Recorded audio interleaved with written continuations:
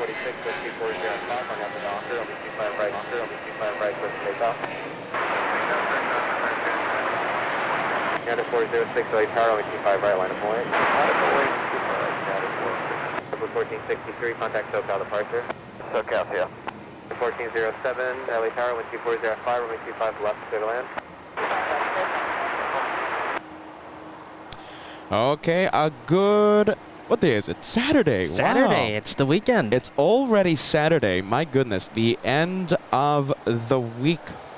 I hope everybody had a wonderful week, first of all, and I hope everyone is currently having a wonderful best of Saturdays, my friends. Welcome to LA Flights Live. This is the little channel known as LA Flights. We're the home of the One More Plane, of course. Well, Josh, I don't know if you noticed, but I am wearing the One More Plane t-shirt. Yes, so I noticed. Fitting. Are you ready? Let's say we have multicam working up as well. I am trying out the LA Flights jackets. Are you ready? I hope everyone... let's see. This is easy. Are you ready? It's going to be very easy for you to know who we are, where we are, whenever you do come to Clutters Park or the other various locations that we go out to. Hey, you're going to spot the brothers of LA Flights. We have some stickers here in Clutters Park. It's going to be a lot of fun today. We have the One More Plane sticker. Are you ready? All you have to say is hi to Peter, hi to Josh over there. Any one of us. And you guys can have some stickers, the One More Plane. We have, what else? The LA Flights logo, of course. You guys can put it on your various electronic devices or notebooks or whatever. And we can't leave out our famous saying, are you ready? The rocket launch. We're the home of the rocket launch, my friends. Let's see what else, friends. We also have a few goodies with us. Are you ready? Some hats and stuff. Sounds fun. Let me make this clear. Nothing, absolutely nothing is for sale here at our location.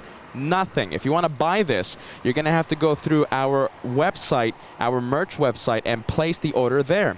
This is free. It's our gift. It's a gift from us to the incredible viewers. Nothing for sale. Are you ready? Nothing for sale. It's going to be a great day, my friends. We also have a few goodies. Guys, New York City happens. All of you know this, right? I'll just reiterate. I'll just say it again. Oh, we got to spread the word. We got to keep saying it. Absolutely. Are you ready? There's no way. There's no excuse anyone can say, for anyone to say, hey, I didn't know the brothers were going to New York City. By the way, look at that one. That one wearing sunscreen for a sunless Los Angeles. That's a good one. Look at that. More to love livery, that one. I'll check the flight information a little later on for that one. Guys, LA Flights, the brothers who love to wear the LA Flights merch, going to New York City, July 4th, July 5th, and July 7th. It's going to be an incredible time. Josh, have you seen in the news lately? It's orange skies. Yes. Oh, wow. Visibility is... I can't believe how bad the visibility is there. It's a nightmare right now for our friends in New York City. It's a nightmare for the East Coast. It's a nightmare for our Canadian friends having to battle those wildfires. And My goodness. Not even the visibility, you know. Okay, Absolutely. Visibility, that's one thing, but then there comes the health issue. It's so many things, yeah. Best, wishes to Absolutely. everyone over there. We're Southern California residents. We know a thing or two about wildfires. Yeah. And my goodness. By the way, wildfires. Earlier today, we had a DC-10, 48 years of age. It's a fire tanker. My goodness. We're going to be crossing our fingers. Hopefully that one, the DC-10, takes off a little later on today. Sadly, we were setting up and stuff. Yeah, that landed in the morning, really in the morning, right? Very early in the morning. So way before, several hours before we were planned to, scheduled to start the live show. Guys, I think we're going to get the show started. Happy Saturday. Thank you so much, my incredible LA Flights family, for tuning in to the channel run by the two brothers, right? We're going to have a lot of planes, If you don't know, all of the stars of the show, right? A380s, Lufthansa 747, will be taking off right next to us due to construction on taxiway Echo. You see that right there. Hold on. There it is as I become a weatherman here on LA Flights. So let's see. We have Korean. We have Asiana later in the day. Emirates A380 and Lufthansa the 747. Every single one will be leaving next to us on runway 25 left. We can't miss the action. That's why we are here in Clutters Park yet again. I think we're going to be here for... It's going to be the summer of Clutters Park, Josh. Are you ready? I think so. I mean, how can you argue not going to Clutters Park? We can't miss the action. Let's take a look at the construction. Okay, Josh, and before we go full screen on Joshua's camera, guys, it's going to be a flurry of 747s. We already had, I think, 3 747s freighters arrive before we went live, and later in the day, I'm expecting those ones to leave. We have a national Queen of the Skies, Atlas, Ghost 747s, plenty of 777s. Action is with us today. Thank goodness. Look at that action. All right, guys. LA Flights. We're going to get the show started. I think that's enough of seeing the host that loves to wear the merch. Happy Saturday. Welcome to LA Flights, the home of the one more plane. We always have the last scheduled plane at the end of the show, right? We always stay for just one more. Just one more. Are you ready?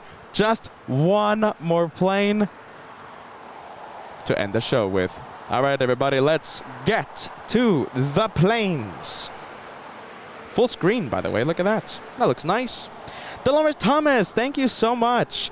A $20 super chat coming in. Thank you for the thoughts, Peter and Joshua. We are getting out of it today. Love that pink hat. Got to order it. Dolores Thomas having the LA Flights pink hat. Yes, and I have it with me right here. The one that I showed for the introduction, for the monologue. Thank you so much, Dolores. I'm very happy you're enjoying the LA Flights goodies. Little drizzle here today. Are you ready, Joshua? A little drizzle. That's why we have, that's why we have the brand new water jackets, rainproof jackets, the LA Flights rainproof jackets. Little drizzle, but I think it's okay, Josh.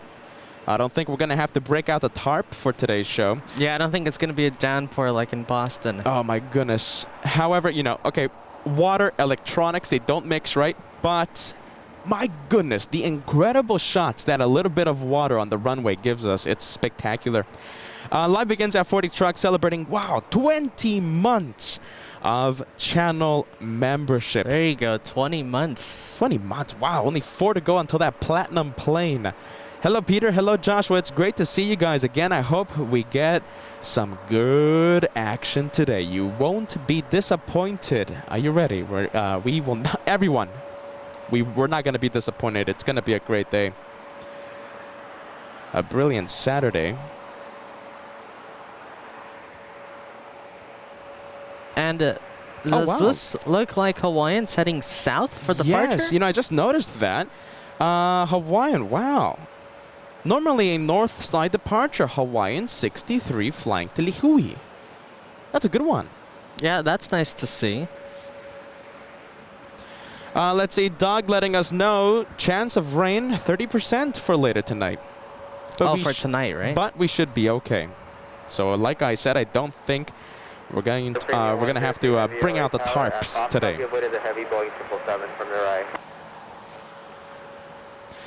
Did I hear a 777? Give way to the heavy Boeing 777 at Foxtrot. Giving away Boeing 777. Ah, there's the Air Premia. There's a 777 somewhere. You know, I think it's to your right. I think it's DHL flying all the way to Sydney. 25 left, Josh. Ah, okay, I see it. There it is. DHL 246 flying to Sydney. Sydney, Australia.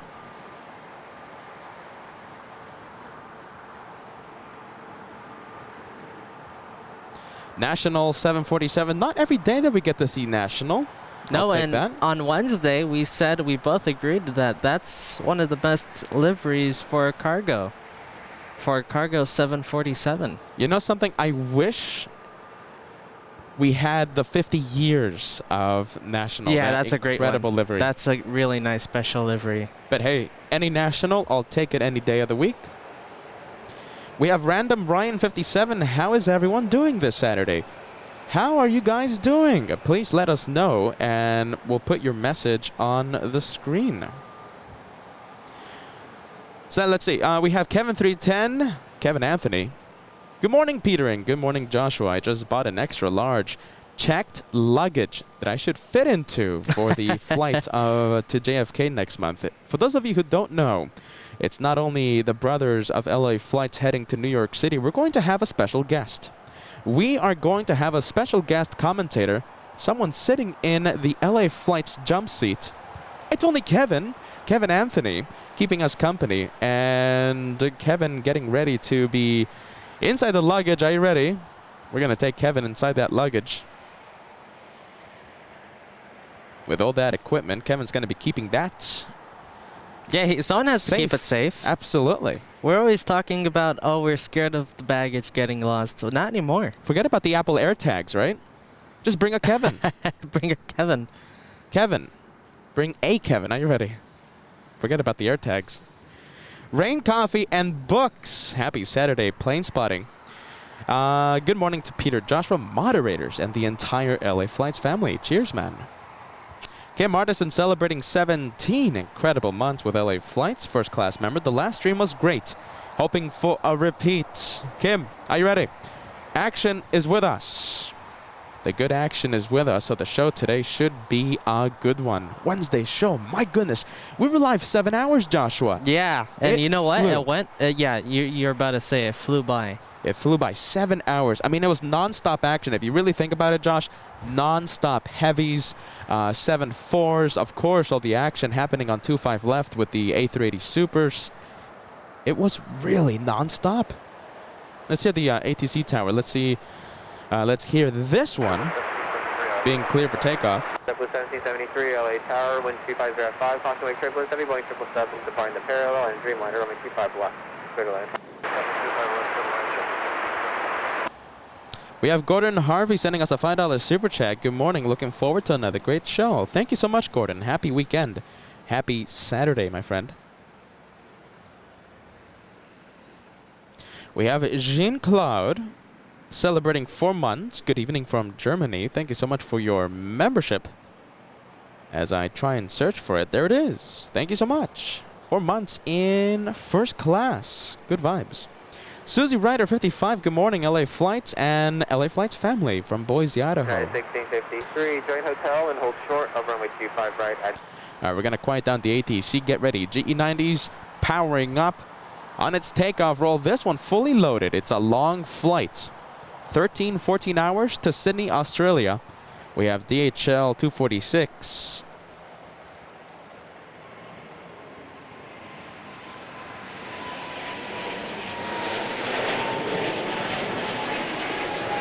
Oh, wow, that's some good sound.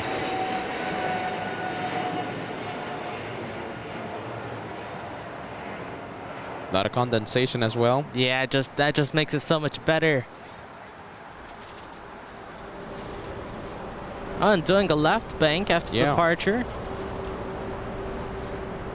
That's it. We have Patty the Cat. Thank you so much. Special liveries ahead for today. We have Austrian, the 60 years of that airline. We have KLM, the 100 years livery. Qatar in the One World livery.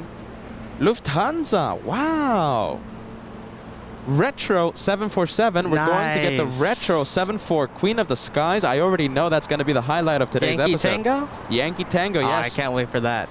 And a Star Alliance Lufthansa A340. I wish it was a 747.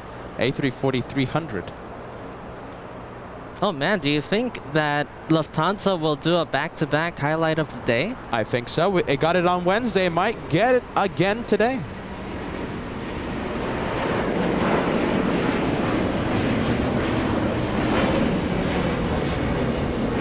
There goes Air Premia flying to Seoul in South Korea, 787-9 Dreamliner. We were missing Air Premia on Wednesday, but Saturday, today we get it. We had an extra Korean air flight on Wednesday's show. I remember. We have Jim Thompson saying, good morning, LA Flights crew. How are you, Jim? Thank you so much for keeping us company. We have John. Let me put your message on the screen. John saying, beautiful stream, fellows. I appreciate that. Welcome to LA Flights. We have Venkman7. Looks like LA is a little overcast, like here in Vancouver. A little overcast, a little drizzle, but I think it's okay.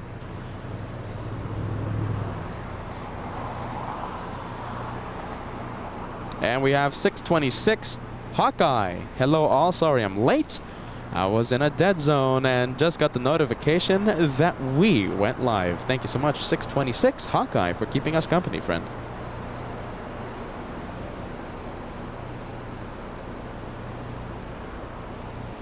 And we have Lyle. How are you? Nice lift condensation off the wings of from the 777 flying to Sydney. I saw that. Did anyone else see that? Always love some good wing fluff happening. Oh, look at this. I think we might have a waiter. Air Canada all the way down in the runway. Joshua, eagle-eyed. We have someone in the penalty box. Air Canada 775 flying in from Montreal on taxiway hotel. Is that hotel? I think it is. Yeah, that's hotel, I think. That's hotel holding short of Quebec. My goodness, it's so far away. I'm pretty sure that's holding short of Quebec. Very far away from us. Let's see. Air Canada 775 arrived 36 minutes ago. That's a proper waiter right there. 36 minutes ago. And Josh, careful with those wires because something, I think it came loose for like 0.1 of a second. It was like a millisecond. And then we got some, and then we got like the branding of the camera though, right? Okay. So something's loose there. Yeah. But it was just like 0.1 of a second. Okay. Wow, 36 minutes waiting.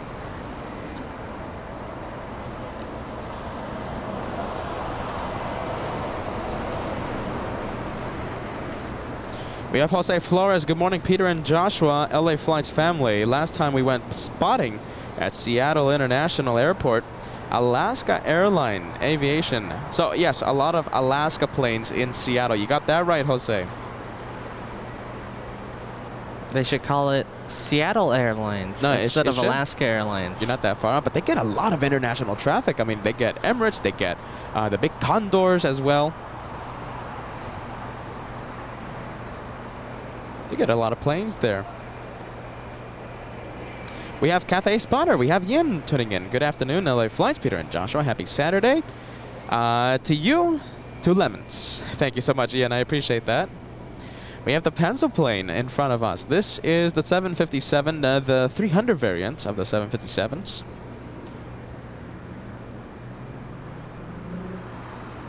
And we have Clark Cook. Welcome back to the episode of Plane Spotting. Thank you so much for joining LA Flights Live with Peter and Joshua once again. A shout out to Clark Cook for tuning in. Up on me 25 right.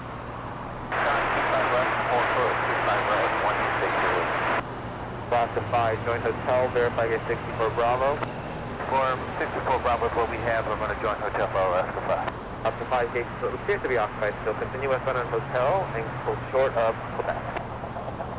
I continue westbound on hotel, hold short of Quebec, Alaska 5. Talking about Alaska, right? We have Alaska Airlines flying in from not Seattle, but flying in from Washington, Dulles.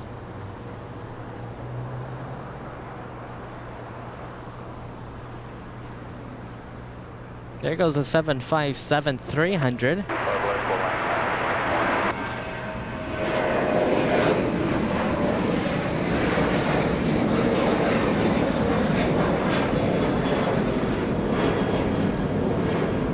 This one most likely landed in the north side. Now taxiing to the United Gate.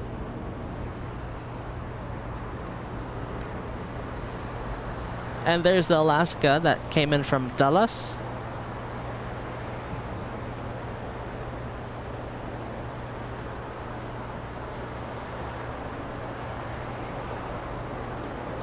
Are you ready? We have Jane.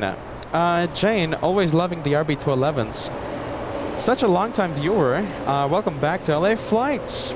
With us, I think, since the beginning of the live shows. My goodness, a very long time. Welcome back. And yes, we love RB211s here on LA Flights.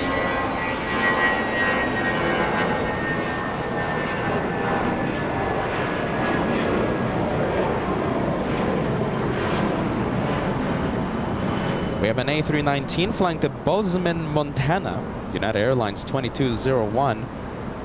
And it is 22 years of age. Who do we have? Let's take a look. We have someone asking if we've ever seen a DC-3. Now, we have seen a DC-3, a red one, in Alaska. I'm pretty sure I made a short video a few days ago about that departure. Alaska, a lot of planes, and one of them the DC-3. So yes, we have seen one. American Airlines taxiing a south side arrival. Correction, north side arrival. American Airlines 2010. That's the flight number, 2010. Flying in from Philadelphia, 5 hours, 12 minutes of flight time.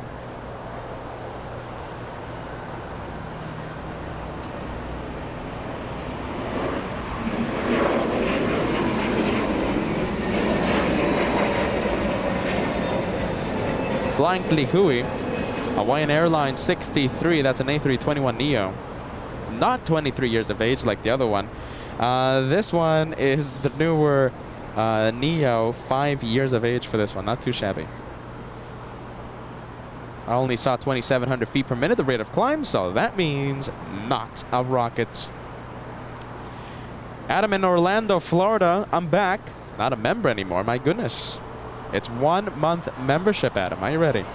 Thank you so much for joining us, and welcome back to the LA Flights family. There goes another 757. This one's a Delta. Delta Airlines. This one, I'm, let's see, flying in from Guatemala City. There you go. 4 hours, 37 minutes of flight time. Delta's 1903.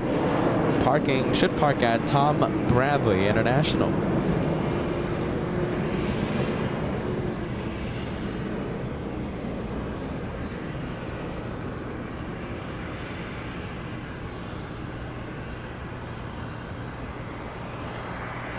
And we have the 777. I'm pretty sure this is Cargo King. I heard the ATC talking about this one. And yes, it is. China Cargo Airlines, yes?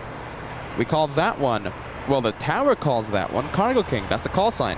Flying in from Shanghai in China, 11 hours, 13 minutes flight time. And a big LA Flight shout out. Are you ready? To our sole moderator today, Cheryl. You know, my friends, we only have one moderator today, Cheryl, yes, on the live chat. For those of you who participate on the live chats, it's where the viewers can interact with each other, with the host as well. Guys, I want everyone in the LA Flights family to help out our incredible moderator right now. If you see new viewers tuning in, if you see viewers sending super chats or milestone messages, how about this, guys? Welcome them in. Send them a congrats. If someone is celebrating a milestone with their membership, congrats, so-and-so viewer. You know, let's be... I just want to help out my wonderful moderator, Cheryl. Are you ready? Good vibes, guys. Mod rocks. Modda. Modda rock, yeah. Absolutely. We have Ali French. Howdy, y'all, from hot and sunny Edmonton, yes? The ATC staff are earning their money today, sending every single aircraft out on time right over our house. I'm happy. I'm so happy for the free plane spotting. Absolutely, yes. This is absolutely free. Anyone can join. Anyone can watch. That's the beauty of YouTube, right? United Airlines 1712 flying to San Francisco. A 737-800.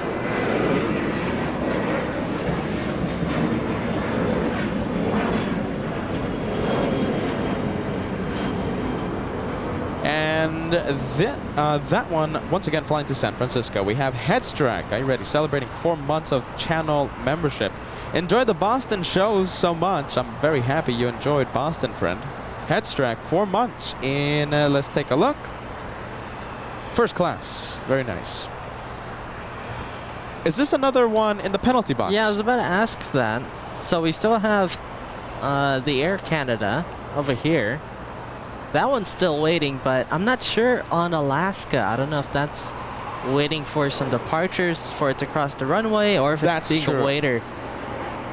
Now, let's see. Do we have any more departures? It's going to be, let's see. Interesting if it clears the runway in the next few minutes. You know, if this 757 starts to cross the runway, then we know whether or not that Alaska is a waiter or not. Good vibes. Hopefully Alaska doesn't have to enter the penalty box. And a big correction, Edinburgh, not Edmonton. Thank you so much, Josh. Airport, airports, Echo, Delta, India, Edinburgh, not Edmonton. Thank you so much for that correction. A350 coming in. Let's check the flight information. I'm going to open up my cheat sheet. Flying in from Copenhagen, that one. 10 hours, 29 minutes of flight time.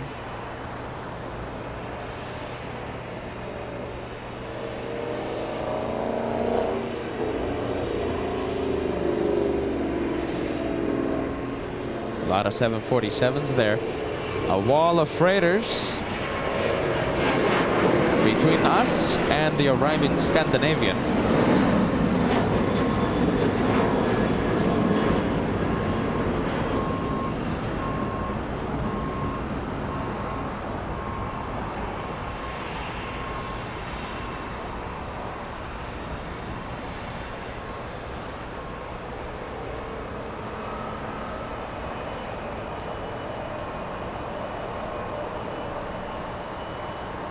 We have Arta Girl joining us. Thank you so much. Good morning, LA Flights family. Arta Girl, an all-access VIP member here on LA Flights. A big LA Flights welcome to you, Arta Girl. Scandinavian looks like it's going to take Hotel Niner out of 25 left.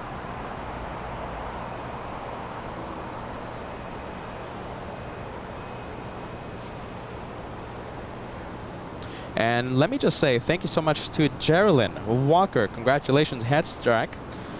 Sending a big shout out, a big congratulations to our viewers celebrating a milestone. Thank you so much, Geraldine.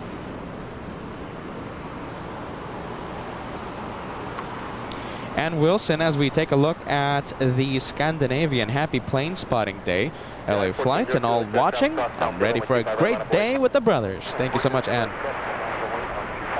Going to be a great day today. Scandinavian 931 heavy contact the city ramp. Hey, Hawaiian. Yeah, there goes Hawaiian leaving via the north. Hawaiian vibes today. We have Hawaiian 33 flying to Kahului. An A330-200 lifting off. North runway departure. 13 years of age for that one. And I'll take a look at the rate of climb. Hopefully we get a rocket, but unlikely. United 1402, RNAV Doctor, runway 25 right, clear for takeoff. 1402, RNAV Doctor.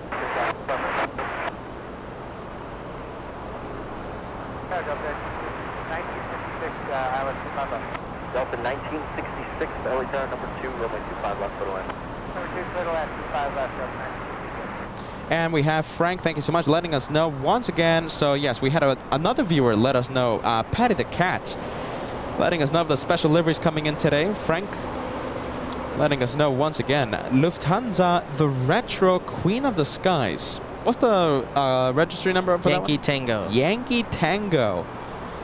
The 747 Intercontinental pays LAX, pays LA Flights a visit.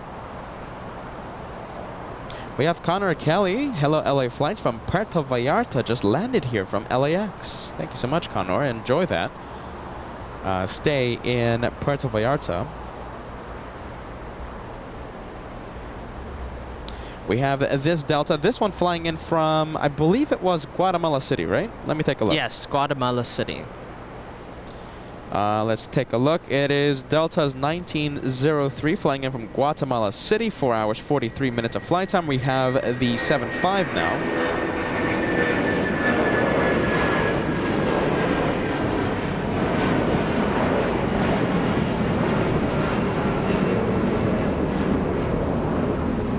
Climbing at 2,700 feet per minute, powered by Rolls-Royce engines, RB211s. The 757-200. Captain Ken, hey, very nice. Captain Ken celebrating 3 months and standing behind Peter today. Thank you so much. Oh, really? Yeah, there it is. Hey. All right, Josh, take over, yep. It's really nice to see Captain Ken. Finally.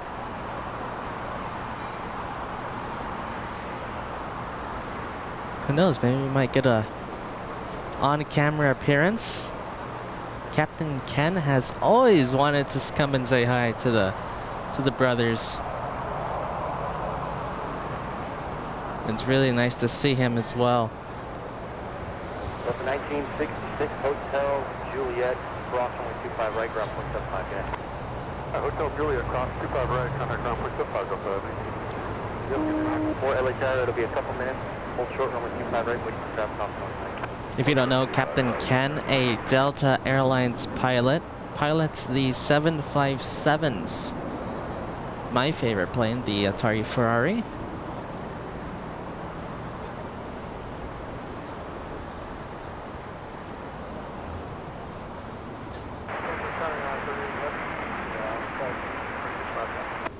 A little update here with the Alaska that we were seeing a few minutes ago, and looks like it is confirmed a waiter.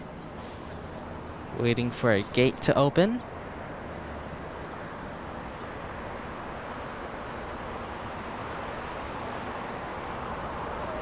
American 4, runway 25 right, line up away. Line up away, 25 right.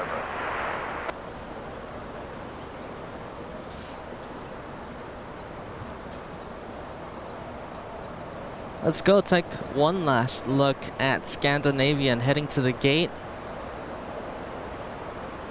There goes the A350.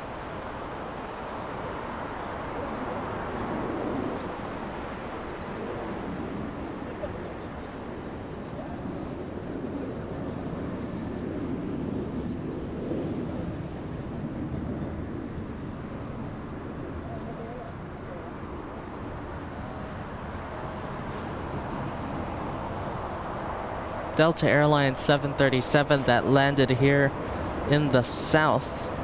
Let's see where it's coming in from. From San Salvador. Usually they use the 757s for that route. Today using the 737-900, flight 1966.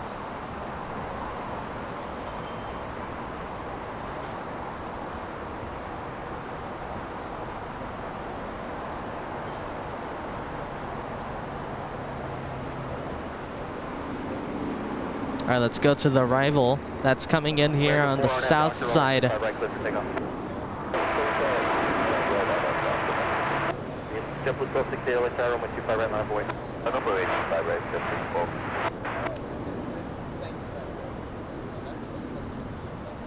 Looks like a Dreamliner is coming in to land on 25 left.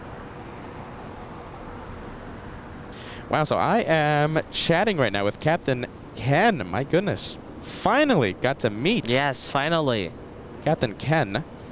Let's see, did we give flight info for this one? I was about to. It's United Airlines coming in from Tokyo Haneda, flight 38. You know, that one normally arrives on the northern runway today. I guess could land on the 25 left runway. That's pretty exciting. We don't normally have the Japanese flight here in the south side of LAX. Captain Ken, my friends, joining us here at LA Flight, sitting in the jump seat. Hold on a minute. We're going to get the arrival and also send a special shout out to Ken Miller, All Access VIP member. Let me take a look.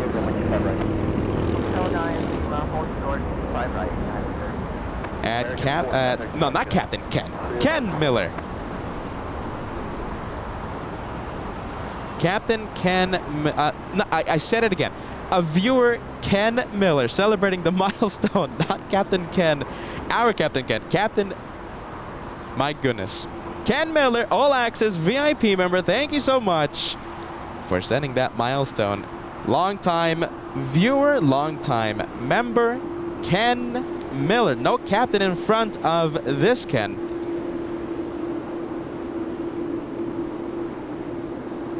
However, we do have a Captain Ken. Your mic is live. Awesome. Hello, everyone. Hey, us Ken's got to stick together. Captain Ken of Delta. I am activating the split screen. So finally, we finally get to meet Captain Ken of Delta. Just a quick visit from United, huh? Yeah, right? Yeah. Stealing the spotlight from the United Airlines Dreamliner. I hope everyone is having a lot of fun. By the way, guys, you're watching LA Flights, just a little station identification. And wonderful Saturday. I think it's going to be a quick visit, right? You're just going to be enjoying the planes and... Sure. And if I think unplanned, a little surprise visit. So, yeah, right. Yeah. And I think if any viewers have, like, I don't know, a few questions, I don't want to take too much of your time. So I'm not leaving LA until tomorrow night. Oh my goodness! So that is yeah. So that means more than 24 hours of questions. It's about 30. I got about 36 hours of questions I can answer. Absolutely. Let's see.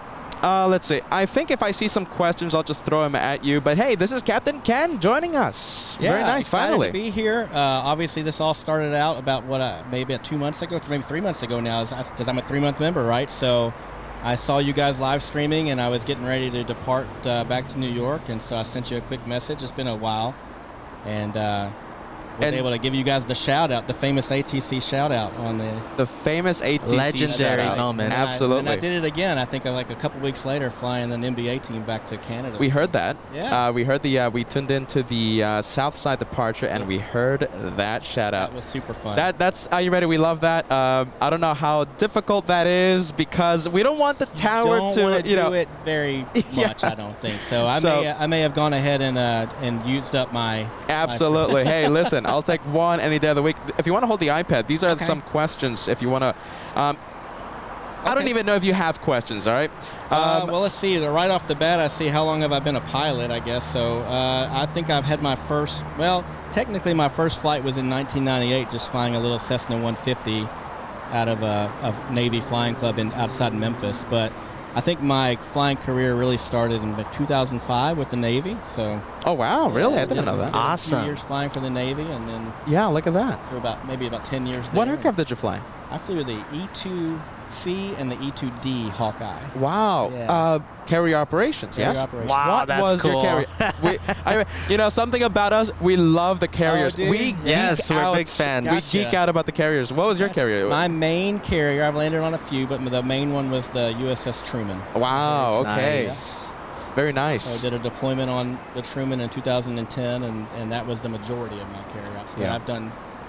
I think 3 other carriers. Where did you deploy to, if I'm allowed to ask? 2010, obviously, we were really busy with Operation Enduring Freedom, so most of the operations were off the coast of Pakistan, and then we had operations up in Afghanistan region. Wow. So we kind of beelined it through the Mediterranean, through I can't remember the name of those straits anymore, but I'm sure somebody on here knows. And made our way over to the Middle East. Was it exciting to fly in those areas for Operation Freedom?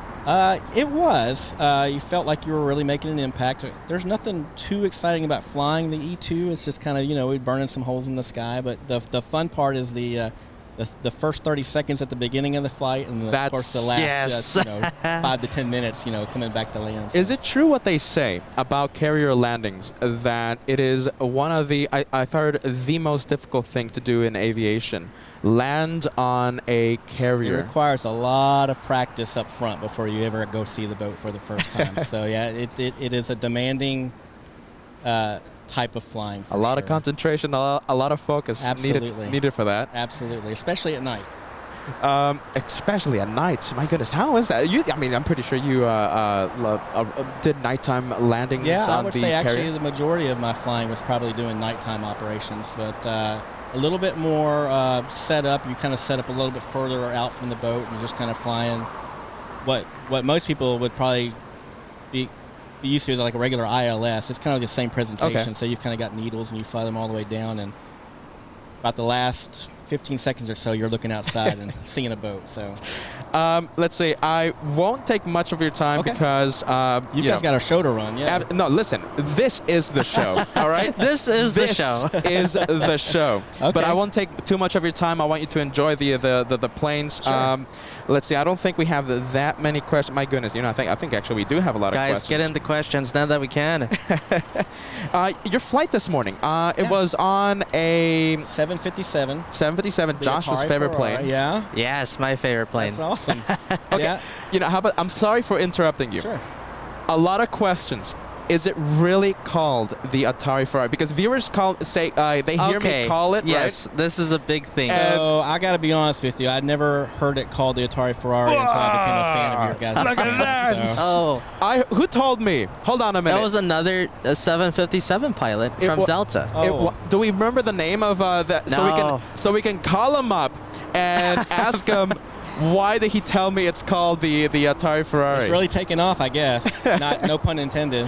I heard it from another Delta pilot who paid us a visit at Bath Bridge months ago. The I've been meaning to Atari meet Ferrari. you guys at Bath Bridge. Yeah, we were gonna have some. My wife and I, which you guys gave her a shout out on her birthday. She might be watching right now. I think I sent her the link. So if you're there, hi Christine, I love you. There you go, big shout out.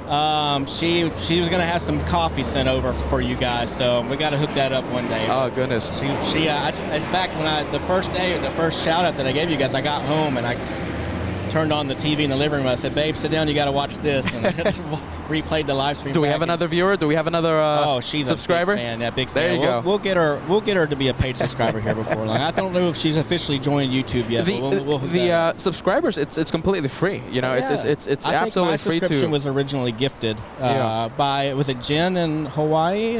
I believe Jen in Honolulu. Oh my goodness, Jen I think went crazy one day and just sent out like 1 million memberships. I was a lucky recipient of one of those memberships. So. Shout out to Jen in Honolulu, our wonderful Jen. moderator. Let's see. Oh, okay. So your flight this morning. Before I rudely interrupted you. No. So your flight this morning on board the 757-200. Right. Were you the pilot in command? I was left seat the captain, but I let my first officer Kevin have that leg. Oh, so okay. I was like, well, what if those guys are filming? I want to be able to give the Good Morning LA flight shout out on the radio. Don't tell me. Did you say that? I did not. Okay, no, because we weren't live. Are you ready? I would have been burning inside. No, I would have been so sad. I had intel that you guys were not live. There you go. Yeah. Okay. Let's see. I will give you the iPad. Okay. Are you ready? Sure. We're gonna go to full screen. Josh, are you ready? Your capture is I think something's loose in there. Okay, so we're gonna go full screen, all right? And Captain Ken is gonna look for some questions, and we'll go back to our special guest for today. All right. Well, without scrolling up, I just kind of see what was the most challenging airplane I've ever been in, and well, my first flight with Delta was landing the 757-300. So you guys have a special name for the 300. It's the Flying Pencil. The Flying Pencil. So don't tell me you've never heard of that one before. I have heard that one. I believe we do use that in the industry. So. You know, I'll say it again to the viewers of LA Flights because we even have a custom emoji there that says the Atari Ferrari. I heard it from an official pilot. It wasn't just someone that claimed to be a pilot. Literally a pilot, and told me that the 757-200 was called the Atari Ferrari. My goodness. Okay. So well, I've been referring to it as ever since I learned it from you guys. So there you go. The Atari Ferrari lives on. Awesome. You're welcome. Rain Coffee. I think I got to thank you for my service. Absolutely. Thank you. I don't want to hijack the channel here, but let me No. This is the show. If you have to go though, are you ready? If you have to go somewhere, I mean, you did say that this was just just gonna be a quick visit. So this is the highlight of my day right here. There you go. Look at that. I'm not in no hurry to go anywhere. Let's see. I saw what was the longest 757 flight I have done. This morning was pretty long actually. Boston. Yeah, LA, the Boston flight. We used to do Seattle to Orlando. That's kind of a long one, but I think we've handed that over to the 321. I think the Airbus 321 does that for us now. I have gone overseas with the 757. I want to say it was from New York to maybe Malaga, Spain. Wow. From where? From JFK. Wow. Yeah. So that seemed like that was a pretty long one. When was that? That's got to be before. I would say that was probably in 2017. Okay, 2017. Yeah, okay. I've Wow. never seen that flight That before. was a good layover. And I also flown the 767. Yes, absolutely. In fact, tomorrow night we'll take the 767 back to JFK. You know, we were talking about this before Captain Kim went on air, right? How fortunate we would be, how lucky it would be if our schedules could meet up for our. Oh wait, but hold on a minute. But you're not rated to fly the 400, or? So the 400 is a separate fleet. Okay. I have flown the 400 from the right seat. So my progression, I see that one of the questions here is what airline do I fly for? I think most people know, but it's Delta Airlines if you don't know. So my progression at Delta was the 7ER fleet, which is a 7576. And then I actually flew the 76400. I upgraded to the 76400. I flew that for about 4 months. And then I did a little bit of a time with the Navy, reactivated. I came back from that and flew the Airbus 330, which was, if anybody asks that question, it's probably my favorite airplane. Wow, okay. Yeah. That was going to be one of my 330, questions. wow. Yeah, that's probably my favorite. What makes it your favorite? I think it's just it's almost all international flying, so you got that aspect of it. And the flights are so long that we usually take at least 3 pilots, so one of you's in the back resting. And there's just something nice about getting paid while sleeping in a bunk. Enjoying the flight. Yeah, right? yeah. Do you have any, what do you prefer, flying with the stick or with the joystick? I like both for different reasons. Okay. So the yoke. The yoke. Yeah. I think I said. Yeah, you the said stick. Or the My goodness, joystick. come on, everybody. It's the Hey, yoke. Stick or the hey, yoke. I know the difference. The yoke on the Boeing aircraft, Yeah. right, and the joystick on the Yes, Airbus. yes, we Hey, understand. A little You're forgiven. typo. Forget about it. Come on. That was embarrassing, by the way. Go for it. I would say of all the airplanes I've flown, our trainer in the Navy is the T-45 to get us ready for the E2. So that is I guess you would call that a joystick. So that's kind of what's probably but as far as the airlines go, the yoke is a little bit more obviously common with the Boeing. It's a lot more,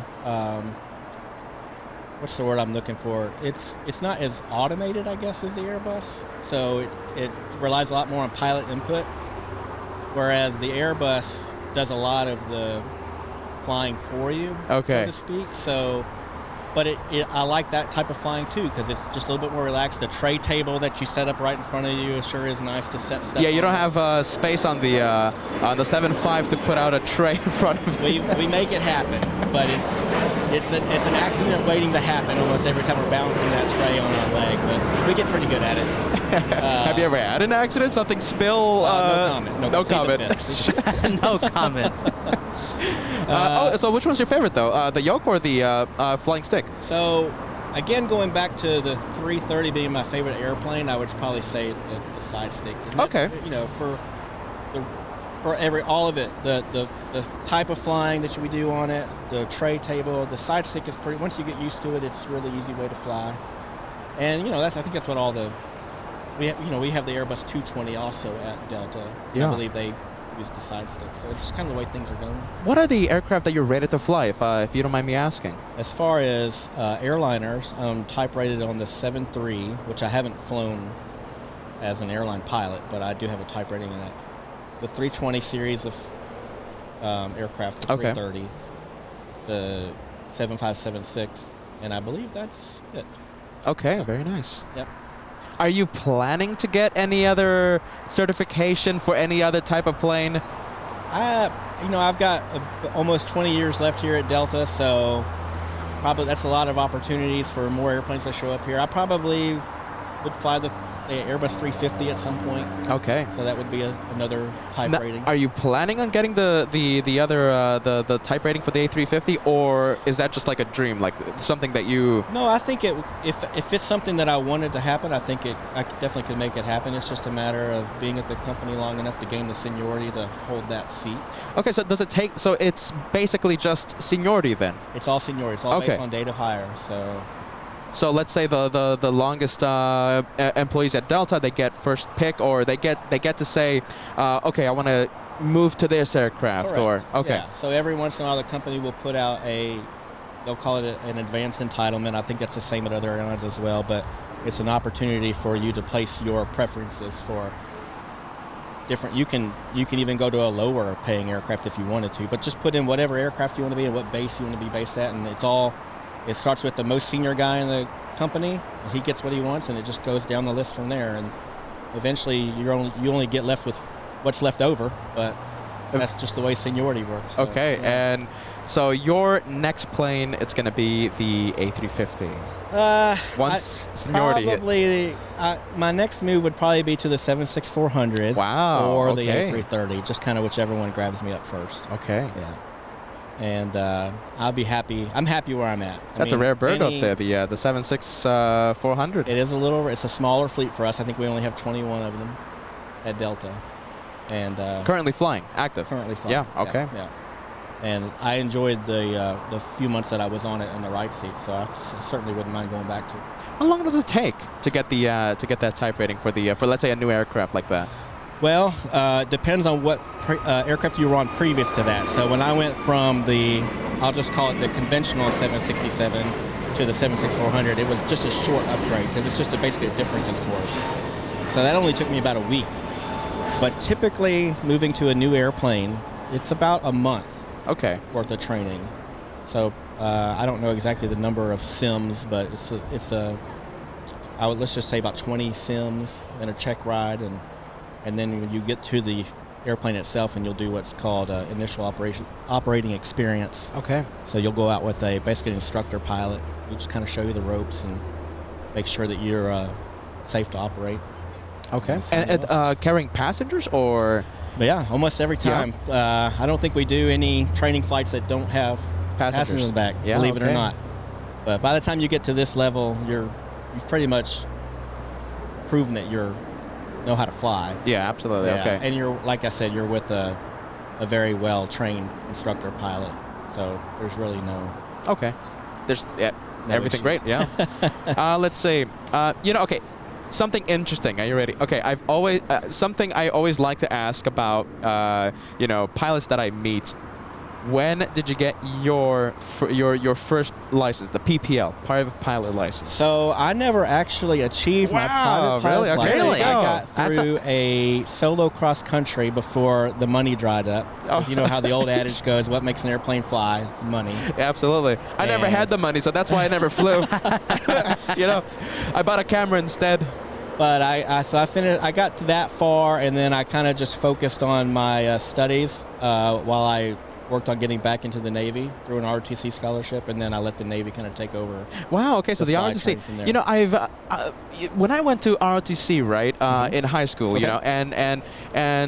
it was the Air Force ROTC, and the instructor was saying it is so incredibly difficult to get an ROTC scholarship, get a seat to fly an aircraft for flight training. It's kind of ebbs and flows, I would say. I think right now, aviation it's a great time to get into aviation. Right now, it's incredible. Yeah. The airlines need people. The military needs people. Hey, Josh. Yep. 2-week notice. Bye-bye. Hey, do it, man. I agree. Ship you off to boot camp, huh? Yeah. Oh goodness. Maybe not, Josh. Hey, I take back the 2-week notice. You're rehired. Yeah. But a lot of. Are you seeing problems in Delta with pilot shortage? No, not at Delta. I think there's still a pretty good backlog of pilots that are waiting for their interview dates, and Delta's doing a good job of getting their way through those backlogs and getting guys on the pilot seat. Okay. So Delta went over. If I'm correct, I think we just officially went over 16,000 pilots on their seniority list. So Wow. Wow, that's Yeah. massive. That's a number. Yeah. Jeez. That's quite a bit. So I guess Delta never really had a problem with an issue with the pilot shortage happening in the past few years. I think they're doing a good job of trying to stay ahead of it. I think they acknowledge that there is a possibility. So Delta, along with a bunch of other airlines, has created a bunch of programs to kind of help people get started with their flying careers, whether it be from from hour zero, what they call, what is it, zero to hero, sort of, or people that are already kind of halfway through their either college flight training or military flight training, kind of establishing some easier pathways to get to so Delta. Delta does sponsor someone who is... They do. They have a couple of different programs. I don't know too much about them. I know one of them is called Propel. Okay. And I think they partner with some universities, like University of North Dakota is one I know of for sure, probably University of Auburn, other universities, as well as I think they do a little bit of partnering with the military. Wow. You know, is there any way someone watching, someone young, someone out there watching who's interested in, for example, programs like Propel, how could they get more information about that? Oh, there's a great website. A great website. Are you ready? Now, yes. To look it up, I would just do a Google search for Delta Propel. Okay, all right then. You know, I never knew when I was growing up, right, when I was in high school. Yeah, you should have talked to Captain Ken 10 years ago. I never knew these. Yeah, you're not that far off. I never knew these programs existed. I never knew that airlines sponsored, you know, people in their flight training at the university level, at the flight training level. I never knew these programs existed. 10 years ago, it might not have existed. Oh, okay. So, all right. okay. Hey, I was about to. Forgiven. Yeah, I was about to, you know, get all depressed and stuff. Okay, so it might have not existed in the past when I was growing up. Timing is everything. Timing Peter, is everything. Yeah, what's up? Can you give Captain Ken the headset? But I don't think he can hear me very well. Oh, yeah. No, Josh. Yeah. Okay, so let's see. It's okay, over there to the left. Is it already? Okay, so I'm going to plug that in, all right? So we're going to give Captain Ken his headset so you can hear Joshua, because I'm pretty sure Joshua has a few questions. We're going to go back to the full screen right now at the LA Flight Show. If you have any questions, are you ready? We have Captain Ken of Delta paying us a visit. Any questions you might have, go for it. It's going to be a great day, my friends. All full right. screen happening right now. Yeah, glad to be here, everyone. Have I flown to Amsterdam? Yes, for quite a bit. I think for a couple of years, it was almost my second home. Most senior pilot has been here. I don't know the answer to that one. You know, we're forced, as of right now, we're forced to retire at the age of 65. So, assuming somebody got hired on here around the age of 25, that'd probably put them here about 40 years. So I imagine it's somewhere in that ballpark.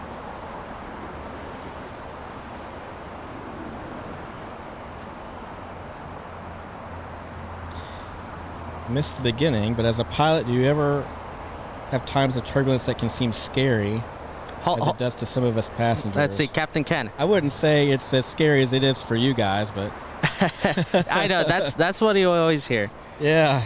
I guess one of my questions were going to be, because a few months ago we had a little incident here at LAX over there, the north side.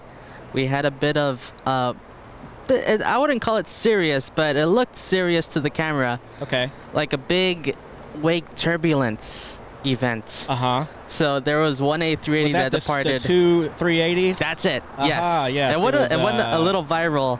One was Korean Air and the other one was... yes.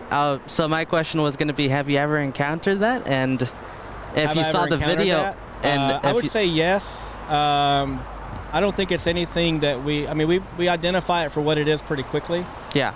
And we either just kind of more or less fly through it knowing it's going to go away in a few seconds, or we can try to offset left or right of aircraft. If it's serious enough, we'll make a call out to ATC and let them know we're having some issues with an aircraft that's ahead of us, and they might be able to give us some relief, allowing us to alter our flight path to exit that wake turbulence. Yeah, because when we were watching it a few months ago, and all the viewers, they were like, wow, that seemed very dangerous, or, you know, that was very unprofessional of the tower to do that, to make a very typically close they departure build in like some separation between heavy aircraft like that, and even heavy aircraft and lighter aircraft behind them. I'd have to go back and watch that particular one. I want to say it's usually 2 minutes they have to build in between takeoffs there. Okay, Captain Ken, all right, let's see. I'm going to give you the headset right now, okay? So I'm going to mute your mic. And no, just give him the headset so you can hear, and you can use that same mic. Okay, yeah. Joshua, the sound engineer here at the LA Flight Show. Yes. Thanks for hosting me today, guys. I know I showed up kind of surprised. So is this mic will then work? Yeah, so Yeah, the, just the use mic it. is going to work, Yeah. but the, hold on, let me extend this. Yeah, just let him. He could adjust it. Can you hear us? Sure can. So the headset, you're going to hear Josh with the headset, but you're going to be talking with the mic. Okay. All right. So if you want, you can just put the mic somewhere like that. Yeah, that work? there Okay. you go. Perfect. Everything works now. You can hear me good. I can. It's just like watching the channel now, Okay. which is definitely become one of my favorite pastimes at home is watching you guys when you go live. So it's awesome to be out here with you. Hey, Josh, are you ready? You keep blinking the wires there. Are you ready? Yeah, really. The branding of the okay. Yeah, so right yeah, now, I'm so Joshua. restarting stuff. Okay, so Joshua restarting some wires there. If you're just tuning in, everyone, are you ready? So we had a little bit of a wonderful distraction. Okay, something that we always love to do here at LA Flights. 1,000 likes per the before the live show. We need 170 to go.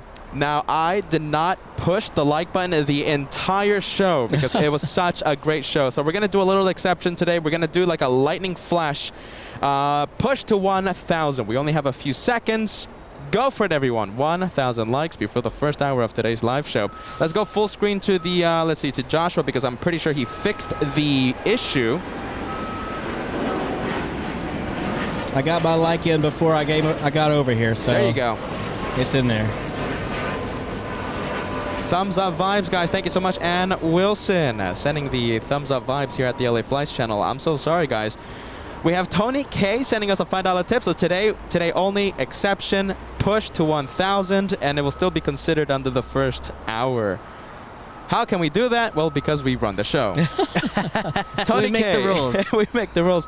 Yeah, let's see. Okay, so Tony K has just sent you, let's see, a question. Captain Ken, what are the names of the ships that you've been on? So one of them is the USS Truman. The Harry Truman is, yep. And then I guess what he may mean is which ones have I actually landed on? Well, let's see. I started off on the Truman. I've have landings on the USS Enterprise. Wow. Nice. My favorite one, by the Yeah, way. The Eisenhower, the Roosevelt, and a bonus one. I actually have a couple of touch and goes on the French carrier Charles de Gaulle. Oh, wow. That's interesting. That's Yeah, nice. Yeah. So they wouldn't let us put the hook down on that one. They didn't want us stopping on it, but they let us do a couple of practice landings on it. So I tell everybody when I fly to Paris, I'm probably one of the few pilots that's landed on both Charles de Gaulle Airport Yeah, that's and not common, and the is it? carrier Charles de Gaulle. Not Yeah. common, probably, yeah. Both the airport and the ship. carrier. Yeah, that's nice. right. Shout out to our good French friends. What can I say? I love the French. Manuel sending us a $5 tip. Peter and Josh, been a 9-month member. See you at LAX June 26th. We'll be here, my friend. Thank you so much for joining us, and we'll see us June 26th.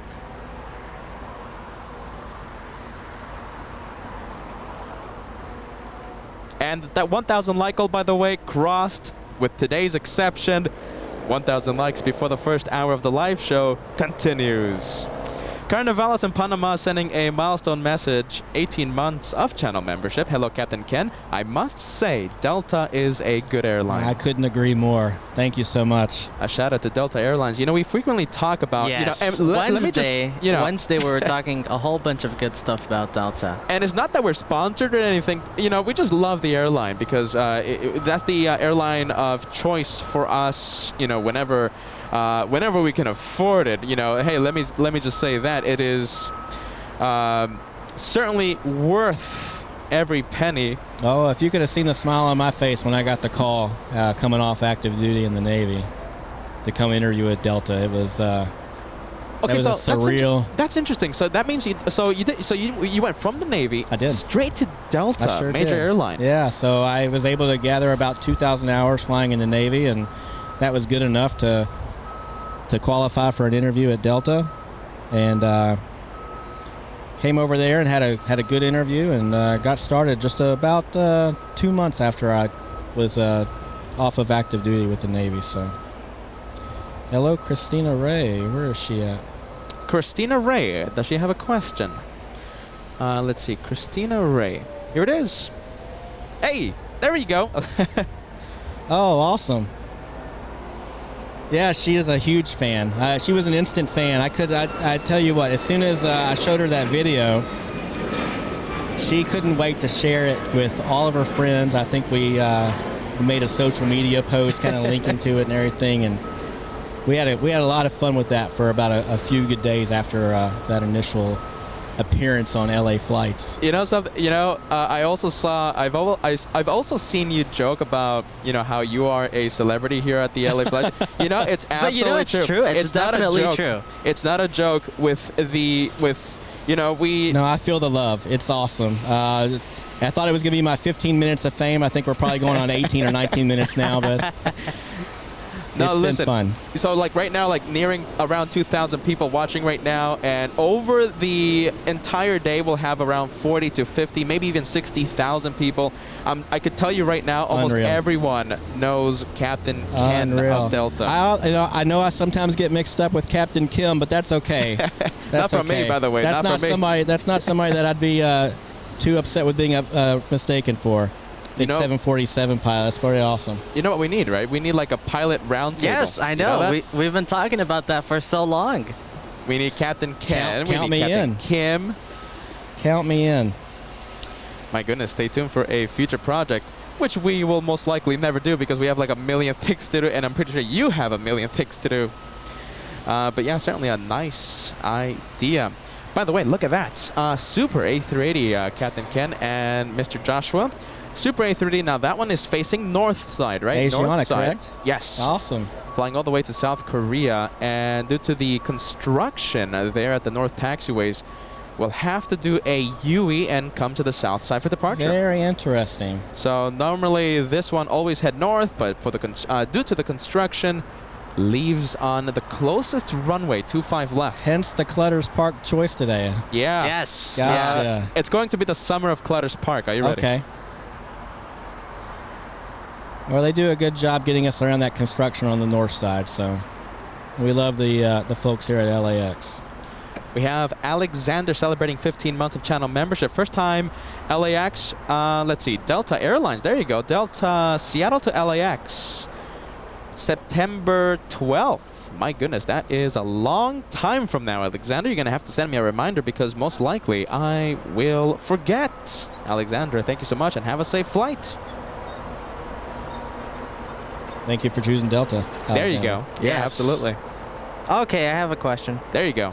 Does Delta give you any type of like free flights or credit That's for interesting. being an employee? Are you allowed to say it? Are you allowed to say it?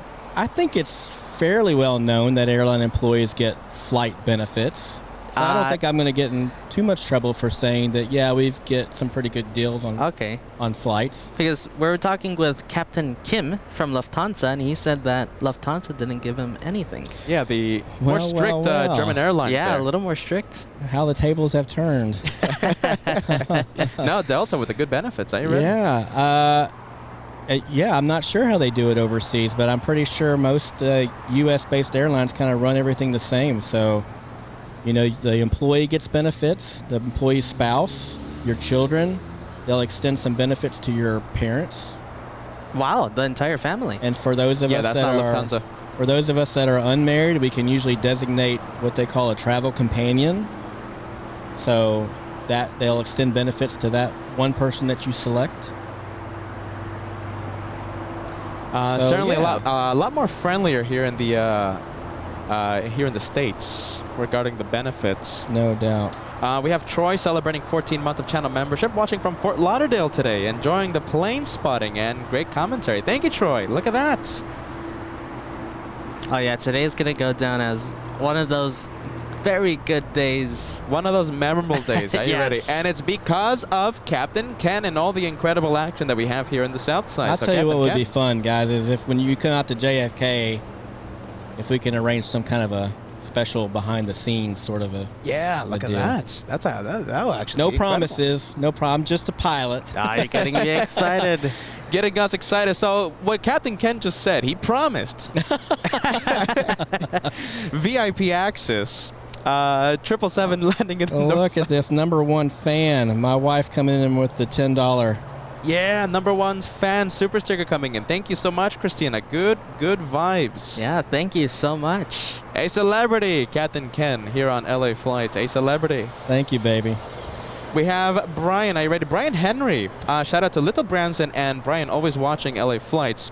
Captain Ken, what was your call sign in the Navy? And That's a good one. And I want to know the origin of the call sign. Oh, gosh. So it's kind of a long, not exciting story. Oh, goodness. My call sign was actually Sweetness. Really? That's okay. I want to hear the backstory on that. If you yeah, like I said, it's not anything too exciting. I think, you know, my last name being Ray. Okay. It kind of started off as Sweet Baby Ray. Okay, that's great. And then it became Baby Ray, but apparently there was someone else that preceded me in my community that didn't have the best of reputations. So they're like, no, we can't call him Baby Ray. So someone else said, well, let's just call him Sweetness.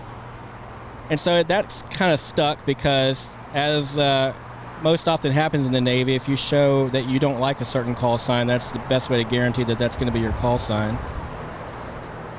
And that's what happened there. So then it kind of was fitting because I think most people would say that dealt with me that I was usually bitter. So it's kind of like it was more fitting for me to call me Bitterness, but that was what made Sweetness stick. Okay, it's like a little ironic. So it's not exactly. Yeah. Just kind of like a little play on my attitude normally. Oh, that's great. Let's see. Captain Ken, let's see a question. Let's get the 737 departure. Sure. And... Oh, good sound. Yeah, good sound.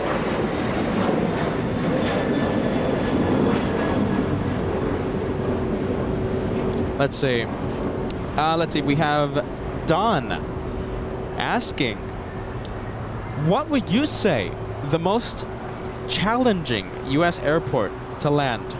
Let's see. I read that word for word. So the most challenging U.S. airports to land in. And then he mentioned DCA. Yeah. So Don saying, I've heard some say that Reagan is very challenging. What has been your experience? Reagan is it's up there, but I would put it more in the fun category because it's obviously a very scenic approach. And to be honest with you, it kind of reminds me of my final approach to the carrier. You kind of roll out right behind the carrier and put it on the ground there. So that kind of brings back memories. To be honest with you, one of the airports that we fly to regularly that kind of puts me on my A game would be Orange County, John Wayne here. Really, John Wayne? So it's we bring the 75200 in there, and it's a pretty short runway. So you want to really make sure you're not landing long, and it's a fairly aggressive stop. So we usually brief the passengers before we land that that to expect a bit higher of a deceleration rate than normal, so that they expect it. Talking about short runways, Captain Ken, and tricky approaches. Have you ever gone into landed at Lindbergh Field? In St. Louis. In San Diego. San Diego. Oh yeah, yes. yeah. That's that one's a fun one too because of the parking garage. So, you know, they always land. I believe it's runway. Is it 27 there? The number escapes What's me. the runway? I think Josh was going to take out his. I kind of want to know his cheat sheet. I should know that. We land to the west because I know we've got the Marine Corps station to the right and the terminal to the left, but it's a bit steeper of approach than we normally do, and it's mainly to clear some of that terrain, and then there's a parking garage that's kind of on short final for that.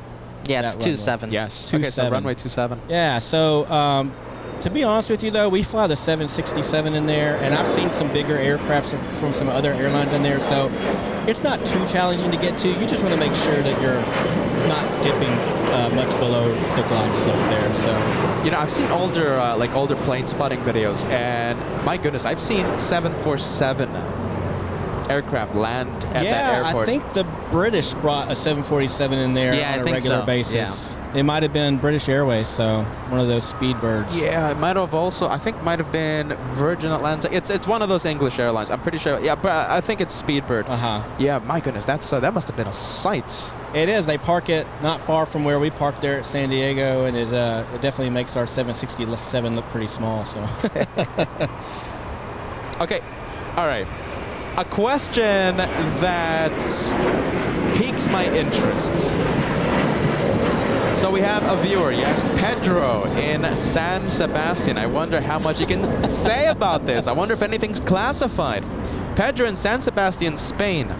Have you ever seen a UFO? Oh, Well, that's interesting. Come on. I mean, Yes. what it says, an unidentified flying object. Yeah, I've seen plenty of flying objects that I wasn't able to identify. That's it, you know. But something that really is- piqued their interest, like, what is that? Yeah, no, usually there are other airplanes, and I just can't, they're too far away from me to identify who they are. That's kind of where I'm going with that. But, Anything that really, like, you can't explain that. Something that you see the pilot have like antenna sticking out of its head.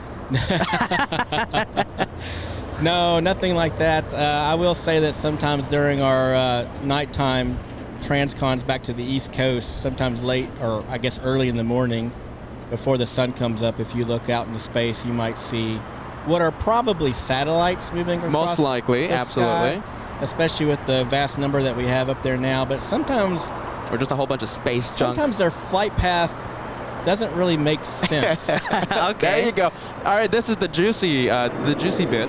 Yeah, so I'm sure that any other pilots that are listening that normally fly red-eye flights have seen the same thing that I have, because right about 3 or 4 o'clock in the morning, we'll usually turn the lights real dim in the flight deck and just kind of look out and just be mesmerized for a couple of hours just watching these things streak through the sky. And it's probably just the angle of the sun below the horizon hitting, There's stuff in space, but most likely, Yeah, of course, there's an that's it. explanation. But That's But just a since- bunch of space Yeah. junk. But listen, since we can't find the actual explanation, we always automatically assume it's it's little green absolutely man. aliens, absolutely. Yeah. That is the.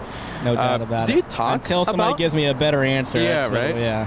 Do you talk about with your FO? Like, did you just see that or? Oh, absolutely. Yeah. Yeah. So you talk about that in the cockpit, like, yeah, and then like what the heck was that? The pilot hiring has been at such a rapid pace here that I fly with a lot of new guys, and they'll see it for the first time, and they'll just kind of go, "Hey, Cap." I'm like, "Yeah, I've seen it before." Look at that.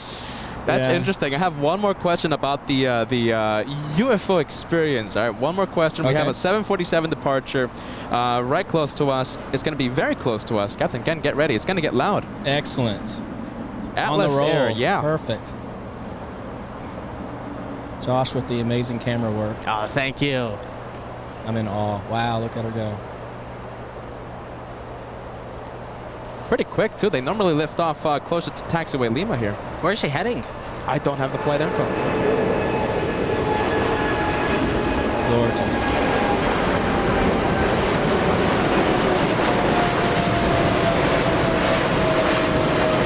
Good sound.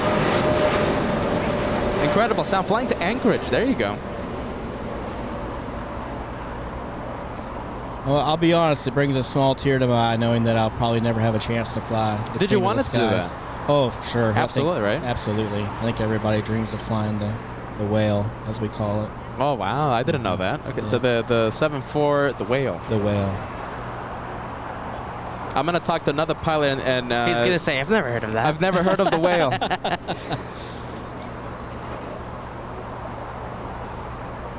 Hopefully you guys on here will back me up. Has anybody else heard it called the whale? You know, interesting enough, I've heard pilots describe the A380 as the Whale. Oh, really? Yeah. Interesting enough. Yeah, not in my experience. I think, well, we just call it the Super. And to be honest with you, I can't think of what else. So, oh, there's Asiana. So they took a long way around. So, okay. I thought maybe they were just going to do a quick U-turn out here in front of us. Yeah, no, it's a big U-turn. Yeah. Well, she requires a lot of room.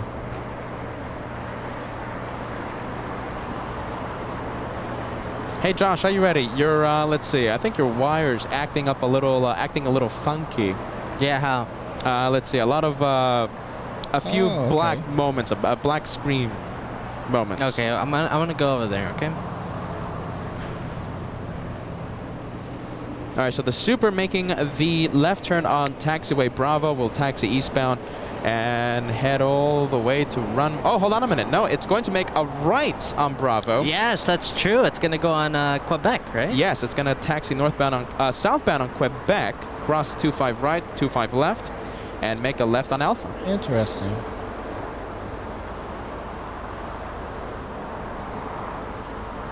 Oh, okay. So one more question about the UFO experience. All right. So one more question. Send it. And this is coming from the host.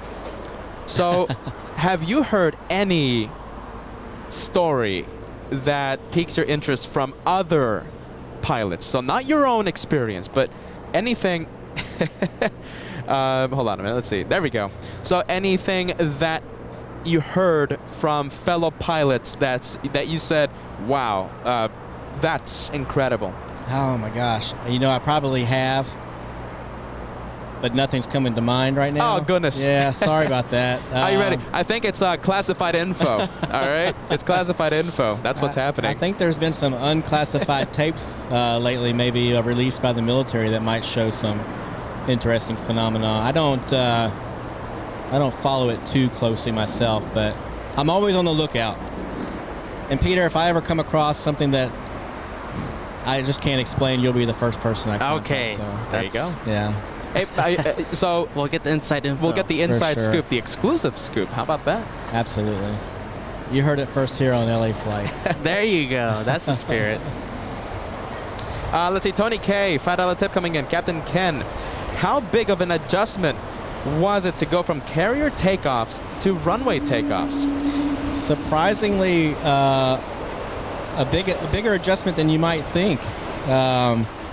You know, one thing that I had to kind of sort of learn how to do was land with a crosswind, because with the carrier, you know, they just turn into the wind, whichever direction it's coming That's from. interesting. That You know, makes a lot of sense. That makes a lot of sense. So a lot of landings where I'd come in with the 7.5 and you'd have almost a 90-degree off crosswind, I kind of had to learn how to, well, there's a couple different techniques. You can either crab into the wind, or you can do what they call the wing down top rudder technique. So there's different so I had to kind of learn that almost from scratch. And to be honest with you, that didn't take too long to learn, but I decided not long after I left the Navy that I would try my hand at flying general aviation aircraft again. So I rented a little Cessna 172RG and went up with an instructor, and so we did about an hour in the airplane, and after we were done, he pretty much said, well, I think you probably could use about another half hour before I'm ready to sign you off. There you go. Let me tell you what, those small aircraft, they're not necessarily easier to land than some of these bigger airliners or even military aircraft. So I think it's all about just what you get used to and your recency of experience. So I think maybe with another half hour or so, I probably could have got the hang of it, but it was enough to scare me off for a while. Talking about experience, Captain Ken, how many flight hours do you have? Geez, I don't know. I got hired here with about, like I said, just a little over 2,000. And that was back in, when was it? 2000? I got hired in April of 2015. 2015.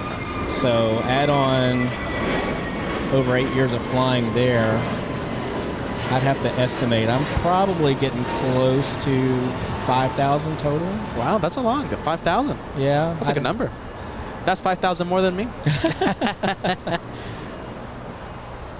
It's a lot less than a lot of the people on our senior list, I'll tell you that. We have Patrick. Are you ready? Sending a milestone message. 1 month with LA Flights. Great with, let's see. Great with Captain Ken. Sending you a big hi. I appreciate it. And also sending a wave hello to wife, Christina, she's watching awesome. as well. She's so awesome. She's such a great supporter. Supports this job that I have. We've built a nice life together in North Carolina, so. So, North Carolina, That's wow. where I Okay, so live. where are you based? Based Captain in New Ken? York City. Based in New York City. Yes, sir. Okay. Yeah, that's why I was excited to see you guys are going to be headed out there. So a lot more opportunity to cross paths with you there. This was more of a target of opportunity, finding out that you guys are going to be live streaming today. And we're going to be there the entire week. Now, we're only going to have, I think, 3, possibly 4 live shows. Okay. But we're going to be there from, it's going to be a takeoff on a Sunday, and we're going to come back on a Sunday. So it's going to be 7 days in New York. Perfect. July 4th, July 5th, July 7th, the live shows, and we might add on an extra live day. Okay. But we're going to be out there on the days off. One of these days I'll be your guys' pilot. That'll be awesome. There you go. And I'm pretty sure we're going to be going to New York at least at least one more time in the year. So. Okay, cool. Just like today, right? Just our schedules will meet one day, and here it is. We're going to be able to have Captain Ken fly us to New York. My goodness. Or fly us back. The dream if we can actually pull that off. Is it allowed to give an LA flight shout out inside the cabin? Absolutely. Yeah? Oh, absolutely. If you guys are on board, you can count on it. Wow. For sure. I'm thinking about changing the flights just for that shout out, Josh. I'll make sure the cameras are rolling before I make my PA so you guys can capture it. Wow. Yeah, that's nice. Look at that. Yeah. Let's see. We have Tango, India Aviation, sending us a Costa Rican super chat. Hello, Peter and Josh. As you know, I'll be going to Germany when I return. I'll keep on studying aviation. But the biggest plane I want to fly is the Grand Caravan. Tango, India Aviation, studying aviation. The Grand Caravan. Yeah, it's the biggest plane. 1000, huh? Yeah, over there in the north side. Yeah, the English A350. After, let's see, 10-hour, 9-minute flight from London. That's pretty quick, isn't it? It's like normally 11 hours-ish, isn't it? So the Grand Caravan, is that the 210? Let's see, oh, geez. Captain Ken just made me forget the number. Oh, shoot, I want to say the Which Cessna number? 210, The Grand Caravan, the Cessna. Oh, I don't know. Oh, no. Hey, I call out that plane every single day. Captain Ken just made me forget that aircraft type. My goodness. Oh, I apologize. I have that effect on people. Let's see. Caleb sending us a $5 tip. What's the most difficult flight? Flight path to navigate. Hold on a minute. Okay, so the message says, what's the most difficult flight space to navigate? But I think that's a typo. Flight path to navigate? Caleb, I think he typo. means maybe the most difficult airspace. Yeah. Well, probably the most dense airspace that we fly in is probably in the New York area. You just want to really kind of make sure that you're listening out for your call sign when ATC is giving you instructions. So, you know, sometimes that radio can be nonstop. So it's just constant instructions, and you just answer back very quickly and make sure you're doing exactly what they're needing you to do when they tell you to do it. So I would say that's probably what most pilots here in the U.S. would find the most challenging airspace.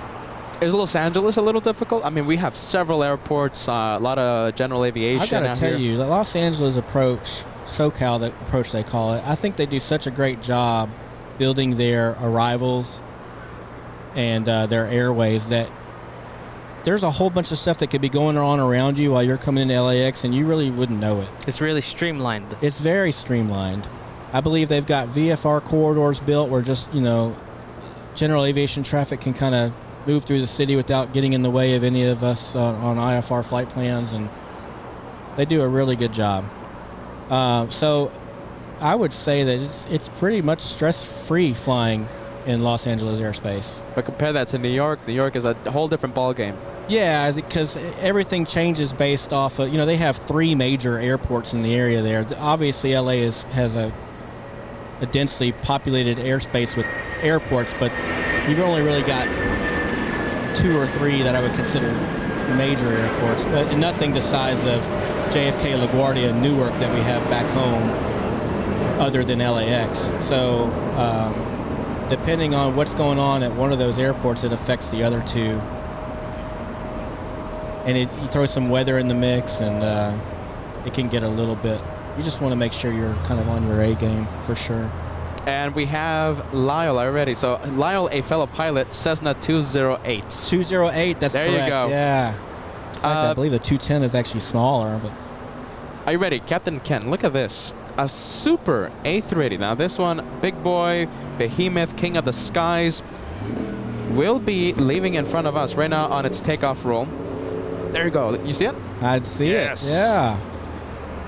And looks like Korean Air isn't ready to go, so we don't have to worry about the wake turbulence issues today. Wow, what a great sound. Now, Christina, I know you want to get a ride on one of those one day. Every time you see a 380, you marvel at it. Hopefully we can make that happen one day.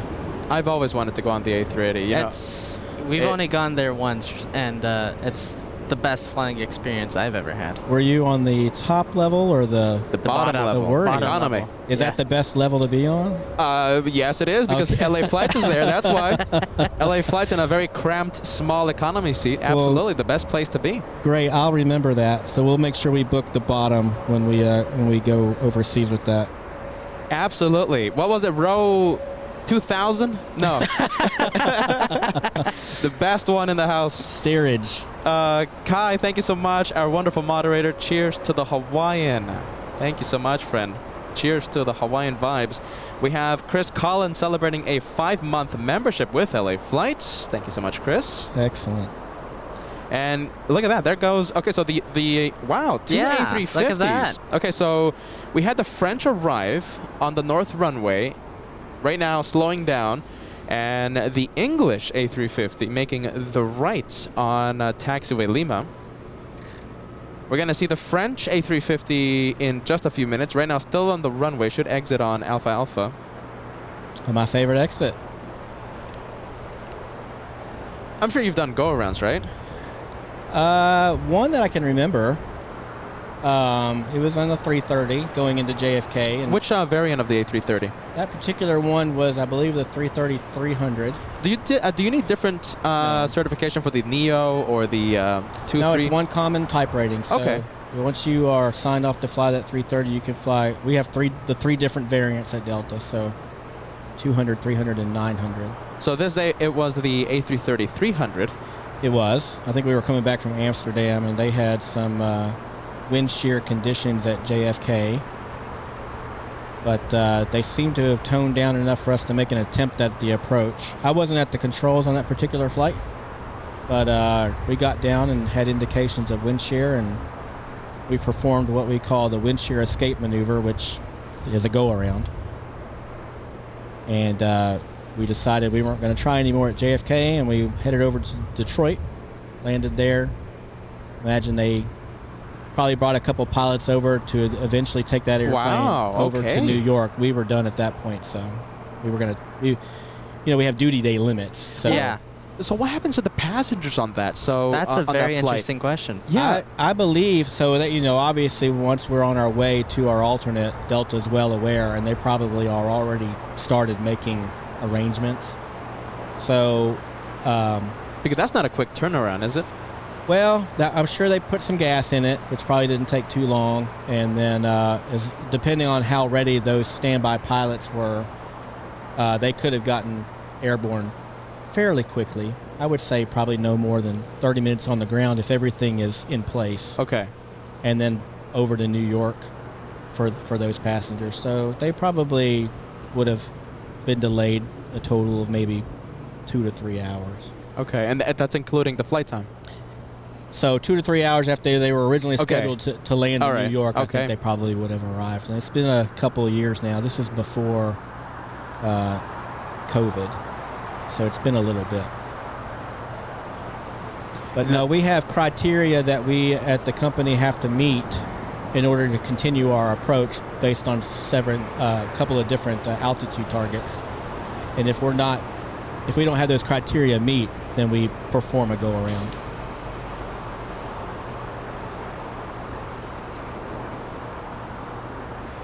Now we're going to have the second A380 of the day. Korean Air pushback from, right now, pushing back from Tom Bradley International. And that's another one that's going to be leaving in front of our cameras. Hey, look at that. Yeah, I was about to pan there. There goes the A330. That's the Neo. No, that's the Delta. 300. Oh, the 300. Okay. Oh, no, that's the Neo. All right. I was right. Yes, you were right. I am the host, after all. Is that from Paris? Let me take a look. I don't think it's from Paris. Okay. From New York. New York? Yeah, JFK. How interesting. Well, good. If I ever get a seat back on the 330, I can still come to LA. Yeah, listen, and and we're going to be taking the A330 Neo on the return trip from New York. Okay. So that's going to be excellent. That'll be a pretty treat. interesting. Yeah. I'm sure you guys have seen our Team USA livery. Oh, yes. Oh, yes. Plenty of times. It's been the highlight of the day, I think, once before. And, yeah, it's always a great plane to see. Yeah, we're looking forward to getting involved with the Olympics once they get started back up. I think we're going to be the official partner of Team USA, so. Paris, I think, is that the next, that's the next one coming up, I think? Next Summer Olympics? Oh, my goodness. Yeah, I think it's in Paris. Is it? Okay, Yeah. Joshua knows it. Perfect. And then Los Angeles. That's right. I remember the first time he was here. Back in 84, right? Or 88? 84. I think 88 was Seoul, if I Okay. remember correctly. So, yeah, 84 back in Los Angeles. Yeah. Showing my age here a little bit. Yeah. Yeah, Peter, we weren't born yet. Yeah. 11 years later, I was born. Really? Yeah. 95? 95 for me. Well, that's when my Navy journey began. There you go. Joshua Nice. is 2003. Yep. Awesome. That was a good year. Hey, that was also my oldest son was born in 2003. So. Could he be watching right now? You want to give him a shout out? Well, I'll give him a shout out. I doubt he's watching. I didn't share the link with him, but if you're watching, Cameron, big shout out to you. Also, Britton and Dylan, my two younger sons. Caleb, that's Christina's son. If you're watching, as well as Tyler and Papa. Papa lives with us in our house. Big shout out to the family. That's right. Big one. Delta, that one going to New York City as well. So we had the arrival of the A330 Neo How about that? and the 764 flying to New York, flying to JFK. Delta 678. Gone in the mist. Yeah, going in straight into the clouds, that one. Yeah, it's been really gloomy, as they say, June gloom here in Los Angeles. Well, about 3,600 feet above the ground here, it's nice and sunny. So. I know, yeah. When we're coming in, it was like a big ocean of clouds. Yeah. You can see like right in the Inland Empire, Yeah. just you hit the sea of clouds. I mean, But no, it's beautiful up there. Yeah, it's beautiful. It's only a few thousand, less than a mile above. I mean, it's not that bad.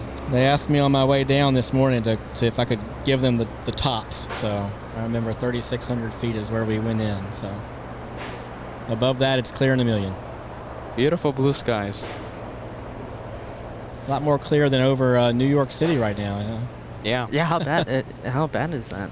It's getting better, I believe. The day before I left on this trip was the day that all the news was covered with pictures of orange skies in New York City. Kind of looked like World I War saw the Z, picture. right? Yeah, or more like what's that movie? Blade Runner. Blade Yes, Runner. Yeah. exactly. That's Yeah. a great way to put it. It's just completely orange. I mean, it was Blade Runner in my eyes. I'm sure there was delays in New York City, right? JFK. So LaGuardia, I think, was more affected with delays. I think it required them to separate out the arrivals a bit. So they were doing ground holds for incoming aircraft. I think at one point they actually did pause both arrivals and departures out of there, but that was it didn't affect my getting to work. Because we were live on the Wednesday show, and we had a few viewers say that there was like a partial ground stop at one of the New York airports. I believe. Yeah, it was LaGuardia. LaGuardia. Yep. Yeah, usually LaGuardia is the first one that kind of drives the show for the other the other two airports in the area. So I think they have the most, the highest arrival and departure rates. And we have Space Girl celebrating a 6-month, very interesting YouTube name. Space Girl, such a pleasure. LA flights, Peter Joshua moderators, and chats loving the stream. Thank you so much, Space Girl. 6 months as a channel member. Thank you so much, GW, sending 1 membership to LA Flights Live. We have Trone Roger gifted a membership by GW. Thank you so much, guys. A great day with Captain Ken. If you're just tuning in, right? You're watching LA Flights Live with Peter and Joshua. Today's special guest, we have Captain Ken sitting in the LA Flights jump seat. I'm sure you haven't sat in the jump seat in a very long time, right?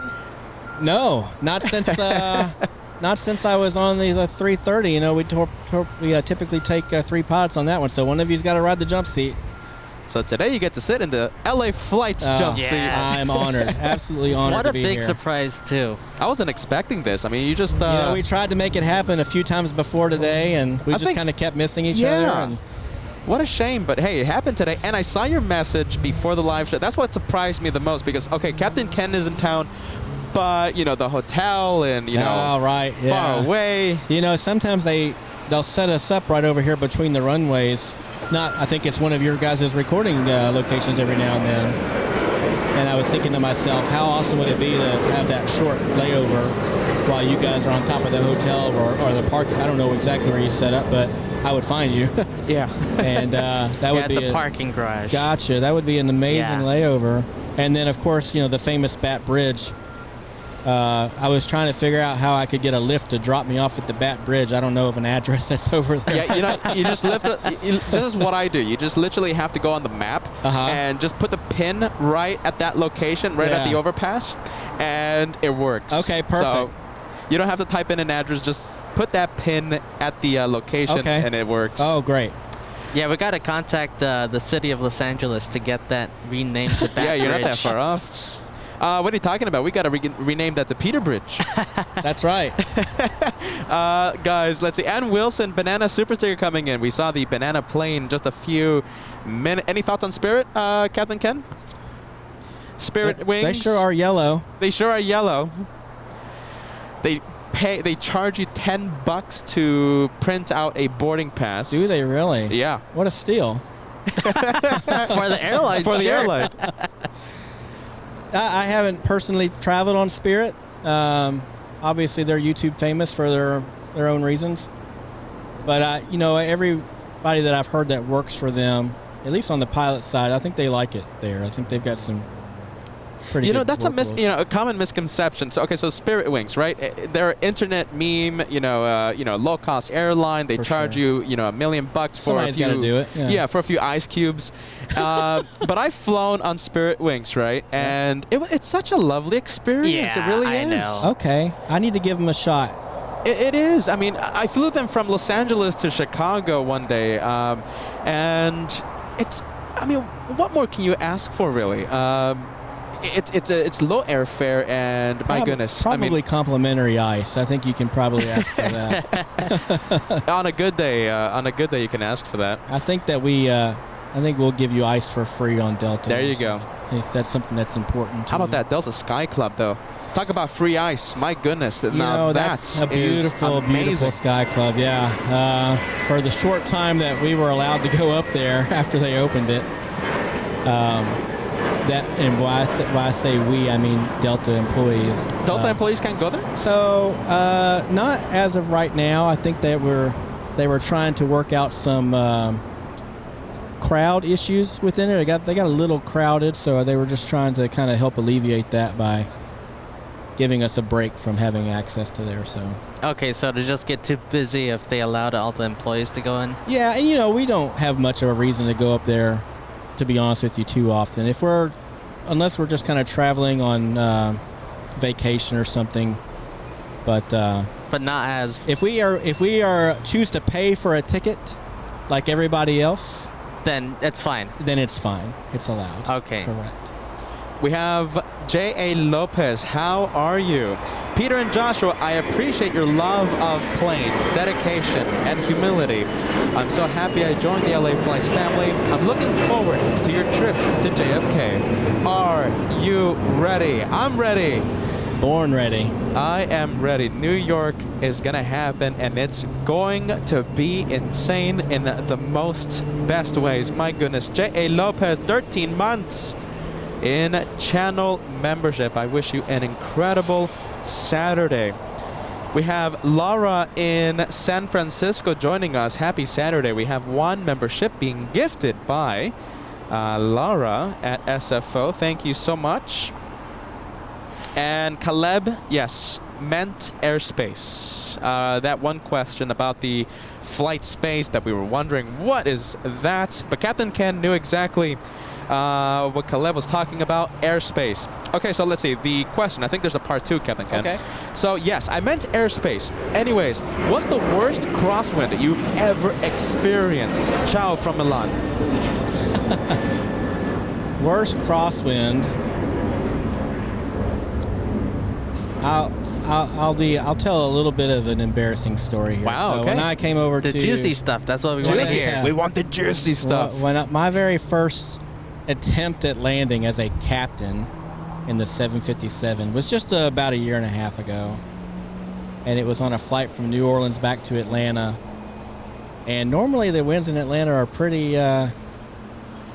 good, but this one was coming straight from the south, and as you know, all the runways in Atlanta are oriented east-west, so it was a straight crosswind from the right, and I had come off of flying the Airbus for about 3.5 years prior to that, so I was, as I alluded to earlier, kind of learning how to be a pilot again, because the Boeing requires you to kind of It's a completely do a different lot of aircraft, stuff on your own. Yeah, it doesn't correct for crosswinds as easy as the Airbus did. So I kind of got by what we call getting behind the airplane a little bit and was kind of chasing lineup on the way down. And we got not too far from the ground there, and that line check airman, like I talked about, is kind of a more experienced instructor pilot. He's like, yeah, let's take this one around.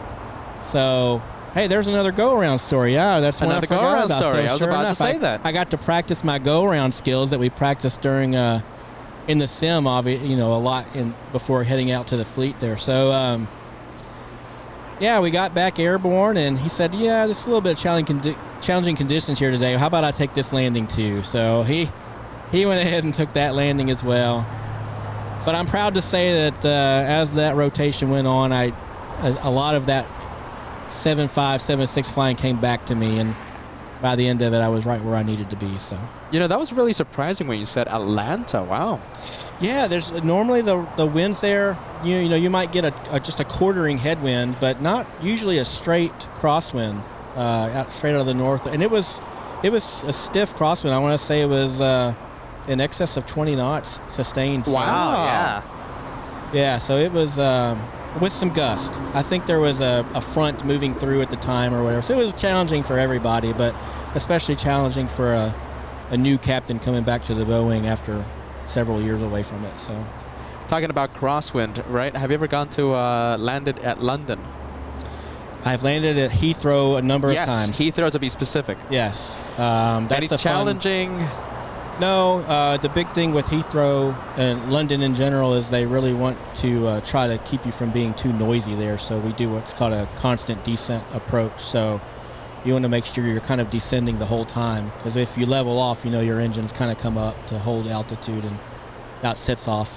Wow, that's interesting. Look at that. I didn't know yeah. that. So constant descent there in London. Constant I descent. didn't know that. So For the noise. Yeah, they'll just give you a distance to touchdown during your approach, and you take the altitude that you're at, and that put those two together to come up with a descent rate, and you set that, and they do a good job of getting you right where you need to be, and your engines are pretty close to idle pretty much the whole way down, so it works out really nice. And then I love London.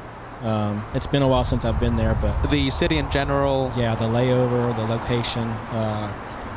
It's a bit of a walk, but you can kind of walk to more of the scenic places like Buckingham Palace and stuff like that. It's been a while since I've been there. I can't wait to go back.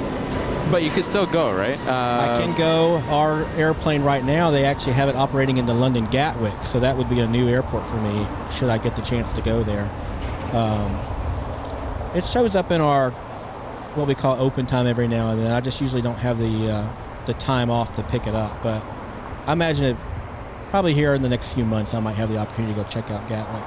And I forgot if you answered this. So like no challenging approaches into Heathrow. Like for example, let's say a massive storm producing like 1,000,000 mile an hour No. crosswind, or The one thing that's kind of you can almost expect every time you go into Heathrow is you can hold during your approach to London. So they have a couple of holding points, once to the north and once to the south of Heathrow.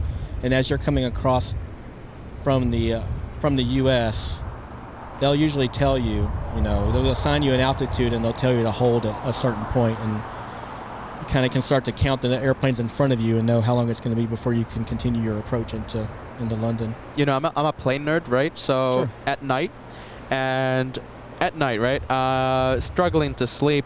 What do? I hop on Flight Radar and I just take a look at. I love Flight Radar. Yeah, right? Yeah. Just take a look at the London approaches, right? And there's like, at any given time, like at 12 at night, there's like 2 A380s doing holding patterns, a 777 out here, and we're all just looking at each other and waving in the holding pattern there. So they usually got us stacked about maybe 5 or 6 airplanes high. Wow. Yeah, and once they, the lowest altitude, they'll start their approach, and then they'll just bring you down in order. They just set, we kind of do something like that at the carrier too, believe it or not. So when we get ready to do a recovery at the carrier, everybody will kind of come back and establish themselves in a holding pattern. Then we just kind of one at a time start making our way towards landing at the carrier. So it's actually an operation that I was familiar with before ever going to London for the first time. So one of the I was like, this feels familiar. One of the perks of being an experienced Navy pilot, right? Yeah. We call it the stack. So that's how I want to be calling it from now on. We have Saint Ray. I'm going to talk to another pilot, and he's going to tell me he's never heard of the stack. My goodness. I'm telling you. He's a carrier naval aviator. He's heard of the stack, trust me. We have Saint Ranger sending us a €6 tip. According to me, the A330 and A340, the most beautiful aircraft, most elegant-looking aircraft of all time. The A380, the most comfortable. Okay, so we've talked about the aircraft that you want to fly in, right? What's the most beautiful aircraft? So like elegant looking, right? Exactly what Saint Ranger says. And not, so this is just anything I'm not out sure. there. You talking about airliners or anything? You know something? I'm going to say everything, anything.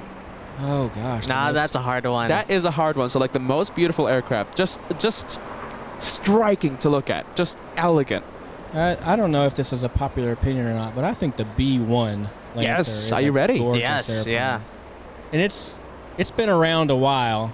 It's showing its age now, but let me go back. This is an airplane that I worked on during the first few years I was in the Navy. I started off as an enlisted guy, and I worked on the F-14 Tomcat. Ooh. And I tell you what, the F-14 Bravo Tomcat is the world famous Puking Dogs. That airplane will always hold a special place in my heart.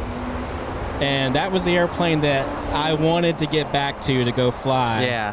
Unfortunately, by the time I got back to being able to fly in the Navy, that airplane either had or was just about to be retired. Okay. So, yeah. A little too late. A little too late.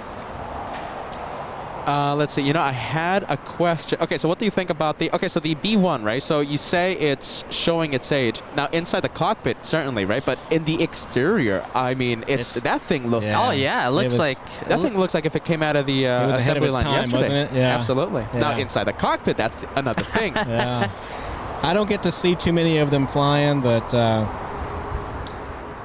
my mom lives up. Shout out to my mom outside of Rapid City, South Dakota. There's a big Air Force base up there where a lot of the B-1s are at.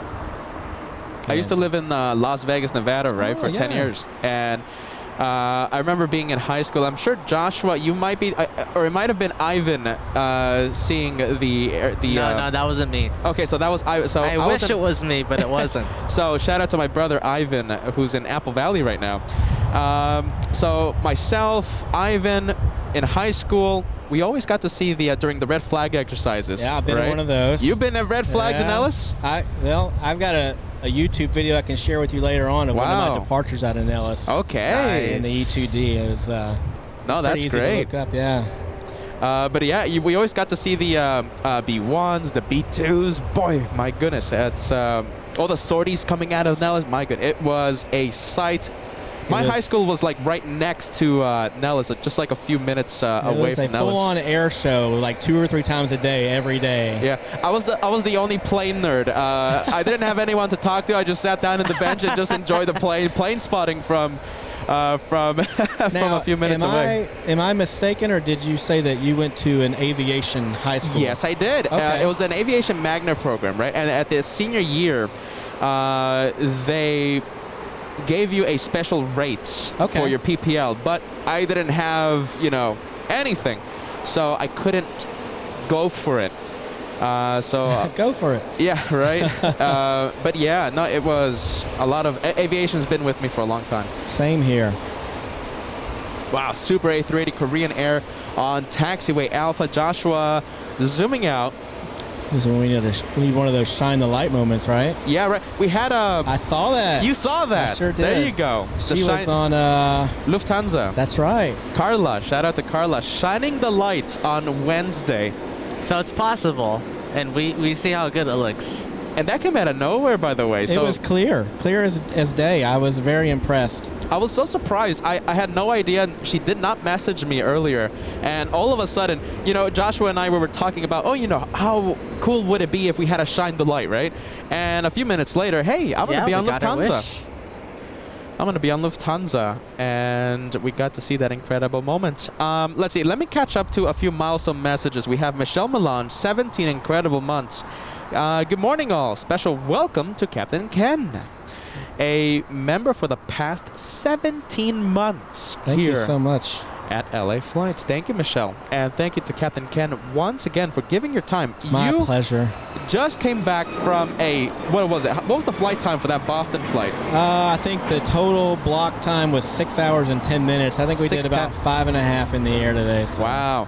And pretty good time. Straight after that flight, coming here to Clutters Park. Went to the hotel first. Went to the hotel, all right. Yeah. Captain Kim came straight from the airport. Are you ready? Yeah, I had to.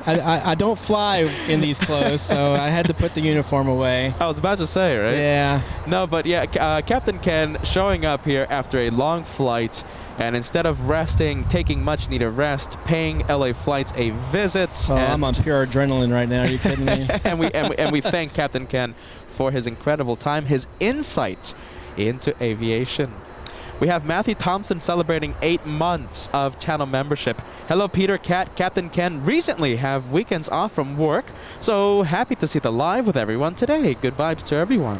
Thank you, Matthew. Matthew Thompson. Look at this. Looks like we might have an emergency going on. We have a whole bunch of fire trucks, fire engines being deployed. Me a question to Captain Ken for a little later on. Okay. And we have stairs, too, being deployed as well. Okay, we're going to pump up the ATC. Is that the JetBlue or? Let's see. You know, I don't know. So I think it's still a few minutes out because they're barely starting to scramble all the fire equipment out. I see. We have Alex, Ophelia, 2 months of LA Flights membership. You guys are awesome. Hello to Captain Ken.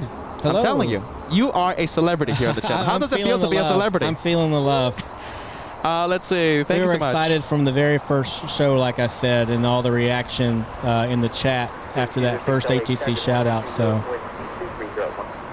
we have Leslie Anderson, a good friend who always comes by, a friend of the channel who always comes by here to Clutters Park. Leslie, 15 months of channel membership. Love you guys. Hello to Captain Ken. Best live on YouTube. Nice. Thanks, Leslie. Friend flying to Tokyo today. United Airlines 39 will be watching.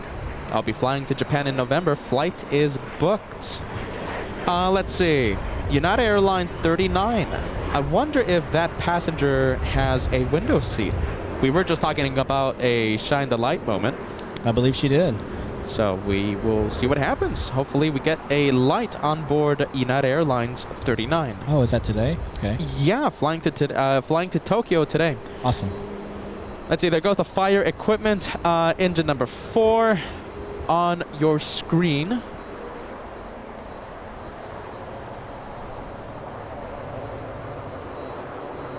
We have J.A. Lopez sending an incredible super chat. Are you ready? A $100 tip. Wow. To help with your expenses to New York. Be safe and enjoy your time. Also, have some great pizza on me. Yes. Will do. Thank you so much. J.A. Lopez, due to the break, we took a 2-week break, right? We delayed our return for 1 week. Because of a little incident that happened, a little emergency, so we delayed our return by 1 week.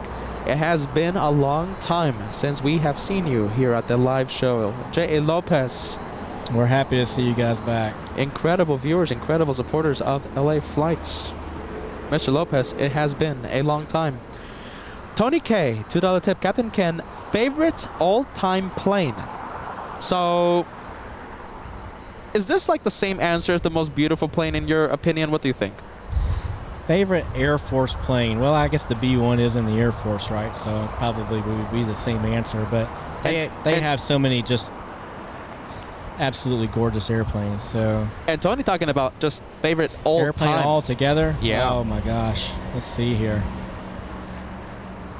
Well, I have my favorite. I wonder. It might be the Tomcat. I know that's probably almost a standard answer, but I enjoyed working on that airplane. I'm thankful for the time I had working with that airplane. So I'm sure you did not work on this plane, right? But how about the SR-71? That's my favorite one. I did not work on that.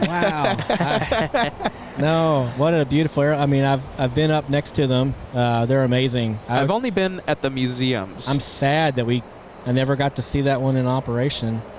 Whatever airplane that was that Tom Cruise was flying in the beginning of the Maverick movie, that was pretty. The newer one. Is that the Dark? Oh, we haven't seen it. We haven't seen it. Don't spoil it. Ruin it. Hey, don't spoil anything. Best so now we know. ever. Josh, now we know that there's a crazy plane at the intro of Maverick. It's okay. It's our fault, Peter. It's our fault. Well, I know what we're doing after the one we're playing today. Yeah. I'm pretty sure they're still showing that movie, right? I think so. I think it's streaming. I believe it's available. No free shout-outs here, but I think it's available on Paramount. Paramount Plus. Yeah. Let's see. Okay, so 20K favorite plane of all time, the F-14, yes? Yeah, I think so. I mean, there's so many, to be honest with you. I'm just kind of a fan of aviation in general. I am the same way. So if you ask me one day, it's the SR-71. If you ask me another day, it's this and that. Yeah, there's so many like, oh, yeah, I forgot about that one. Yeah. I mean, how about the Concorde? That's on a good day, it's the Concorde for me. I dream that before my career is done, we bring back some sort of a supersonic transport aircraft. I know Boom is in the works. I think United signed on to be a kind of a launch customer for them. That would be exciting to see. Hopefully Delta can get on board with something like that one day. But I can't really fault Delta for their business decisions. They all seem to make really good business decisions. So.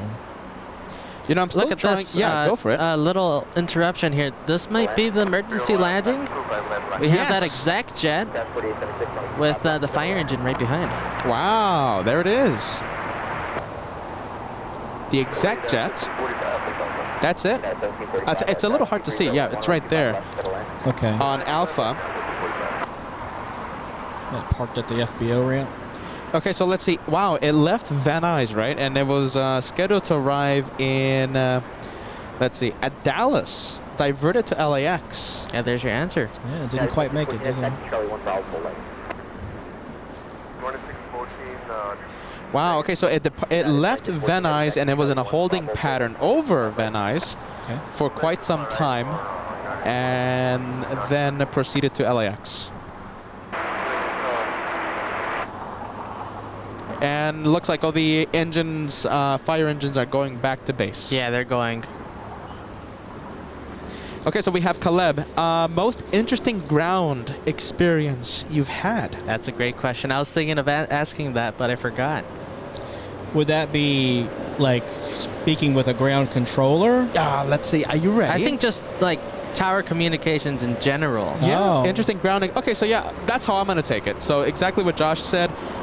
Just your experience, I guess, best taxi experience, best at the ground. Right, Josh? I mean, that's how you take it, right? Just anything in general. Yeah.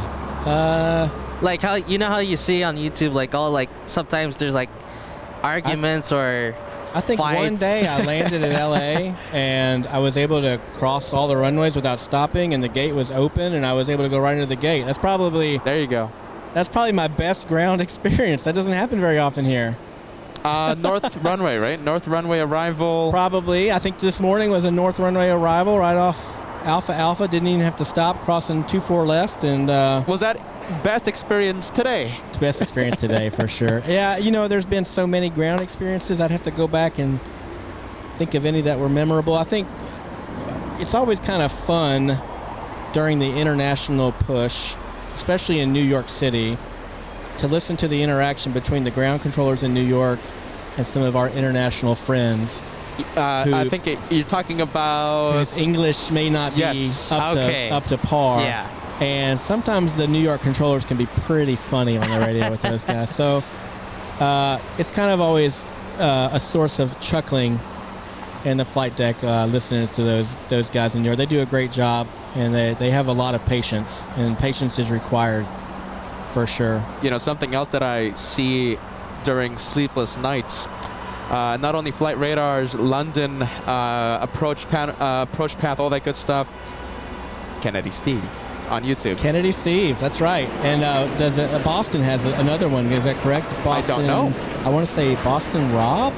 I'm not sure, but another one who's famous for his funny ATC interactions. I'm sure I've heard of it, but I just don't remember the name. Steve, yeah. But Kennedy Steve is I guess the legend of ATC controllers. YouTube famous, right? Yeah. Just like Captain Ken over here.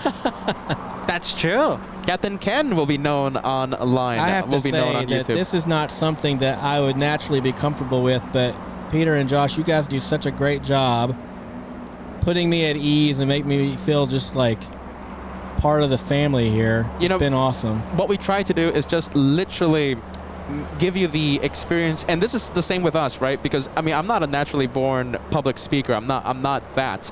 But we just make it feel like if it's just three guys just plane spotting. You've got us all fooled. You've got us all fooled. You guys do an amazing job.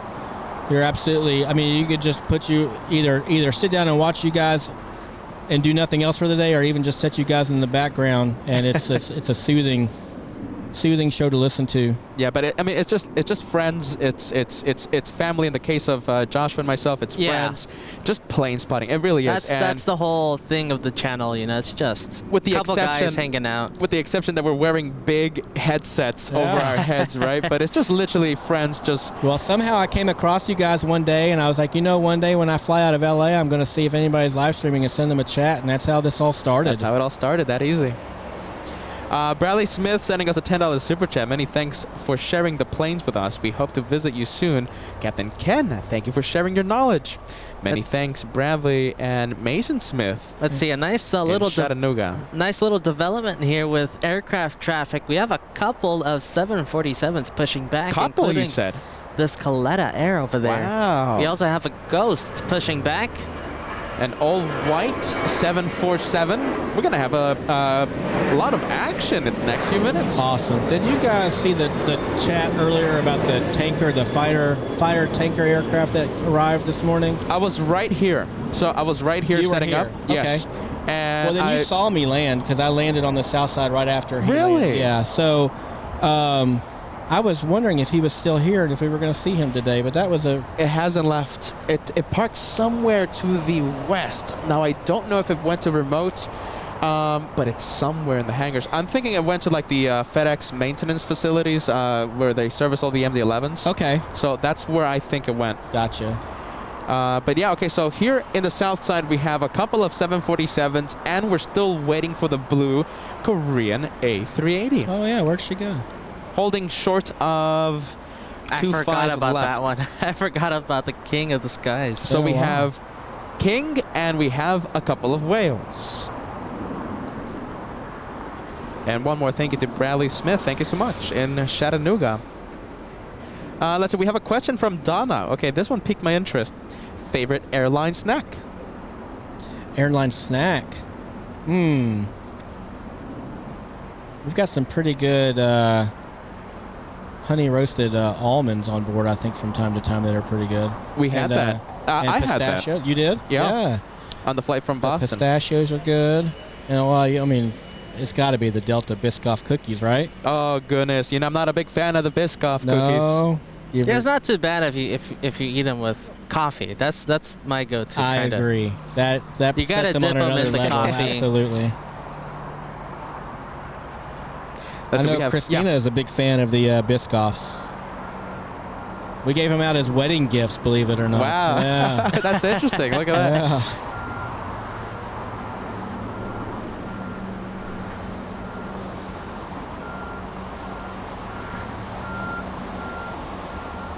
Who's this? It's Fiji. It's A350-900. So it's Fiji flying 10 hours. Wow, that flight normally takes about 8:30. Closer to 9 hours, so it's 10 hours today for that flight.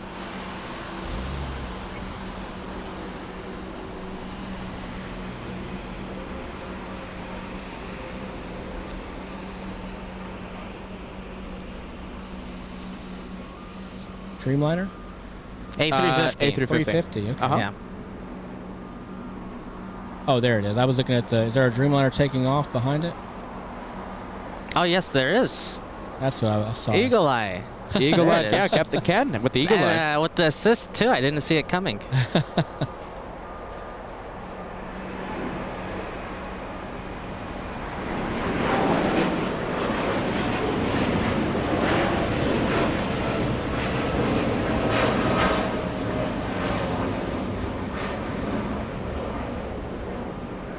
Looks like the,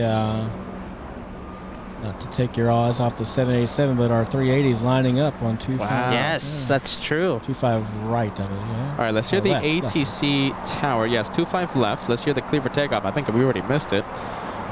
And let's see, already clear for takeoff on its takeoff roll.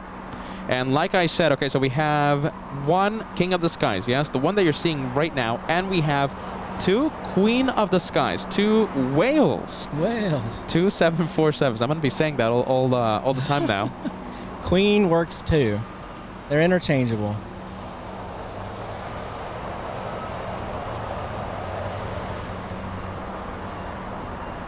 You gotta love it. You gotta love to see all the plane spotters here as well. Just Wow, yes. filming, photographing the Korean. You gotta take advantage now that he's departing here in the south. And Josh, we're getting a fist bump from a fan, a viewer of LA Flights right in the middle of the Korean departure. Joshua not missing a beat. Completely unfazed. There you go. Oh, good sound.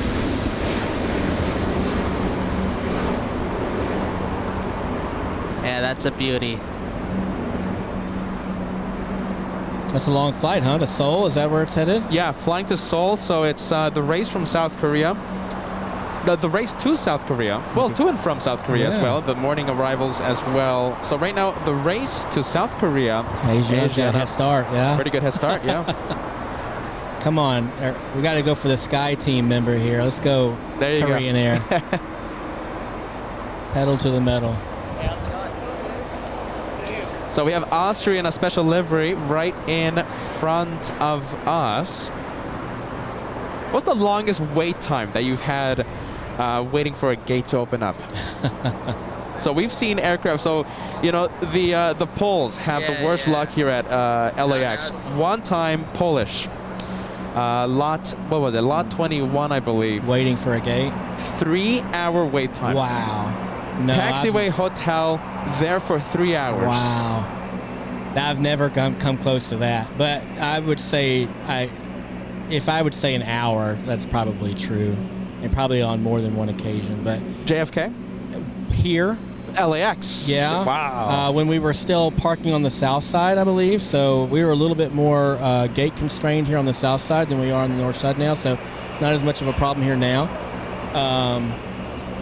New York has had some challenges lately, normally with just having enough personnel to park us. So,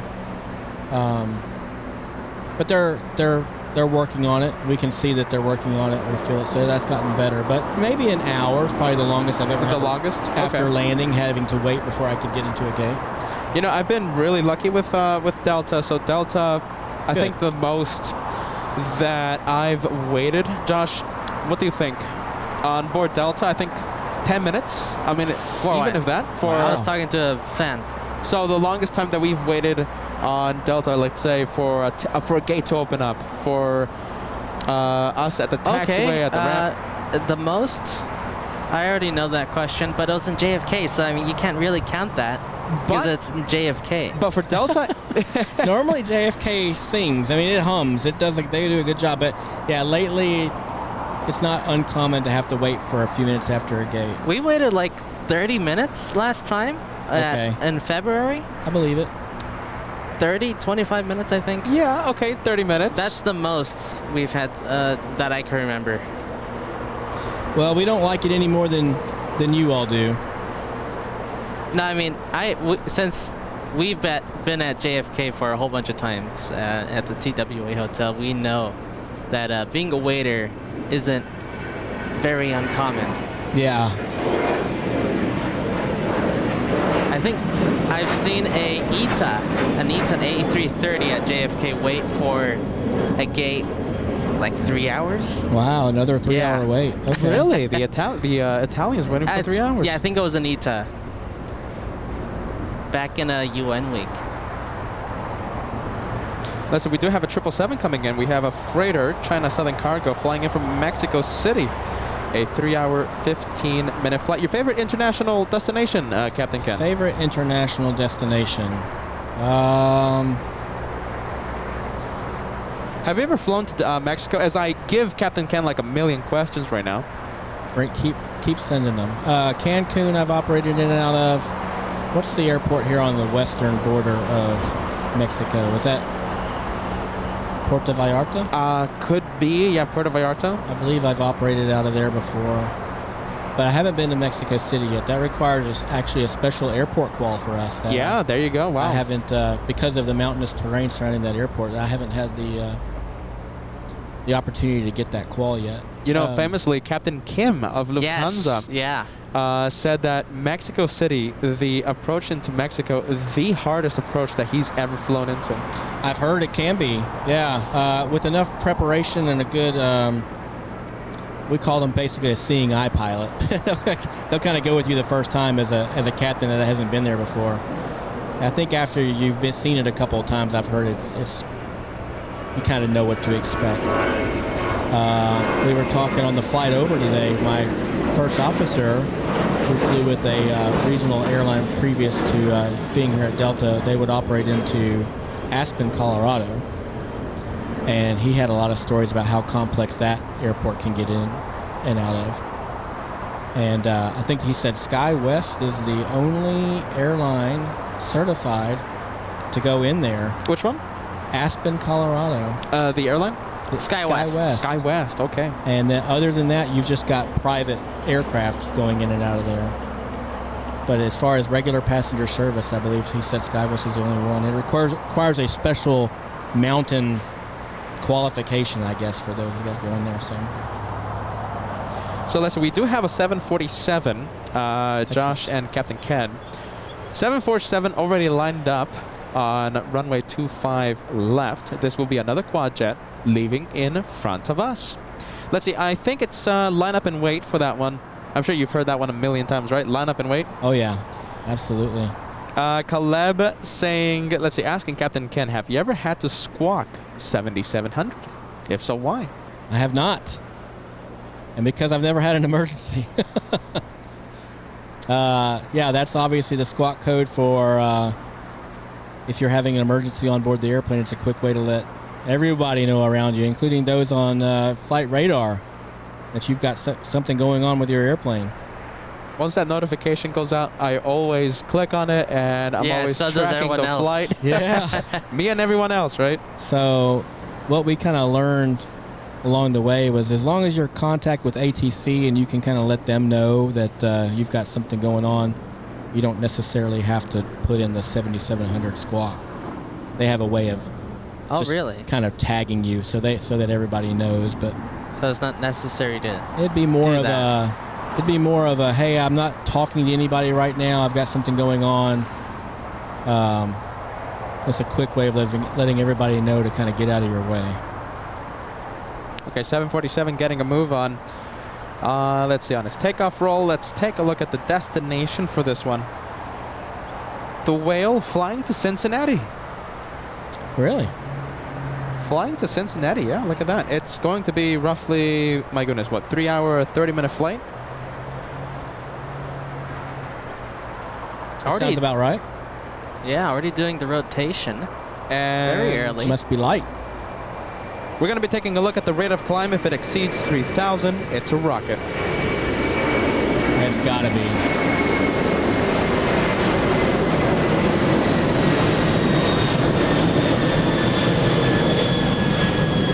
A spectacular departure in front of our cameras. I am still tracking the rate of climb. Captain Ken called it. Captain Ken says that's a rocket. Yeah, she must not be carrying a whole lot.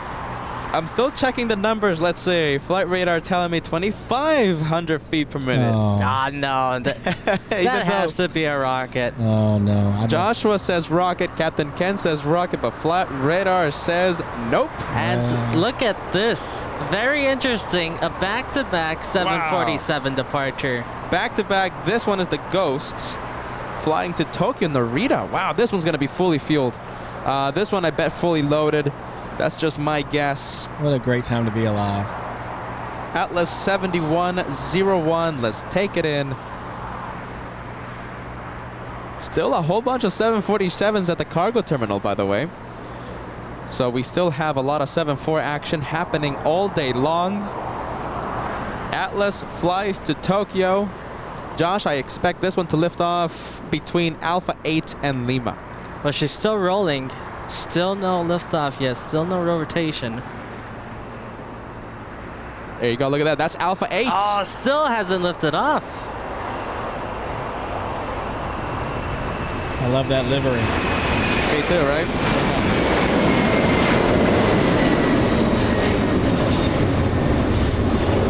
Nice. Vapor off the wings there.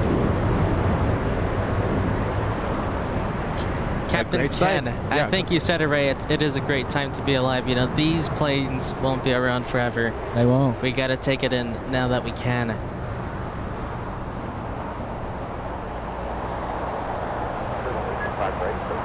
There she goes.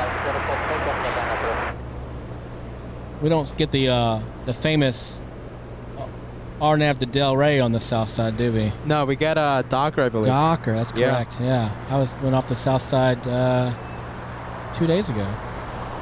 On which one? It was plane? Delta 789. It was another 75200.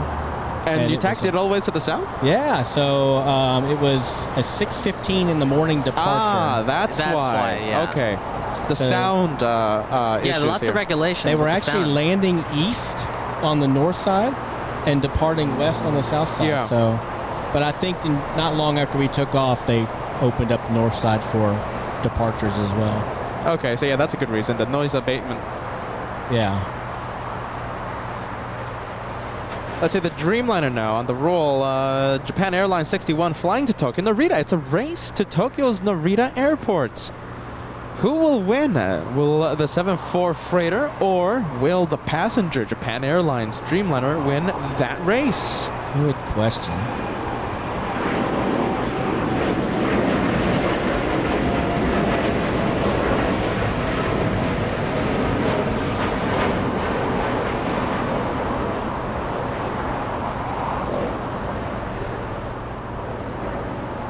The Dreamliner is another airplane I haven't had the pleasure of riding aboard. So let's say the next aircraft you want to fly, right? It's the A350, right? A330. The 330 would probably be the sooner jump, which I've flown right seat on that for a number of years, so this would be my left seat move to that. But I think I might still be a few years away from being able to make that move, just based on seniority and how quickly, or not quickly rather, I'm moving up the seniority list. So. And eventually the A350, Probably right? the A350. It's the newest wide-body airplane, or I guess the most technologically advanced wide-body we have at Delta. So I would like to fly something that with those big MFD displays on there, but we'll see. I'm happy where I'm at right now. New York-based 70 yards, not a bad place to be. Yeah, so, right? Yeah. Where do you stay when you do the layovers in JFK? So Do you ever go to the TWA hotel? I don't. I have not been there. I'll pass it when I walk from the Delta terminal to the JetBlue terminal to go home some days. I commute from Raleigh, Durham. Yeah. And then if I'm coming in a day before or leaving a day after one of my trips, I have a place in Queens that I stay at, otherwise known as a crash pad for those familiar. And so I kind of have my own setup there. my own bed, and we share a common kitchen and living room, and I share the house with 15 of my closest friends. So divide the rent by 15. Not all at the same time. Yeah, not all at the same time. So the rent isn't that bad. No, in fact, typically I'm the only one in the house, believe it or not. So it's That's a good setup. Yeah. That's a good setup. You know something surprising that Captain Ken said? You've never been at the TWA hotel. I haven't stayed there. Well, because he has a crash pad. Well, okay, Yeah. but let's say just for the sites, the plane spotting sites, Yeah. you know? Because if you go up to the pool, that's where we are. Okay, you're selling me. You're selling me. When we go do the live show, every single time we go to New York, it's only one location. It's at the TWA pool. And if you're not a guest, you can pay, I think, $50. No, but you could like, you could sweet talk the employee up there, like, hey, just absolutely. let me go. Well, I'm sure. Take a look. I'm sure. Hey, I'm a pilot. Goes really far there at JFK. Yeah, and you can just like take like a tour or something. Like you can tell the the person, hey, I'm just gonna check this. I'm just gonna check the sites, and they'll let you in for like 5 minutes. But they'll forget about you. Okay. So that's a little hack. Don't do this. You gotta pay. Oh yeah, you absolutely. gotta pay the TWA hotel for entry there. Please buy your entrance to For our sure. magnificent location there. But my I'll have goodness. to check it out. I mean, just for convenience alone, being able to stay right there at the airport and get up the next morning and throw your uniform on and just walk to your gate, that'd be worth the price of admission alone, right? And let me say that the walk from the Delta gates, right? All the way to the hotel, it's quite a trek. Yeah. But it's worth it. It's worth it. Oh, I'm a fan of the air train. There you go. Okay, so you're gonna love it. You're gonna love the hotel. Yeah. You're gonna be on that a lot. Yeah. It's only one stop, I think, Josh. So it's not too bad. It's really close from Delta. Yeah, let's see. Terminal 4 to Terminal 5. It's not bad. It really isn't bad. And there's signs everywhere. You won't get lost. A magnificent place to stay. Okay, so the planes, right? So you're at the pool. Okay. Supers, A380s. Oh. They park literally next. It's so close. That's right. That's still Terminal 4, right? Absolutely. So they are so close to each other. It feels like if you can just extend your arm and just touch. It really does give you that feeling. You can smell the APU exhaust. Oh, definitely. You can smell everything. And it's usually, let's see, who comes in there? Air France, do they bring a Super 380? No, right now it's just Emirates. Emirates. Yeah, Korean takes the A380 to JFK, but they don't park at Terminal 4. Yeah, okay. Sadly. Gotcha. It's going to be interesting where Lufthansa parks their Super A380. Yes, that is. It's going to be very interesting. So that's the reason why we're going to New York, Captain. So it's going to be the return of the Super by Lufthansa, and it's going to be July 4th. Since the pandemic, so Lufthansa reactivated a few of their Supers, and the first destination was to Boston. Okay. A380's never been at Boston. We were there for that reason. So New York City. And you got July some 4th. behind-the-scenes action, right? You got yeah. Oh yeah, I need to watch that video. Josh, is that video ready? Tomorrow. Oh my goodness! I can't wait. It's worth it, guys. Sorry I got caught up with stuff, but tomorrow it will be done. The VIP access, the behind-the-scene Joshua at the Lufthansa Business Lounge. Awesome. Yes, very nice lounge. Now I know what to do with my Sunday. Josh, it's going to be up on Wednesday. I don't want to say that. No, tomorrow. Oh, excuse me. By that I meant Sunday. Will it be live on Sunday? Tomorrow. All right. I don't want to promise another... No, I'm promising this time. All right. Excellent. Todd sending us a $10 super chat. Great show. Can you ask the captain how many hours do I need in... let's see, in Atlanta between flights to visit the Delta Flight Museum? Oh, yeah. I haven't done that myself personally, but I would say you probably would need at least comfortably 5? 4? I was going to say 3. You were going to say 5. I think 4 is a good compromise. I would say you probably want at least 4 hours to be able to get out of the Terminal T, grab a ride over to the museum, and that's if you're not carrying like a whole bunch of luggage. Oh, for sure. yeah, if you're doing that, you probably want at least 5 or 6 hours. Well, that excludes us. Yeah, that excludes us because we're going to be taking 10 check bags into the oh, that's right. into the museum. Well, hopefully I can meet you guys and help you lug some of those bags. Yeah, there you go. Get ready, Captain Ken. We're going to take you up on that. Okay. I'm not cheap. Oh, goodness. No, absolutely complimentary. Oh, I thought it was unpaid internship. Yeah. You know, I always joke around that we're going to pay whoever helps us with 1 million peanut butter cups. Just be on the lookout in the mail. I'll take that. We love peanut butter cups. Let's see, we have, I can't believe we're talking about this. Air New Zealand flying in from Auckland, a 777-300ER, a plane not full of peanut butter cups. Oh, no. So, someone asked me earlier, I think, what my favorite livery is, and I would say it probably is the Air New Zealand All Blacks. Wow, okay. The All Blacks, I wonder if, so we have a viewer, right? A viewer, Arthur Girl, who always tries to catch that all black. Favorite livery. That's not my favorite color anyway, but such a beautiful livery.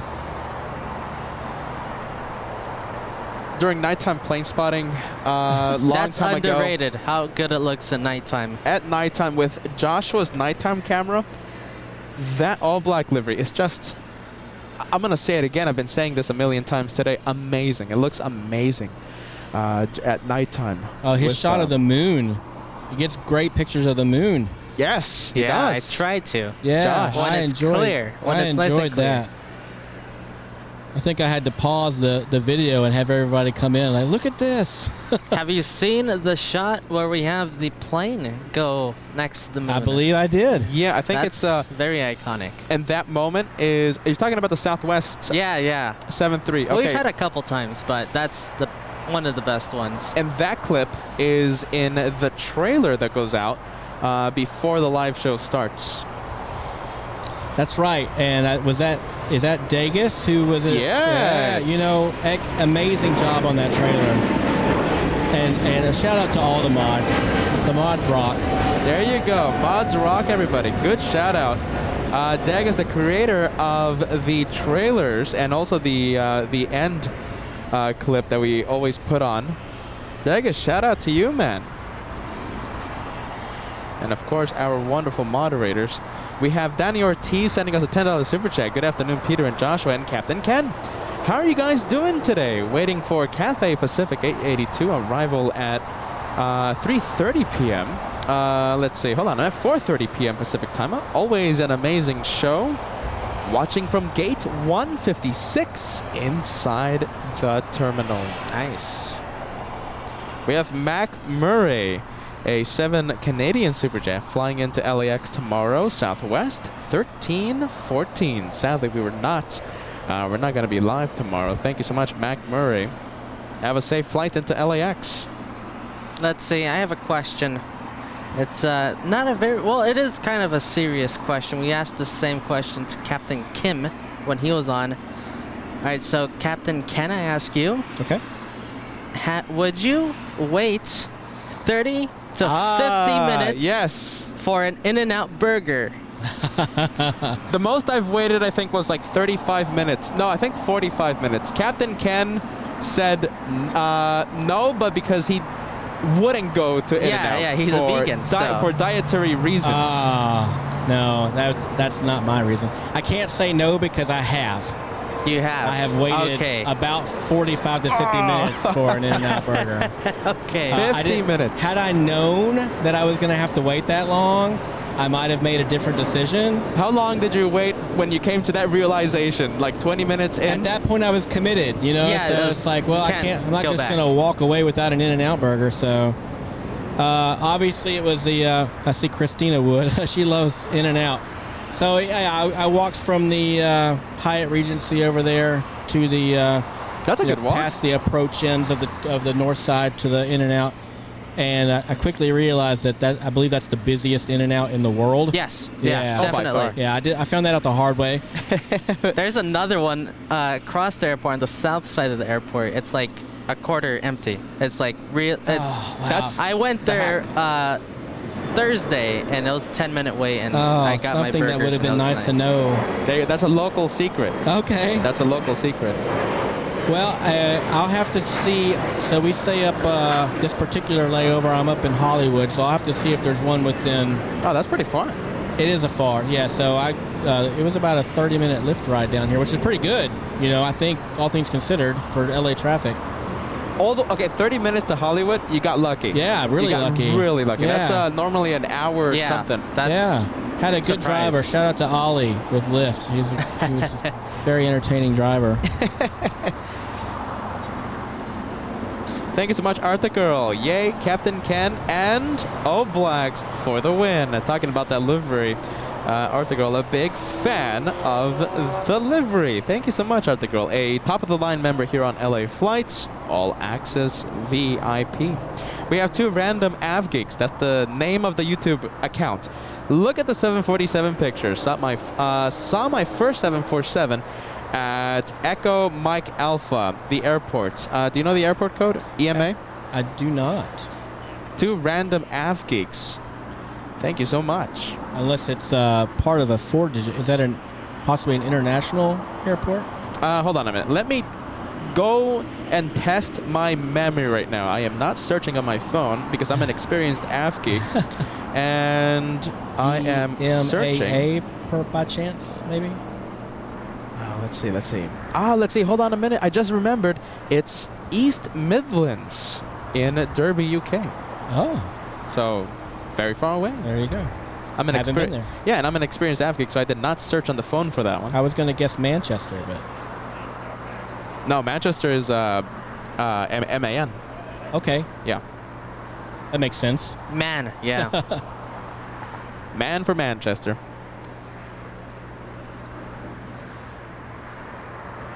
Let's see, we have a rare Southwest arrival here in the south. It's like at any day of the week. We have Omer. Yes, I hope I'm pronouncing this name correctly. Please tell me you guys will be filming June 14th, Wednesday morning. I'll be flying out. Also, United's Stroopwafel for the win. Talking about the snacks there. I've heard of their Stroopwafels. I don't know. I get the real ones over in Amsterdam, so I don't really. I don't get any. I don't stroop down to eat the United Stroopwafels. So. Oh my goodness! I'm here all week, folks.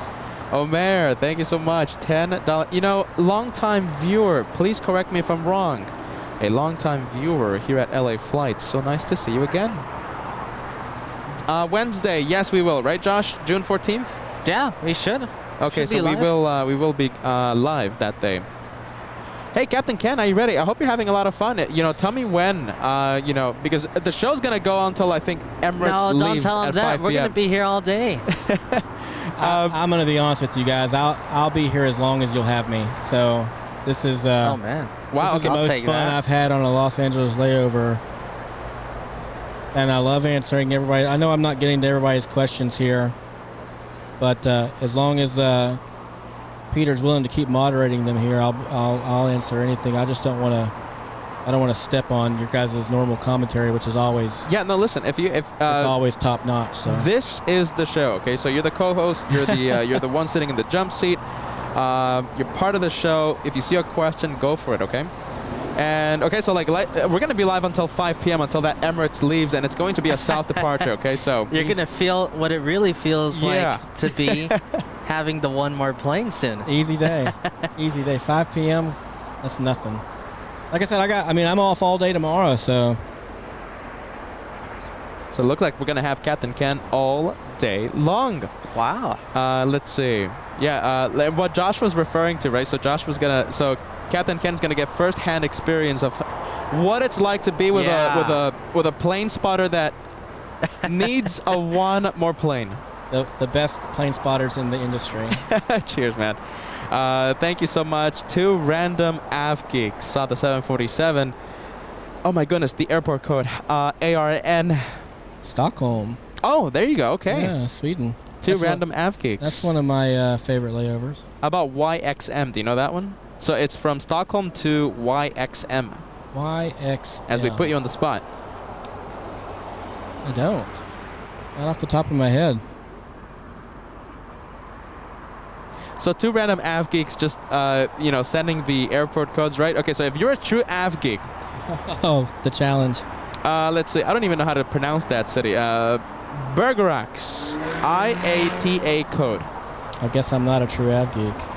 My goodness. I'm gonna pretend I didn't see this message. 2 random av geeks. Thank you so much.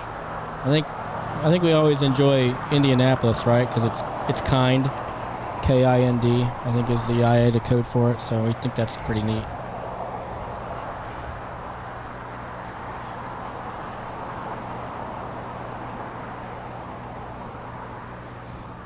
Let's see, we're waiting for a 757. Delta Airlines, that's your 757, That's Captain my girl. Kim. Yeah. Ken? Sorry about That's that. all right. Oh, just landed, huh? Yeah, just landed on 24 right. That's our favorite runway. Oh, and Air Tahiti, leaving the north via 24 left. We're going to see it lift off right over here in just a few seconds. There she goes. Let's see, I've seen this question more than once. Are those in the cockpit all still serve different meals? No, as long as it's available, you get what you want, and all the pilots can eat the same thing if that's what they want. Wait, what? Yeah, That's news to me. yeah, Wait, okay, so the pilot and co-pilot can eat the same meal? sure. Wow, I didn't know that. Yeah, I know where that came from. I guess, you know, they used to be served different meals in case one of them was bad, and so that way it's not both of you didn't go down ill. But no, that's not really a concern. Wow, that's news to me. Look at that. You learn something new every day. It's so, if someone said, I'll give you $1 million, answer this correctly, I would have answered, you know, eat the meals different meals. We have Dave Hibbard, 11-month member here on LA Flights. Only one more to go until you cross into the Golden Plane Squadron. Good afternoon, Peter, Catman, moderators, and the LA Flights family. 11 down, one more to go. And for the Golden Plane Squadron. And also adding, loving Captain Kim. Ken. It's all right. I answer to both. Or Hey, sweetness. I have a red face on right Or now. hey, My pilot goodness. guy. Yeah. You know what happened? Kevin is right behind me. Kevin Oh. Anthony. Too many Ks. Hey. And all these Ks are confusing me. Are you ready? Kevin Anthony, our co-host for New York. Oh, really? He was in New York with you. He's going to be in New York. Oh, okay, awesome. He was a co-host during the Apple Valley Air Show. This was before you found out about LA Flights. So Yeah. Apple Valley Air Show happened October of 2022, I think, Josh, right? Yeah, October. So Kevin Anthony right behind us, you know, big part of the channel also. He co-hosts. Excellent. Hopefully I get a chance to get to know Kevin more in JFK. Hopefully our schedules meet up there. Yeah, I mean, even if I'm off, I think that I might make a special trip up to JFK just to come see how I can be of service. Yeah, well, hey, we'll have that extra headset, and you can join us anytime. Awesome. I appreciate it. Let's say we have Tony K. Okay, hold on. 2 random av geeks. Question: how many different London airports? So how many? I mean, There's quite a few. Oh, That's let's quite a see, few. hold on. We have a little development here. We have, again, the emergency vehicles being scrambled Ah, Is it for a wow. second time. For a second time. Let's see if we're hearing anything on the radios. A lot of static today, so you know we're not hearing much of the ATC today. And right when I say that, it's perfectly clear. We also have a 747 flying in from Miami. That's not the one that has issues. But certainly, look, all the fire equipment. Yeah, we're thankful those guys are here to help us out when we need them, for sure.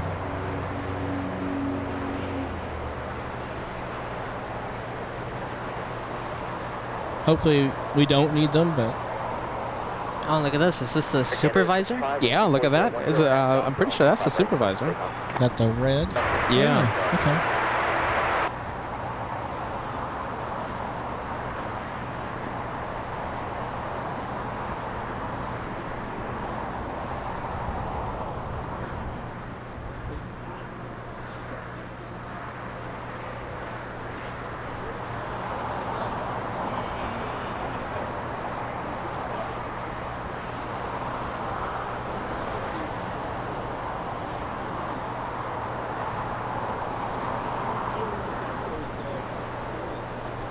Let's take a look at the 757 that just landed. There she is.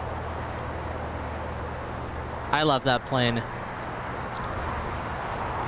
The battalion chief, the proper name for the... Battalion chief. Yeah, the battalion chief. Okay. Let's see, we have Saint Ranger, Heathrow, the airports around London, right? So Heathrow, Gatwick, Stansted, London City Airport, Luton.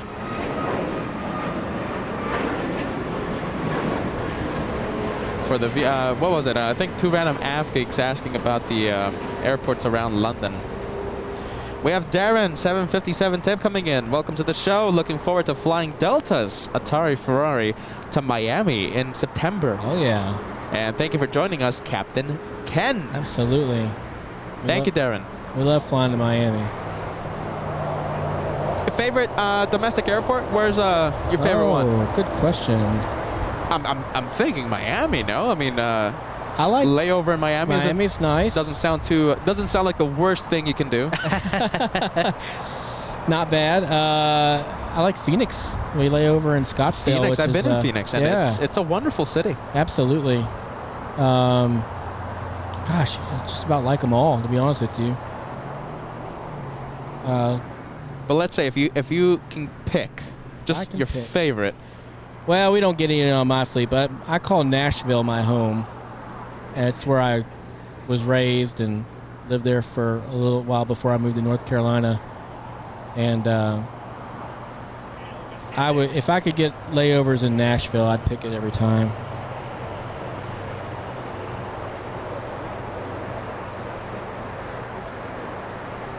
Let's see, we have the A380 coming into land, the Super Emirates. Yeah.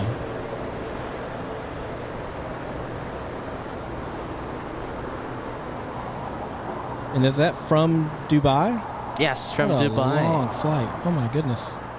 It's one of the longest. I'm pretty sure it's in the top 20 longest. A little correction there, Captain Ken. I wonder if you can see it here on this screen, because the one you're watching on the It's a little delayed. It's a little delayed. So this is the actual feed that Josh was capturing. A few last-second corrections, minor corrections, being done by the Super. You know what we haven't seen? We haven't seen what? Lufthansa. The 747. It's delayed today. My Really? goodness. Wow, that's rare. Let's see. We have. Don't tell me it's because strikes. Oh, hopefully not. Let's see. Lufthansa 456 747 usually is here by now. Here it is. It's over Utah, close to Provo, Utah. Okay. It's not too far away. Delayed 2 hours. Okay. A 2-hour delay by the Germans. Not something you see every day. No, not from the Germans. You know what that means? Uh-oh. We might have back-to-back departures by Emirates at 5 p.m. and the 747. And both of them will be departing on this closest runway. So that doesn't happen, Captain Ken. Are you ready? That does not happen. Lufthansa, I'm telling you, it's a great day. Lufthansa normally leaves around 3 p.m. and Emirates at 5 p.m. But due to that 2-hour delay, Okay, yeah, that makes sense. that pushes them right together. I thought a Lufthansa would have been leaving an hour after Emirates, but that's true. That's about. Yeah, it's a 2-hour delay. That's about right. I think we timed it once. 125 minutes for the turnaround. You gotta love the Lufthansa turnaround. Amazing. So streamlined. That's one of the best turnarounds I think I see here at LAX. We have Caleb. What's your go-to pilot meal? Something that never disappoints. Oh, goodness. You know, I think the beef short rib that we have is probably one that never disappoints, but I have to go away from it just so I don't eat it all the time. But if there's nothing else that looks good, that's always a go-to for me. I try not to eat every meal that they offer me. I know maybe those of you who saw me on camera may not believe me, but Hey, I'm in the same boat. Tigers, Timeless and Treasure sending a 10-month milestone message. Love that our favorite captains have 3-letter names with K. Yeah, that's not confusing at Yeah. all, is it? So, hold on a minute. Okay, so Captain Ken, who's with us right now, Captain Kim of Lufthansa, and someone that doesn't start with an L, but Captain Lou of Cathay Pacific, 3-letter name. Yeah. So it's the 3. Not Cathay Pacific. It's excuse me, Nippon Nippon Cargo. Yeah. Big correction. Nippon Cargo. Is there a Captain Kyle that shows up every now and then? Let's see, what's his Maybe, name? Oh my Captain goodness. America. Captain. That's what I, by mistake, call him. Gotcha. It's not Captain Carolina. Carolina. Yeah. Okay. But yeah, that's a longer name, and you know.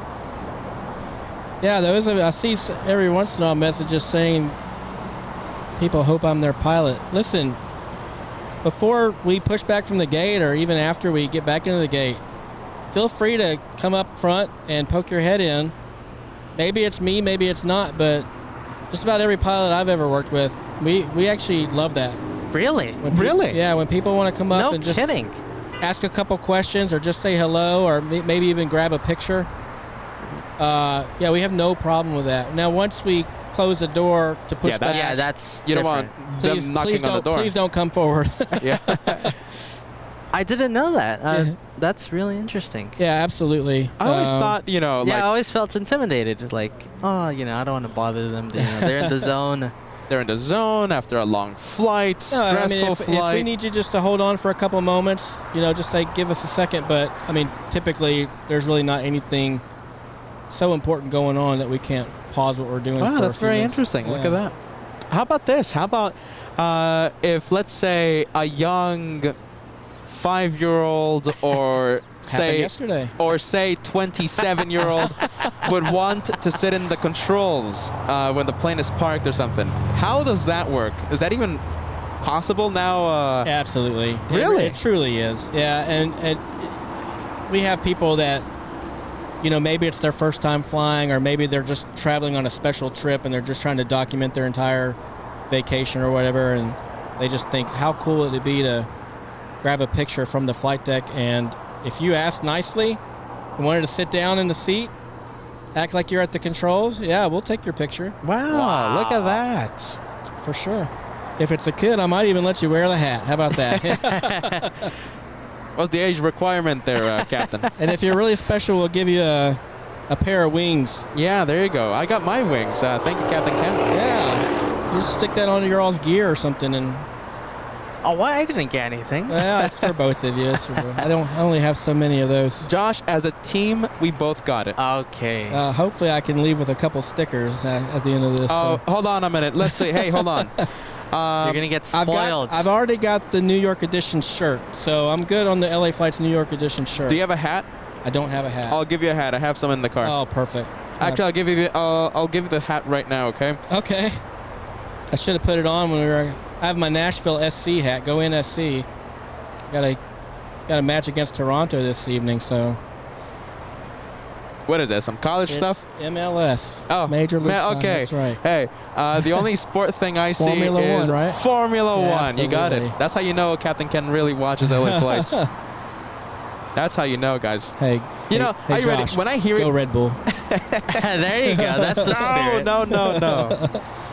Red Bull's not allowed here on LA Flights. Caleb, one more question. Okay, so interesting question. Let's see. Have you ever had an unruly passenger? Oh, never. All our passengers are tip-top, always on their best behavior. No, yeah, I mean, I've carried thousands of passengers. Sure, we've had some that are a bit of an issue, but I haven't had any that we've had to. Well, I did have to have one removed. Oh, Okay. really? Yeah. Now that's the bit of news I want to And know. that's back when we were having to do the whole mask compliance and everything. Okay. Yeah, I think he was just kind of Someone didn't want to play by the rules. ready to end the pandemic early. And I get it, but the rules are the rules. The rules are for everyone. Yeah. Oh, Yeah. wow, look at this. Emergency vehicles to the 747. Oh, yes, you're right. Flying in from Miami, Florida, Atlas 8028, 4-hour 53-minute flight. They're doing a runway inspection right now on 25 left. Wow. And yeah, the 747 is the one that had the issue. Yeah, that's twice today. We had the exec jet earlier in the day. Parking CCTV, it'll be another minute. Now, what frequency is that tower that we've listened to? Right now we're listening to tower Okay. 120, 120.905. Gotcha. Stop day 3, roger.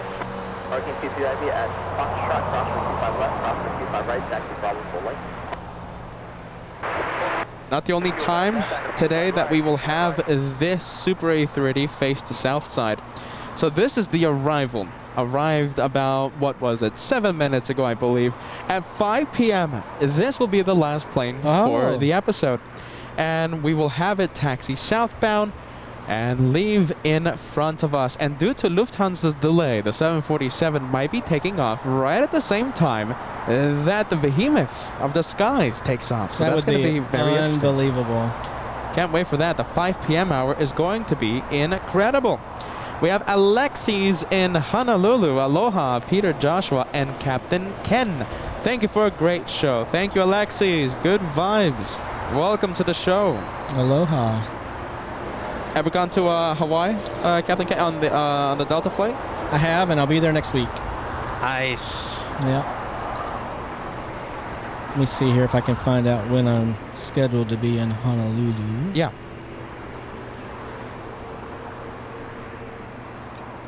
We have an all-access VIP member, Clark Cook. Look at you, my friend. That's top-of-the-line membership here on LA Flights. Very nice. Top-of-the-line member, a VIP, a name that I won't forget. Are you ready? Clark Cook, welcome to LA Flights. We have Dustin Jackson, a $5 tip. LA Women. Okay, hold on. LA Woman on the speakers and LA Flights on the screen. It's a good day using the LA Flights custom emotes and the Friendly Vibes custom emotes. Thank you, Dustin. Also, an all-access VIP member here at this house. Thank you so much, Tony K. Whatever happened to my question? And Ken, I got 2 words for you. Tighten up.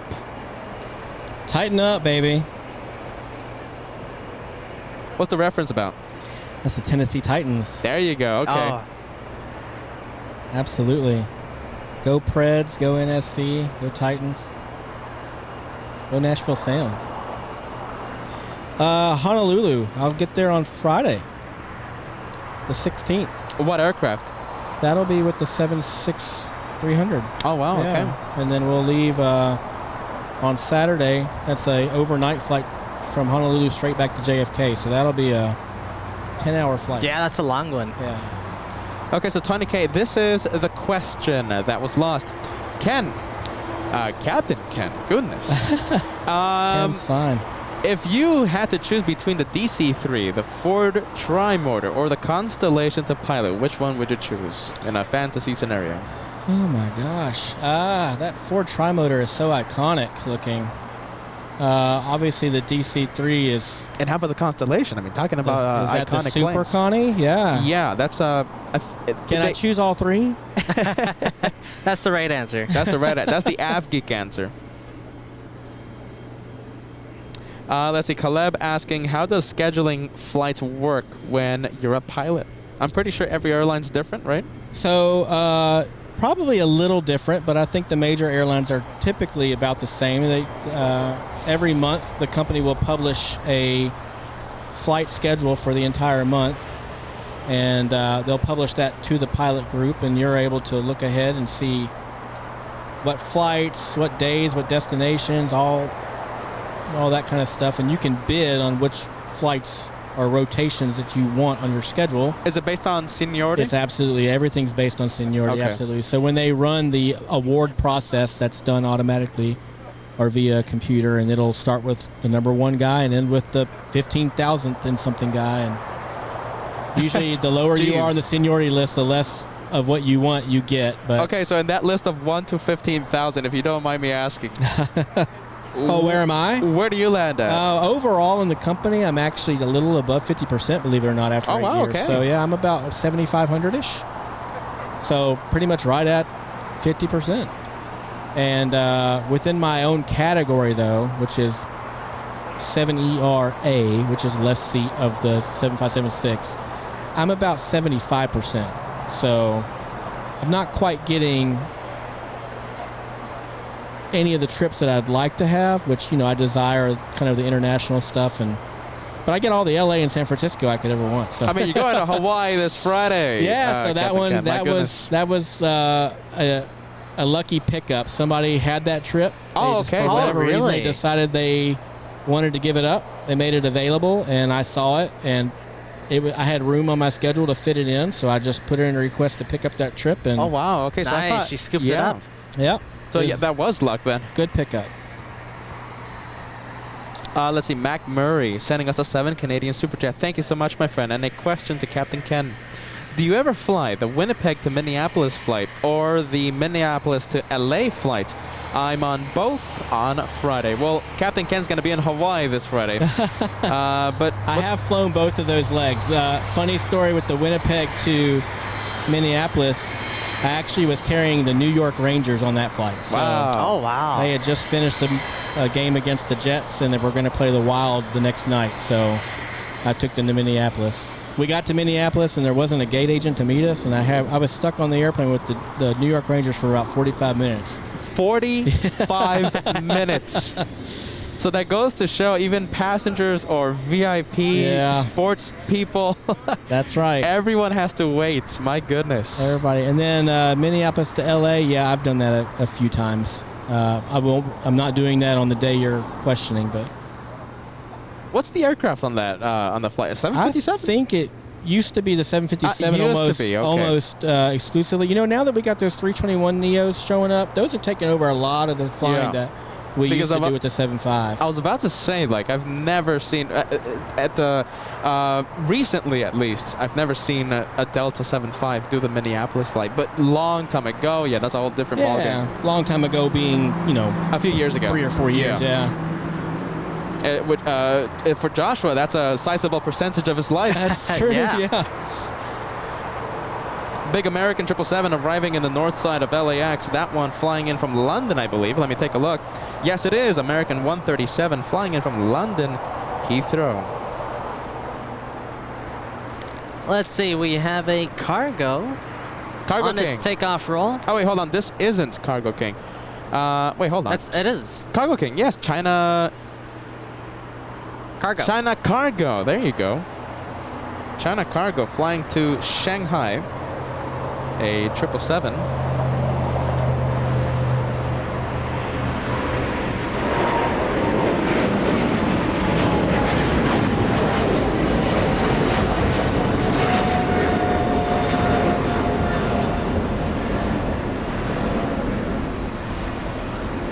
What a great observation point. No, it is. I mean, I've been to several different locations around the world. I can say that because Yeah. we went to Sydney. And Jealous. says the guy going to Hawaii this Friday. Oh, a dark parking behind us, by the way. This location right here, Clutters Park. I'm going to say Bat Bridge instead. Bat Okay. Bridge. Yeah, that wins no matter what. When they had the supers departing on 24 left, right? Yeah. Because of the Exactly. construction. Yeah. One of the best locations, Okay. if not the best location. And it's not just coming from the biased host. It is, though. But you know what though? Overall, Overall. with the convenience, if you just wanna, if you're you're passing by, you wanna take a look, you don't want the hassle of the parking issue that you have in Bat Bridge. This, kind of wins with the convenience. So, okay, sure, parking's right next to Clutters Park, but, Clutters Park, Bat Bridge, it really is the best locations in the entire world. I mean...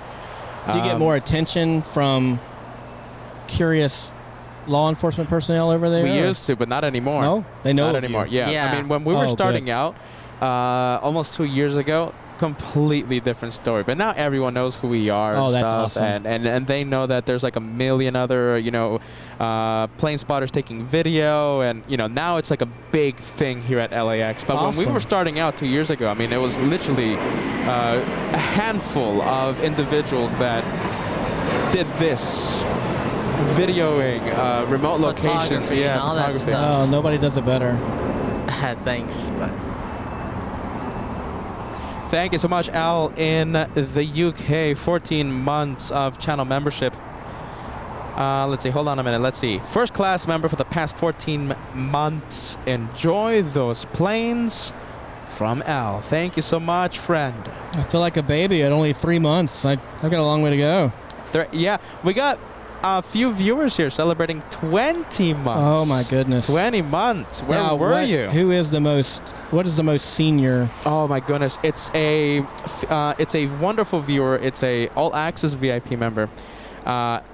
Anna Sullivan. Anna Sullivan. Okay, I believe I've seen that name. Almost 20. She showed up on Wednesday's live show. Oh wow. Okay. And my goodness. The first. Yeah, that's true.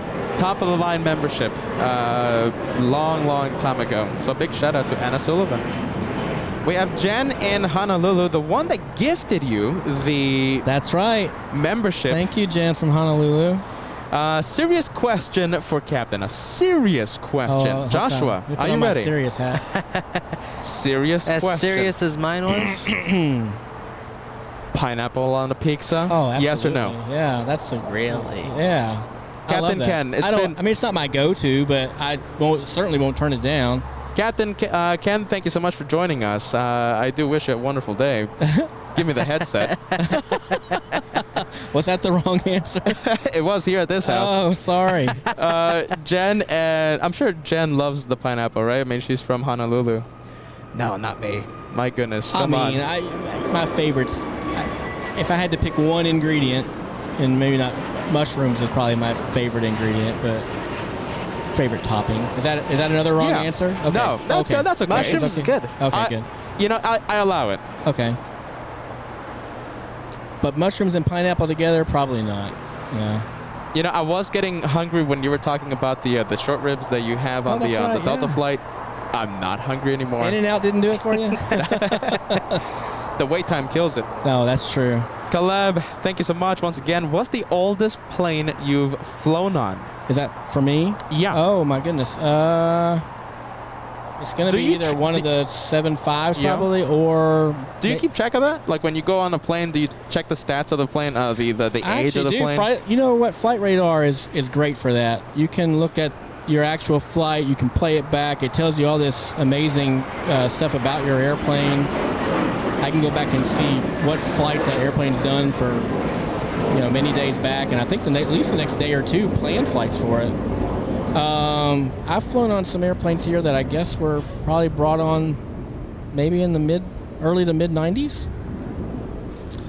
And then I imagine probably the T-34 Turbomentor, which would be the primary training aircraft that we use not anymore. We've since moved on to the T-6, but when I went through it was a T-34, and those were probably 70s. Wow, geez. I would say maybe. That was a fun airplane. And then probably the very first airplane I ever flew was a Cessna 150, and that probably was 1960s. When you were starting out, right? When you were having your, when you were flying the T-34s, when it was all starting out, did you have, let's say, a dream plane that you wanted to fly for the Navy? Did you say, okay, I want to fly the latest and Well, at the time it was a Tomcat. That's because I joined with a few years after Top Gun came out, and but then as they brought on the Super Hornet, which we call the Rhino, that obviously, I think when I was in flight school, that was my target aircraft.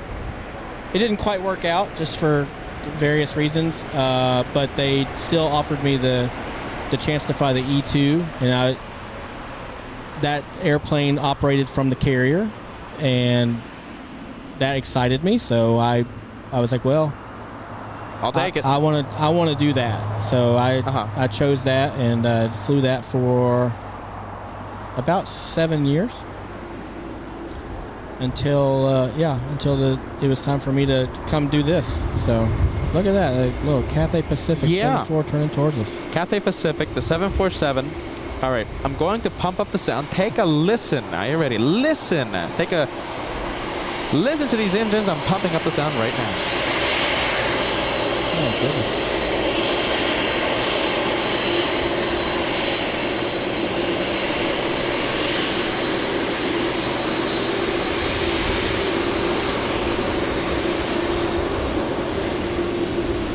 And we got her on Lima. 747 went long. Are you ready? Go long. Captain Ken got pretty lucky.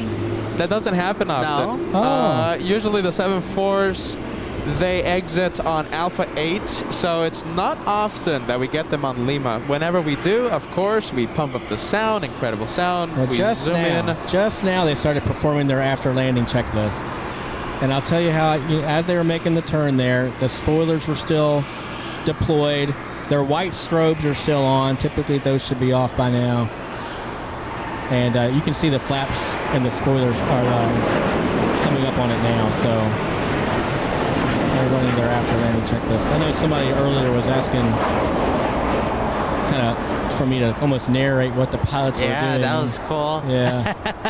I was trying to be quiet, but that was really cool. Yeah, I was about to say, it's so cool to have literal, experts, someone in the business, come in and, give the proper play-by-play. Yeah, that's proper play-by-play.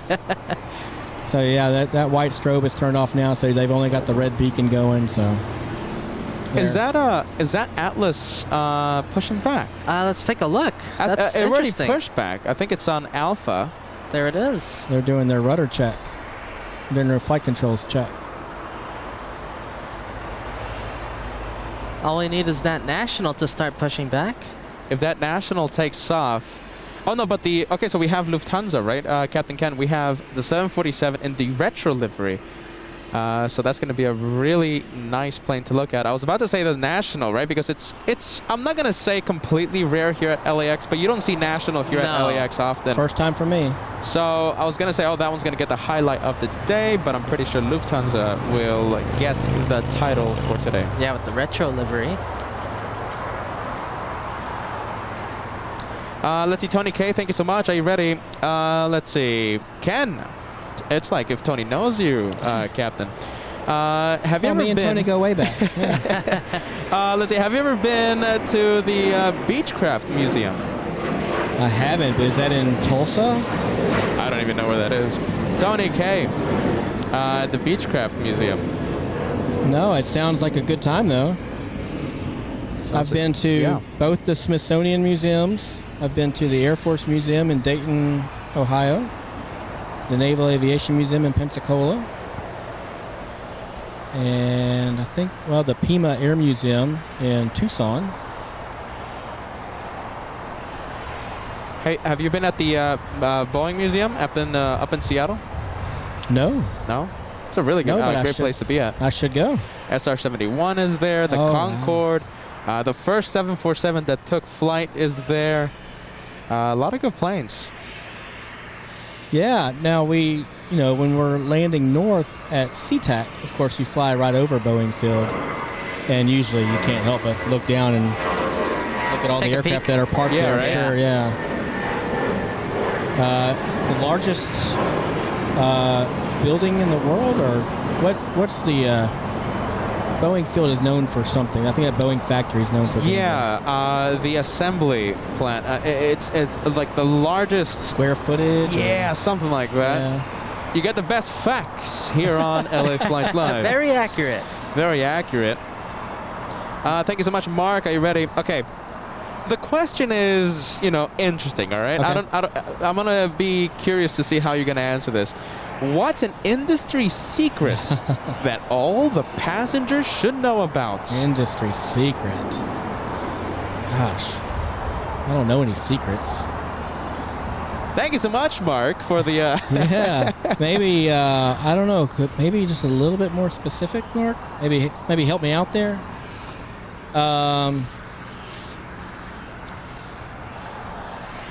No, I'm drawing a blank. How about this? How about like industry secret, right? Okay. So I'm going to be specific because I kind of want to know this. I appreciate you. How can you get on that upgrade list and get the Delta One cabins? Or something first class, something that's not the row 5000. Yeah. I think that's too much of a secret. That's too much of a secret. I think Captain Ken keeping that secret. I think you guys are overestimating my... well, not me. Mark, are you ready? My ability to You know, if you know somebody that works for the airlines, we have something at my airline that we call a buddy pass. There we go. Juicy. Go for it. We get so many of them a year. It's not very many. But you can, if you are so lucky or maybe so unlucky to be given a buddy pass, you might have the possibility, and it's a long shot, of finding yourself in an upgraded class, even all the way up to first class. But this is how it works. Okay. I'm gonna mute the exec jet right now. Okay. This is juicy. This is juicy. Go for it. You know something? I'm gonna mute your mic, and we're gonna talk behind the scenes right now. Sounds good. Sounds good. All right. So how does one get this We're on buddy mute, pass? right? Yeah. Okay. All right. Good. So No, you would ask your buddy, who works at the airline, if they can help you out with a buddy pass. What that buddy would then do for you is identify what the buddy fare would be for that specific flight that you're looking for, and then you would be responsible for paying that fare. It's usually quite a bit reduced from a full fare, but here's what that gets you. It gets you on the standby list. And on the standby list, you're at the bottom of the standby list. So in other words, all of the employees and everybody on their regular, what we call non-rev list, is going to go ahead of you. And then their parents are going to go ahead of you. And then their non-dependent children are going to go ahead of you. Jeez. And then at the end, as long as they see all of those people, then they're going to get to the people on the buddy list. And they'll assign you a seat in the order of, I believe it's seniority. So however senior your buddy is that bought you that buddy or arranged for you to purchase that buddy pass, you'll be seated in that order. And if there happens to be a premium seat available at that point, which is rare, then you can be allowed to sit in that seat at a very reduced cost. Now, that being said, I hope you enjoy camping in airports, because that's probably more than likely what you're going to end up doing on a buddy pass, especially if you fly domestically, because, I mean, our load factors now are pretty high. So after you've seated all of your paying passengers, there's usually not a whole lot of seats left over. Yeah. So then you've got to fit all your regular employee benefited, passengers on there before they get to the buddy passes. So you have I'd say you have a better chance on an international flight. I guess it's not gonna work when we go to JFK, because those flights are completely full. Yeah, I would just go ahead and purchase whatever class of seat you're able to purchase, and it's much less complicated. Take the stress out of it. Okay, well, listen, we wanted an industry secret. That was an industry. That was it. I think so. Okay. Right? Yeah, and I mean, probably not commonly known. Hopefully, I didn't spill any secrets that I shouldn't. I don't believe I have. No, of course not. And no one's listening. This is just us three. Oh, that's right. We were on mute the whole time. Yeah, that's right. Okay, absolutely. well, we can go. We're going back on mute. We can go unmute now. So we're back. We're back. Yep. Peter writing some notes behind the scenes. Let's see, 7-4, flying to Anchorage. You've ever, after this departure, I want to ask if you've ever been to Alaska. I have with the Navy. Okay. With the Navy. So we flew the Hawkeye up to Fairbanks, up to Eielson Air Force Base. It's been a month up there. In North Pole, Alaska. And yes, there is a Santa Claus house there. Oh. Hold on. Were we even heard with all this 747 noise? I think we weren't even being heard. I think Captain Ken just spilled the beans on a big secret. Oh, yeah. Big 747 departure. My goodness, the sound was amazing. Climbing at, I think I missed the peak. I'm seeing 2,100 feet. Yeah, that was in a rocket.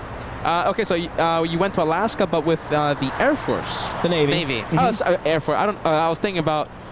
They have an Air Force base there. Air correct. Force yeah, base. So yes. We were TDY to an Air Force base, and we were participating in what they call Red Flag Alaska. So it's much like the Red Flag in your. Are you from Las Vegas? No, not from Las Vegas, but a lot of grew up years there. So the one that recurs there at Nellis Air Force Base is much like that, but a much larger area because Alaska is much bigger. So we were up there doing Navy stuff with our E2, and we spent a month up there. But I haven't been there with Delta yet. I believe we do fly the 757 to From Seattle. Anchorage, correct? Yes, Seattle to Anchorage. We used to do it from Minneapolis as well, I think, but I haven't done it. And I think lately, Captain Ken, they're flying the 7-3 to Anchorage, Oh, that's not the unfortunate. 7-5. Yeah. Okay. As I think we have a few more questions. Let's see. Okay, so we got Tony K's question. We have Mark B. Okay, so the industry secret. That was a pretty good answer. Okay. Let's see, Mark. I hope Mark is happy with that answer. We have Saint Ranger. Captain, what happens if you pull the landing gear lever up while on the ground? Nothing. The airplane knows when it's on the ground, so it's not going to allow you to suck up the gear while you're on the ground. Are you going to be able to pull up that lever or no? I'm not going to find out. You're right. Perfect answer. That's the perfect answer. Saint Ranger. My goodness. Let's see. We have we have CX Rupt 1 month membership. Hey, I just joined, and I'm building LAX in Minecraft. Wow. Very nice. Oh, wow. Good luck with that construction project. Are you ready? We have Ann Wilson. Well, okay, so we have the Banana Club. We had a Spirit Wings before the industry secret was spilled. Oh. Ann Wilson, Banana Club. We have Kai as well. You guys are amazing. Belly Cats.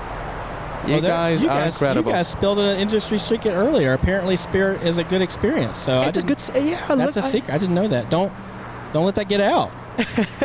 Yeah, the airfares are going to be going up in start price. raising it up. Spirit Wings are going to say, wait a minute, why am I charging $60 to go cross country? Balika, thank you guys. Banana Club, an amazing club here at this channel. Luis Leonard, a 3 Aussie tip. I love you guys. Peter and Kat, 5-month member here on LA Flights Live. I appreciate that. Thank you so much, guys. I'm so sorry I'm delayed with these messages, but Captain Ken. Yeah, I'm taking up all the time. I'm sorry. LA Flights, having a great time. Oh, you can see SoFi from here. I didn't realize that till just now. Yeah, we can. SoFi lights up at night. Nice. Oh, we'll go take a look at it now that we're talking about goodness. Hey, Captain, are you ready? 4th of July. I feel like a director. Yeah, you're not. You're right. 4th of July, right? Uh-huh. Last year, 2022, the entire city of El Segundo just lit up. Really? For like 5 hours straight. I don't know how many. I don't know how people have so many fireworks at their homes. It wasn't El Segundo. Oh, what did I say? You said I'm pretty sure you said El Segundo, didn't you? Inglewood. Inglewood. The city of Inglewood. The entire city lit up, and I think one of the best memories here at LAX that night. The entire city just for 5 hours. I don't know how people have so many fireworks. Infinite fireworks. At their I don't know disposal. how I do it, but I'm usually lucky enough to snag a flight that takes off around midnight on, well, not midnight, but as it's getting dark on July 4th. And it's something to see from the air, just the amount of fireworks that are going off everywhere. I've had the fortune of doing it out of Salt Lake City. I've had the fortune of doing it out of New York City. And it's simply amazing. I think there's nothing like Los Angeles. To be specific, Inglewood. Yeah. My goodness. No, that's infinite. Okay. Now, Inglewood is which direction? Right there. It's right SoFi, here. Okay. SoFi SoFi. area. Yeah. So the approach for the 2.4s and the 2.5. Oh, now that would be interesting on final approach and see. There is some they're shooting really at us. good shots to be had.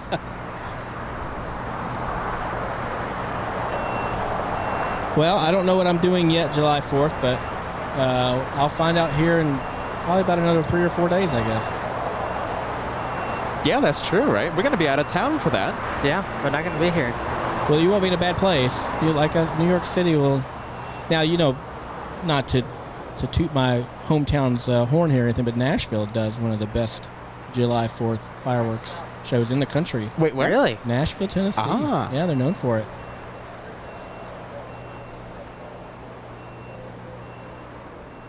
Maybe that's another industry secret. Yeah, there you go, right? Let's go to Nashville. Where was it? Nashville. Secret. Oh. Let's see, we have Kim Artisan. Are you ready? Most famous person Captain Ken, has ever had on a flight. And it can't be us because we haven't been on your flight right. yet. Yeah, so it's not Peter and Josh just yet. So it's not an A-lister for sure. We got to go way down. Let's see. On the same flight once, and I actually had the fortune, the jet bridge was late coming up to the airplane, so he was kind of a captive audience. But Charles Barkley, Sir Charles Barkley. Oh, really? Wow. Super nice guy, and just a couple rows behind him is Jamie Lee Curtis. That's a powerful flight, isn't it? No, that's impressive. So I would say the majority of the flights that I have somebody famous on, it's those New York to LA flights. Makes sense, right? So I've had Katie Holmes, Matthew Modine, most recently famous for his appearance on Stranger Things. You like that shit, don't you, Josh? Me? No. Stranger Things? Oh, I haven't watched it. I gotta watch it, but I know everyone talks about it. One of the Jonas Brothers, I'm not sure which one.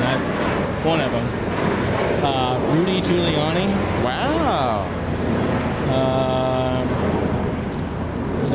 Another famous conservative guy who's, I think he used to run Breitbart or something like that. I don't remember his name now, but.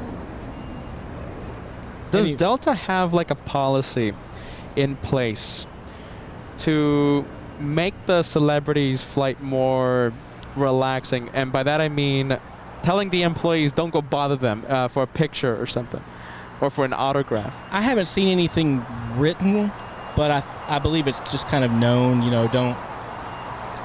We want them to keep flying us, right? So we want to make their experience as comfortable and seamless as possible. Here at LA, we do provide a service for people of that type of status. I believe it's called, it's not Delta One, I'm not sure, but they'll arrange to have them kind of an expedited screening, and then often drop them off plane side in a like a luxury car, right? A Porsche, yeah. The Porsche Macan. Yeah, that's right. We were talking about that. I don't know if Josh. That's a coincidence because we were just talking about that Wednesday. Yeah, Wednesday. We always see a Porsche Macan just driving around. Yeah. And that's the celebrity car. Often it is. And I tell you, to be honest with you, a lot of times the first indicator that I have that I even have somebody on my airplane is when I arrive to the arrival airport and that car is waiting outside, and I go, oh, somebody famous must be on board. So, often I don't know ahead of time. So that's how seamless we make it for them. They don't even tell the pilots. Now, I'm not back there harassing them for autographs. Okay, I was about to ask that. Like specifically, you do you go back there, and do you go and ask for pictures or? I have not. Yeah, I have not. Not that I haven't wanted to, but. Who did you want to? Ask for a picture and ask for an autograph, but you couldn't. I don't know. Some of you guys are sports fans, I'm sure, and we just had the NBA playoffs here recently. I think their finals are still going on. But finals are still going. I had the Cleveland Cavaliers on my airplane. Really? Flying them from New York back to Cleveland. Recently? Years ago. For anybody who's familiar with a player named Donovan Mitchell. Oh, really? I'm a bit of a fan. Awesome. I'm a bit of a fanboy. I'm a Louisville Cardinals fan, so that's who he played for. Josh is the big, he knows all of that. Oh, does he? Okay. Yeah, I'm a big NBA fan. So Donovan was walking towards the front of the airplane, and I made eye contact with him and gave him the big L's up for Go Cards. And he said, he kind of acknowledged me and said, yes, sir. Okay, hopefully you didn't mistake that for another symbol. Oh, no. I said Go Cards while I threw up the L. Okay, all right. Yeah, I'm sure he's seen it over and over again for many years. So.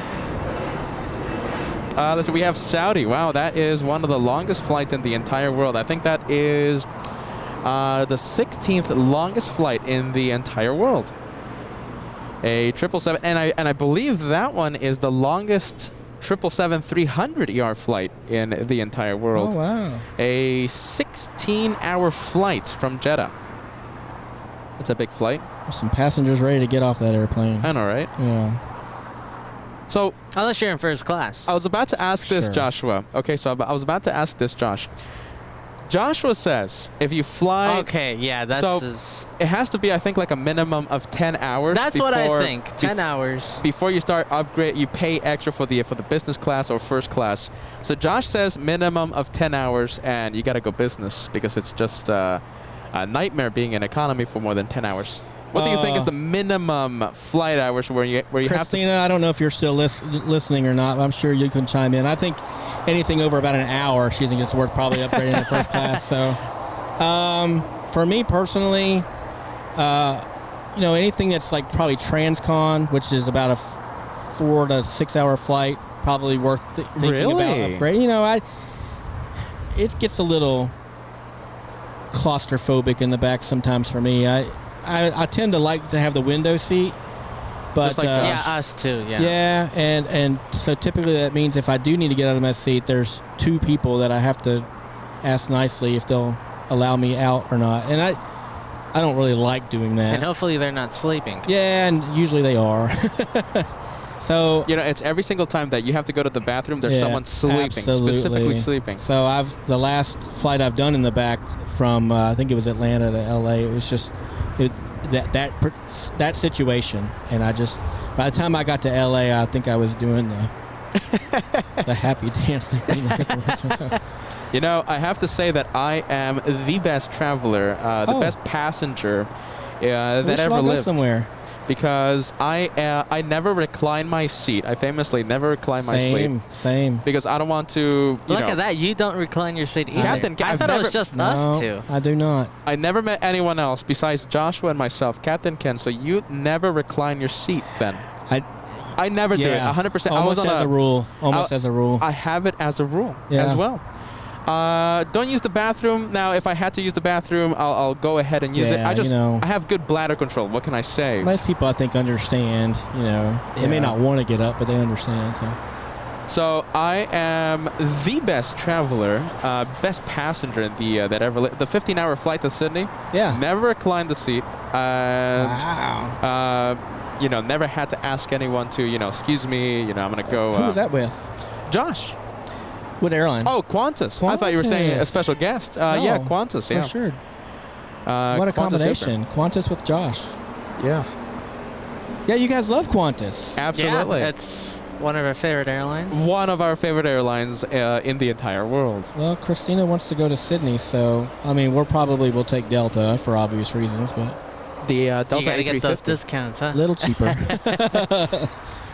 But I'm sure she's gonna expect some upgraded seating for that flight. So it's only 15 hours in row 5000. I think it's all right. No problem. For that, you definitely need puts it. hair on your chest. Though. Okay, so Joshua would say, minimum of 10 hours, business class. That's what at I least. think. You have to start thinking of upgrading. I'm fine with sitting for 6 hours, standing up like in the coach seats, but more than that, you can't. Yeah. Yeah, I can get on board with that. By the way, special livery right in front of us. KLM in the special 100 years livery. Oh, wow. And KLM, the oldest airline in service right now, currently in service. They started service back in October 19th, 1919. They're great partners with us at Delta. Another Sky Team. The good old Sky Team Alliance. Yeah, Sky Team. They treat us really well over in Amsterdam as well. Mike, thank you so much. Sending us a $5 super sticker. I appreciate that. This message came in a few minutes ago. I do apologize. Mike, a good Saturday to you, friend. Mike in Los Angeles. Mike always stops by. Wherever, sometimes when we are at Bath Bridge or sometimes here in Clutters Park. Mike, a good guy. I hope you're still watching, my friend. Stephen Lewis. Okay, let's take a look. Captain Ken, your favorite livery. I think you talked about this one, right? Favorite livery? Yeah, I mean, we talked about the All Blacks from Air New Zealand. Yes. That's definitely got to be high on the list. Just because I've said it before, I'm a kind of a Tennessee guy. I like the Southwest Tennessee livery that shows up every now and then. As far as Delta liveries go, I mean, what's a special livery for Delta? Not that many, right? The Team USA, the breast cancer. There's the Sky Team. 400, the breast cancer awareness. That's a pretty good one. I've flown that airplane. The Sky Team. Yeah, the Sky Team. They have the Sky- 737 and the 767. Yep, right? Joshua has it. Yeah. What else? I think that's it. I think so. I don't know if we have. I don't think we have a 75 in the Sky Team livery, do we? No, 7.6. 7.5 no. 7.6, okay. I don't think so. We have the thank you plane that everybody Yes. gushes about. That's The a A321. 321, correct. The one that I sometimes borrow for the LA Flights and thank the LA Flights viewers. My name is in the inn on the right side of the airplane. Really? Wow. That's cool. Where is it again? Exactly? Yeah, if you were looking on the right side of the Yes. airplane at thank you, it would be in the inn. Wow. Okay. Yeah. I'll know that for next time. Yeah, you have to. How well can that thing zoom in? Not too bad. Okay. Maybe Depending on how close the maybe you plane can is. pick out Kenneth Ray on the right side of that airplane. You will be surprised of what that camera can pick up. He amazes me every day. That Falcon 9 shot you got a few days ago. Is that correct? I think you got a SpaceX launch? Falcon? No, I don't think Oh, so. hold on a minute. Okay, hold that on. was a long time ago. That was okay. So that's in the teaser trailer, right? Oh, it that's in the is. trailer in the Yeah. beginning yeah, of the that's show, the trailer. and that happened, I think, early 2022. Was that off Vandenberg or out of Vandenberg. Oh, yes. And Joshua was using a much more, let's say, Primitive perfect No word. kidding. Well, So- we're going to have to hook it up with that, with your new equipment. Yeah, with the new one. Yeah. With this camera, that would have been, I think, a lot better of a zoom. Okay, the Dreamliner now, 787. And we have the Queen of the Sky slowing down in the north. There she is. Nice.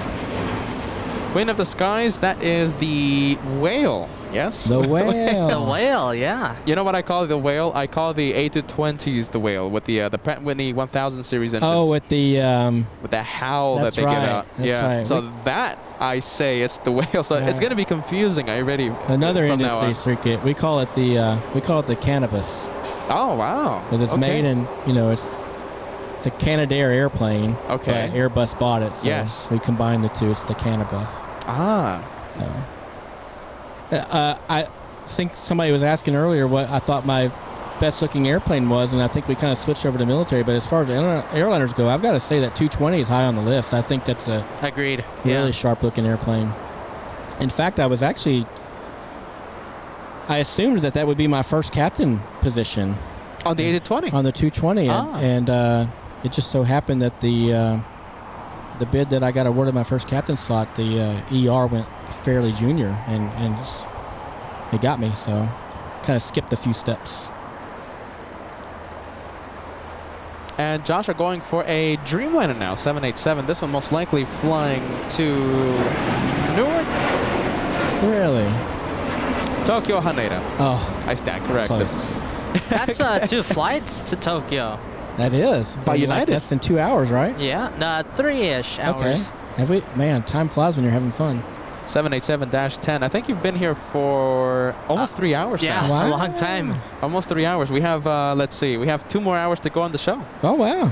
Oh, don't let it end. Don't let it end. I might shed a tear. Hey, let's do some midnight plane spotting with Captain Ken and Joshua with the night cam.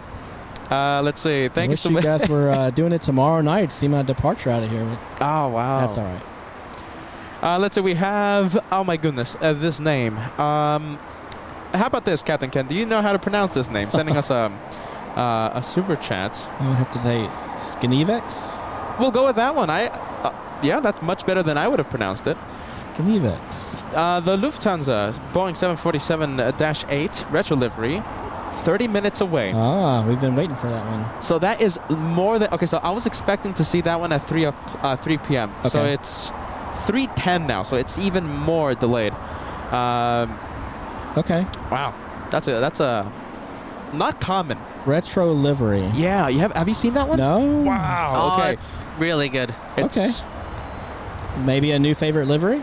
I think it is. Okay. You'll see it. You'll see it. Okay. Okay, thank you so much. We have Ronald with Wings in Florida. Good day, everyone. Sending us a $10 super chat. I wish you a good day. Thank you, Ronald, with Wings for joining us. So if you're just joining us, are you ready? Okay, let's zoom into this Saudi, right? Let's give you pilot cam, and I'll give you a little bit of a station identification, and I'll let you know who is joining us, who is sitting in the jump seat. We have Wilson Blake sending us a $20 super chat. Delta is the best. Enjoying the show. Very nice message Thank there, you, Wilson. A very patriotic message there for Captain Ken. I appreciate it. Thank you, Wilson. Thank you so much. Oh, wow. Look at that banana. That's not a go-around, is that? Hold on a minute. That one... No, take a look. 3,300 feet per minute so far. I believe that one was... banana. You know, that one was 4,000 rate of climb. A rocket launch here on LA Flights. And a rocket banana. There you go. That's right. That might be the first one I've actually seen today. I wrongly called the 7.4 earlier a rocket launch. Joshua too. Joshua fell for that one as well. No, I think. Sorry, Josh. Took you know down what? with me. No, I think we were right. That must have been a mistake on Flight Radar's You know what? part. It may have been after they had selected climb power. So the first 1,000 feet of climb out is going to typically be a little bit steeper. Yeah. And then once you reach 1,000 feet above the ground, usually you select a lower power setting and they kind of nose over. There you go. I trust to accelerate. So that's going to lower I trust you. Yeah, that's it. over Flight Radar any type of the day.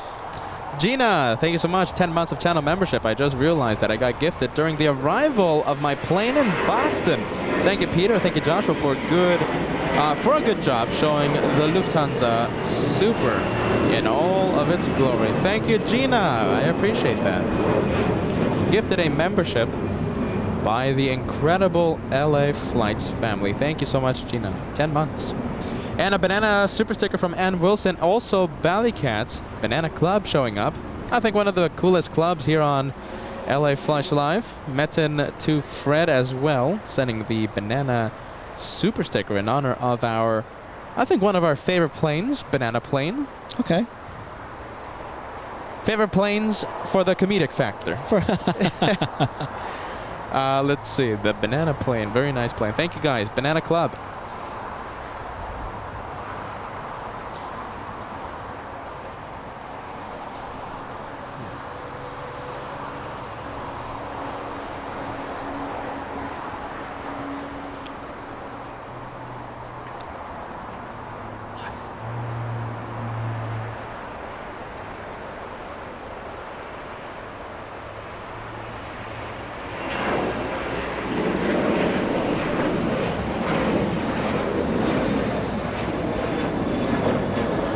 There goes a 737 United. We have the Saudi going to the gate.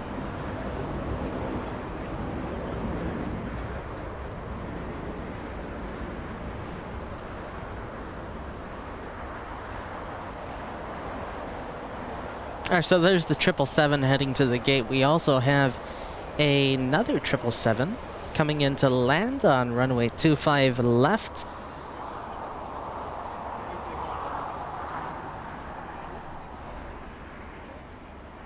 Looks like we have Speedbird choosing the south to land today.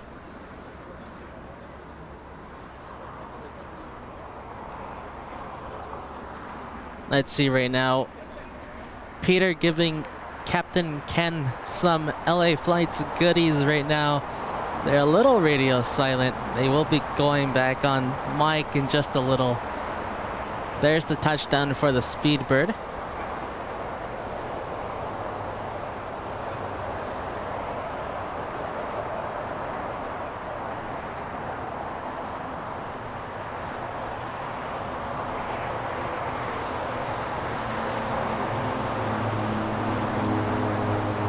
Captain Ken.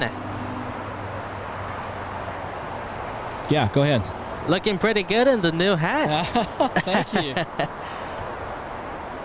I appreciate it. I'll wear it with pride. Anytime you're now part of the crew. You need your uniform. Yeah, well, I was ready to get out of that thing after a 6-hour flight this morning, so.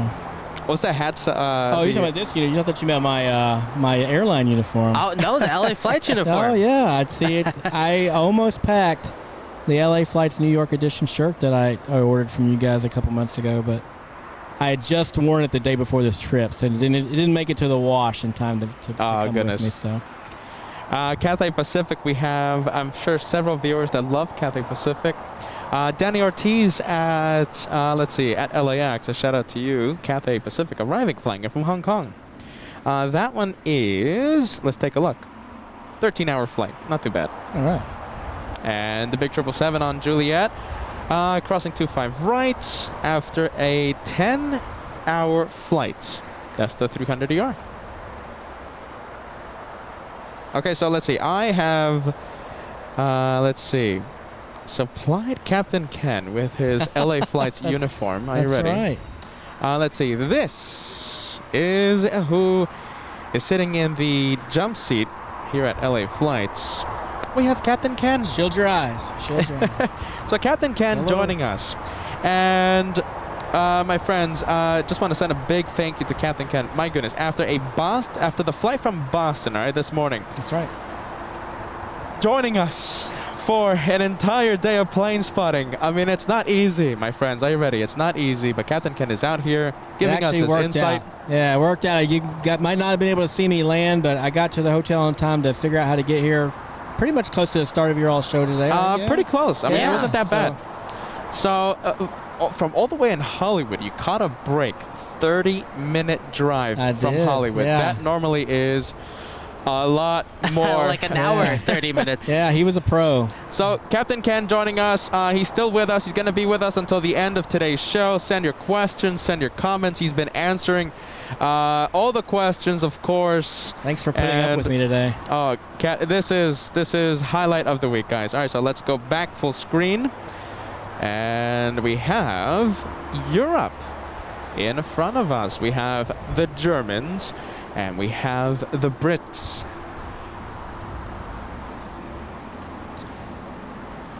Used to be a dangerous combination. A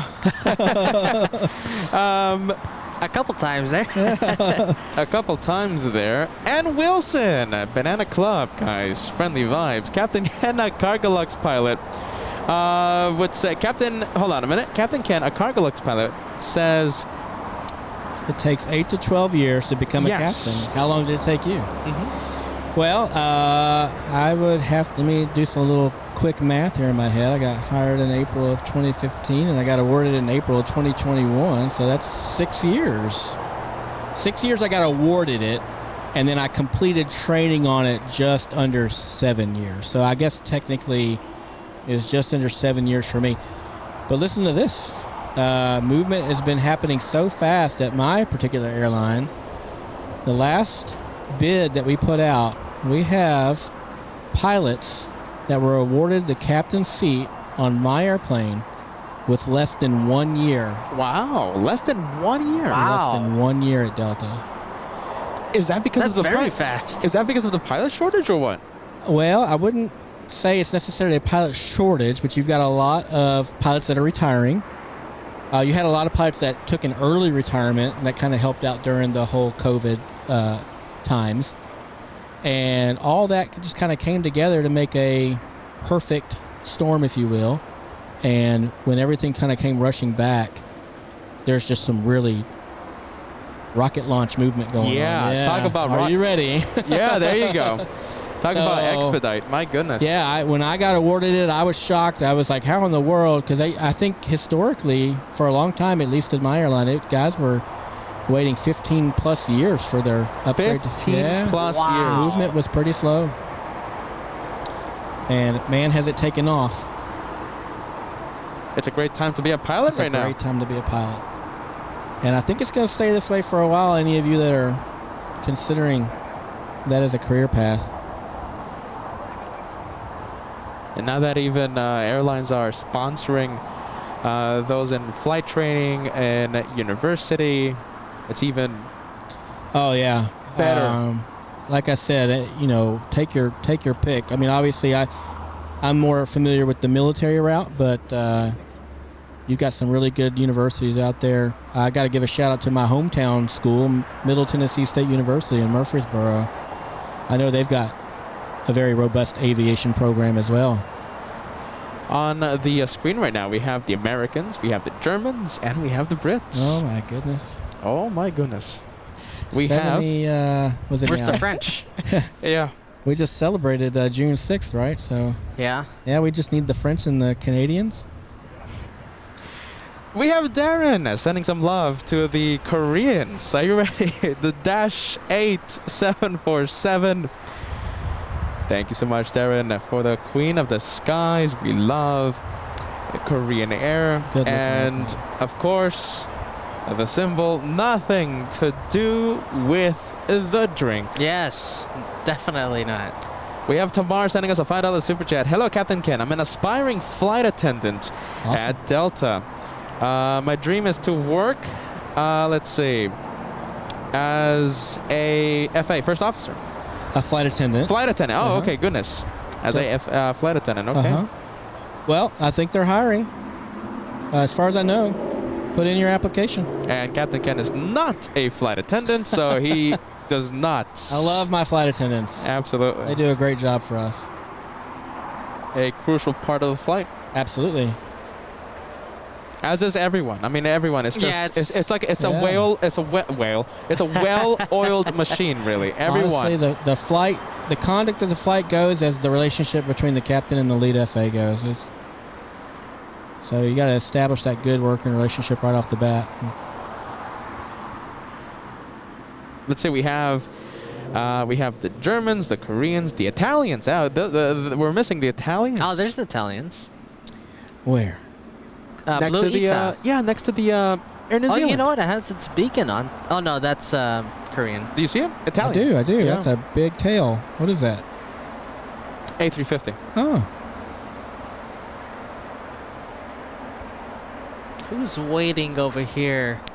Fiji. Fiji. That's what it is. It's being But- towed. That one, yes, won't be a departure. That one is heading to the remote parking area.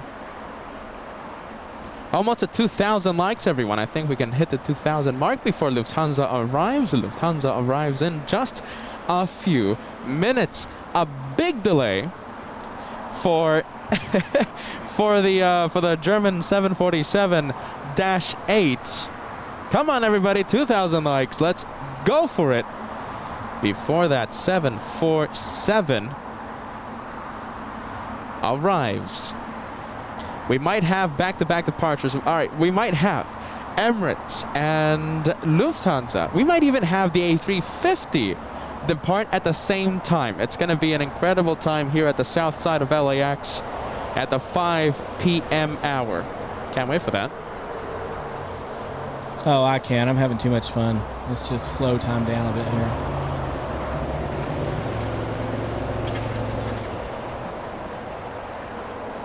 No, it's a well-oiled machine, you know, everyone. The whole process from, you know, the pilots, the flight attendants. A big shout out to those who are at the ramp, all the baggage handlers. Absolutely. You know, we were in Boston, right? And our filming location, we were able to zoom in to... Oh yes. yeah, terminal, what was it? Terminal B. Terminal B at Boston. Okay. And Alaska Southwest, they parked right next to us, and my goodness, it's just back-breaking work.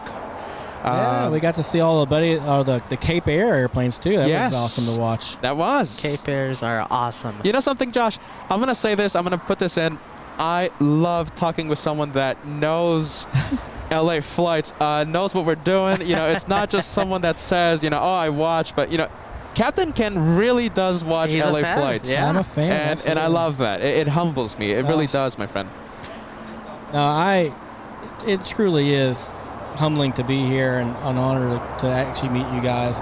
You're celebrities in my world, so. And you are a celebrity in the LA flights community.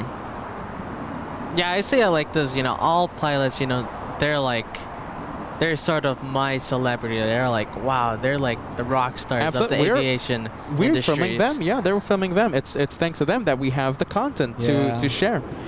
Let's see. We have the French. My goodness, flying back to Paris. Air France 73 and Oh, the French A350. leaving. Yeah, Yeah. the French leaving. Au revoir. And Fiji, they are heading to the remote parking. Oh, okay. Yeah, that's gonna be a departure around midnight. Yeah, that's a midnight departure. Ah. We won't stay for that one. So don't worry about that, Captain. You're going to be... I might be I don't know. here. We might have to set up some tents. Yeah, I Hold might on a be minute. here. Hey. Oh, okay. I thought you said you are going to be here. I might be. Oh, you might be. I'm enjoying this too much. There you go. I You love guys are that. going to all pack up. I'll be all right. Oh, that's great. I'll find my own way back. No, that's Sometime. great.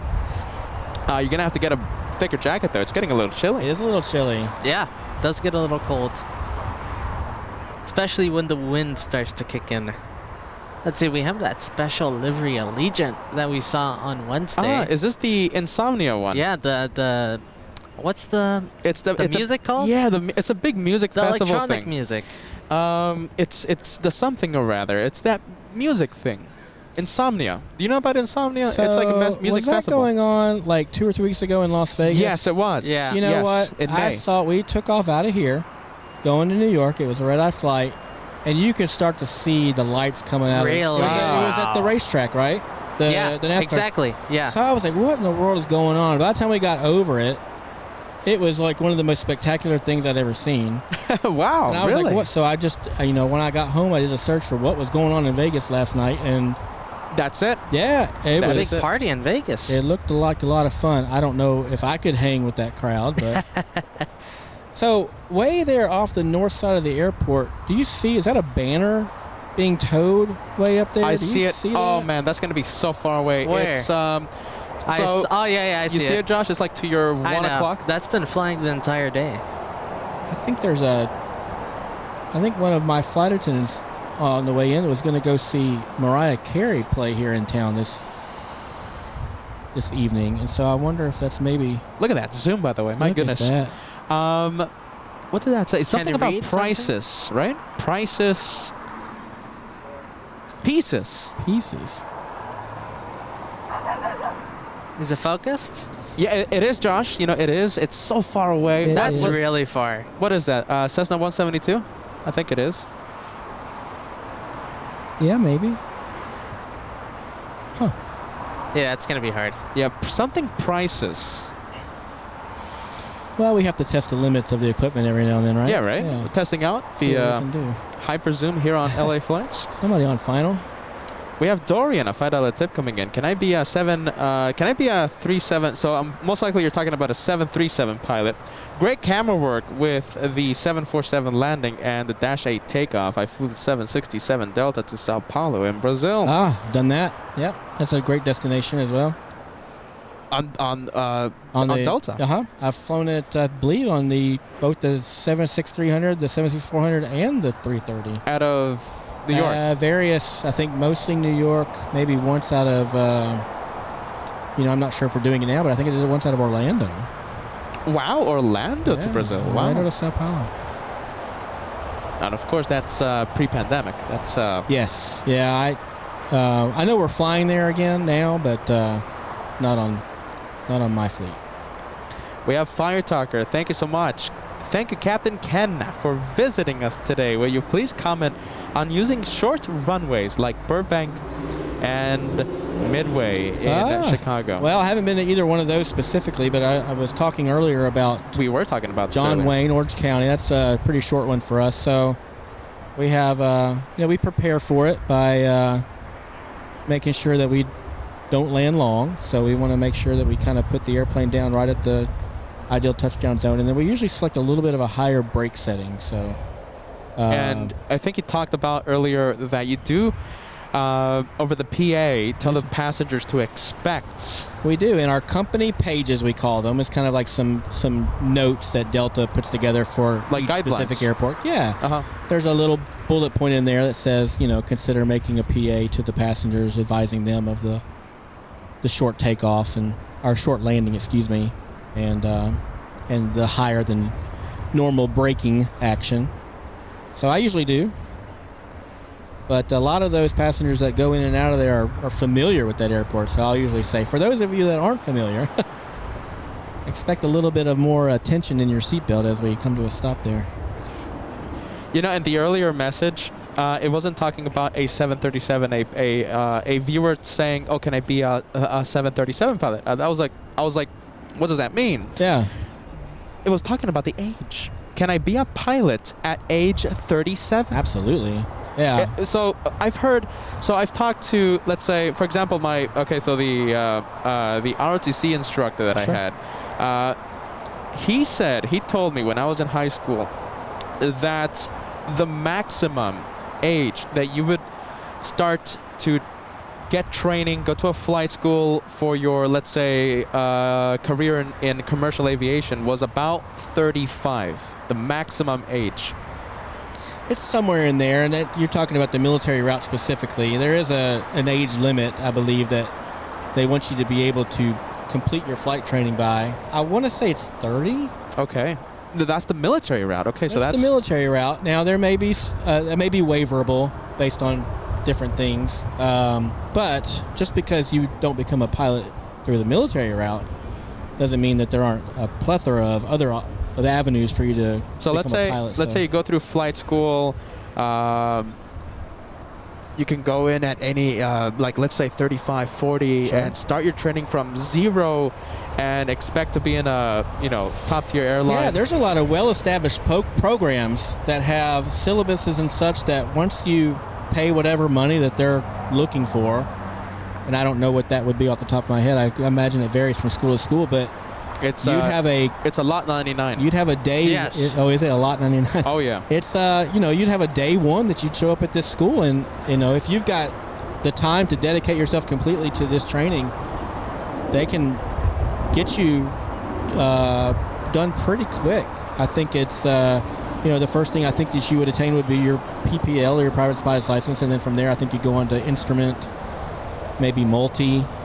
Somewhere along the way you'd become a commercial. A lot of these schools will set you up to be a flight instructor so that as soon as you get that rating, you can then work for that school as an instructor. Start getting some money back, yeah. Get a little bit of money back, but what you're really getting is hours. That's Absolutely. kind of That's the the more flight hours. Yeah, absolutely. So what you're trying to do is get enough hours to be employed at a, more than likely your first step if you took that route would be a regional airline. So SkyWest. I know a lot of Envoy. let's say flight attendants that are now pilots that did that route and started with the smaller regional airlines, and now they're at JetBlue or something. I know a few. Hey Josh, by the way, let's abandon Dreamliner. Let's go for the retro livery. Lufthansa finally arriving. Josh, focusing the camera. North side arrival. There it is. Look at that. The retro of Lufthansa. Wow, as advertised, beautiful airplane. And 2 hours late. Oh well. Unlike the Germans, let's see, last few second corrections. The Lufthansa with the nose. Yes. The nose. For it can smell its way through the air, as Captain Kim says. Absolutely.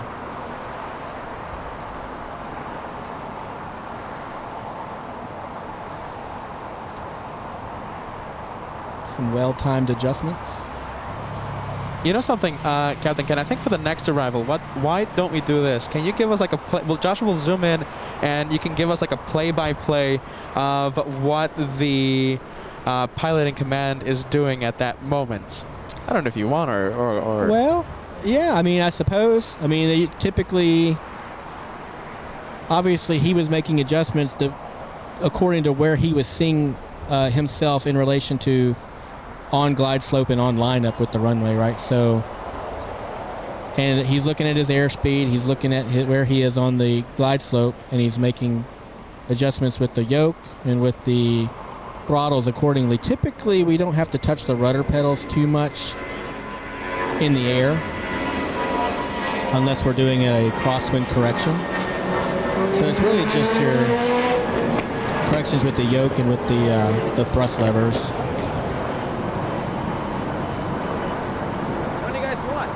Got some fans. Yeah? Yeah, look at that. Yeah, I'm surprised you guys don't get... All right, let's see. All right, how about this? I'm going to give you guys like a whole stack, all right? And you guys split them up, all right? Did you get stickers yet, Captain Ken? I'll grab some. I'm going to throw them all over my luggage when I get a chance. Let me put some rocket launch stickers there. All right, guys. Let's see. There's an ANA that landed in the north. All right, guys, yeah, there you go. Split them up, right? Yeah. Could be waiting for a gate. There you go, guys. Very nice. Let me see. There you are. Okay. Landed 7 minutes ago. Oh, yeah. Cindy Myers, thank you so much. A $5 super chat coming in. Good afternoon, Peter and Joshua. Happy to be here after spending the morning at Fox Field in Lancaster watching the fire tankers doing a drop test. Wow. Thank you so much, Sydney. Are you ready? Welcome to the Saturday special. I'm very happy to see you. And I do believe we have a new member here on LA Flights. We have Michelle Turner. Sergeant 550 New Zealand Super Chat. It's weird that I'm here trying to get rid of my fear of flying before flying. You know, are you ready? We have so many viewers that show up and they say that watching the live show, it has helped them get rid of their fear of flying. Excellent. Because they see the smooth operations, the constant smooth arrivals, safe arrivals, and it just helps them get rid of their fear of flying. I can totally see that. Seeing how such a large operation can run as smooth as it does. Oh, yeah, it's good. Doesn't do it on its own. It's a lot of professionalism and experience. We have Michelle Turner, so our newest first-class member, right? Hey, Captain Ken, did I hear you say that you are a Louisville Cardinals fan? I'm from Louisville, but bleed blue for the Kentucky Wildcats. I was excited, and then you let me down, Michelle. No, hey, a little bit of love for my bros in blue. But go Cards. Let's see, we have a pretty cool plane. It's not the biggest plane in the world, but it looks really cool, and we're a big fan of it. It's a little Cirrus. Ah, look at that. Wow. That's a very nice one. North Max side 39. I arrival. didn't see it. I gotta thank Max 39 here, standing right next to me. He spotted it. That's got to be fun. The plane with the parachute. Yes, it does. Yeah. Did you know about that, right? The Cirrus has a parachute if it ever encounters an emergency. I did. I think there was a little bit of controversy after that, with that for a little while. I think they were, there's too many pilots using it. Really? Really? Wow. Yeah, I think they're, it was popular with, I don't want to call them out, but doctors and lawyers that were kind of amateur pilots and Oh, wow. kind of get themselves in a little bit of trouble, and they were quick to pull that parachute. So I'm not really sure much more beyond that. It's been a few years since I've heard those stories, but I think insurance companies weren't too happy about that.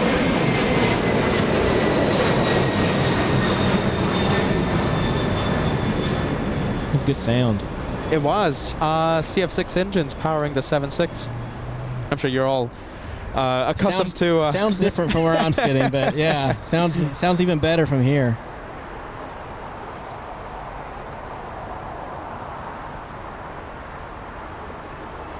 Let's see the pilot. Let's see if he looks like a doctor or a lawyer.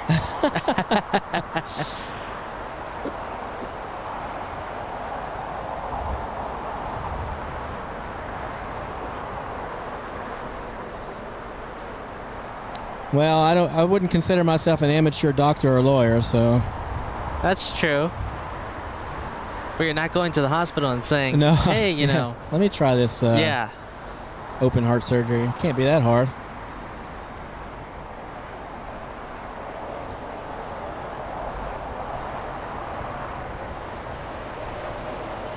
Looks like it's holding short of the runway.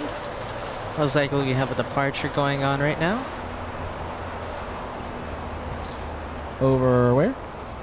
On 25 right. The Okay. Cirrus is holding short of 25 right. Gotcha. And here it is. Looks like it's a little prop already lifted off. Oh, yeah. A King Air, maybe? Yeah, that's what it looks like. That reminds me of the Cape Airs that we saw in That's Boston. right.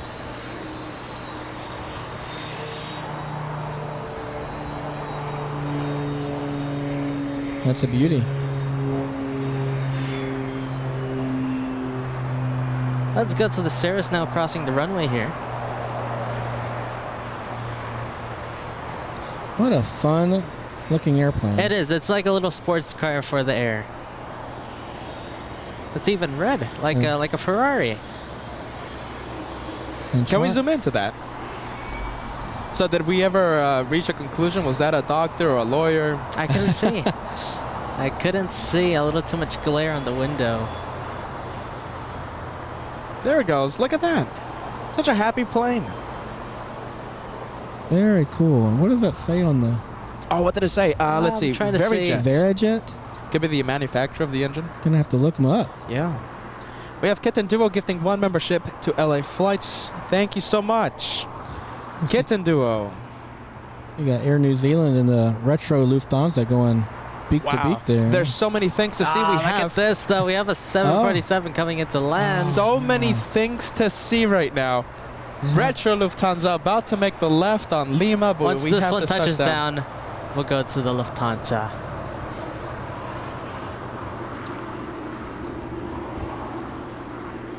Asiana Cargo, the one that landed.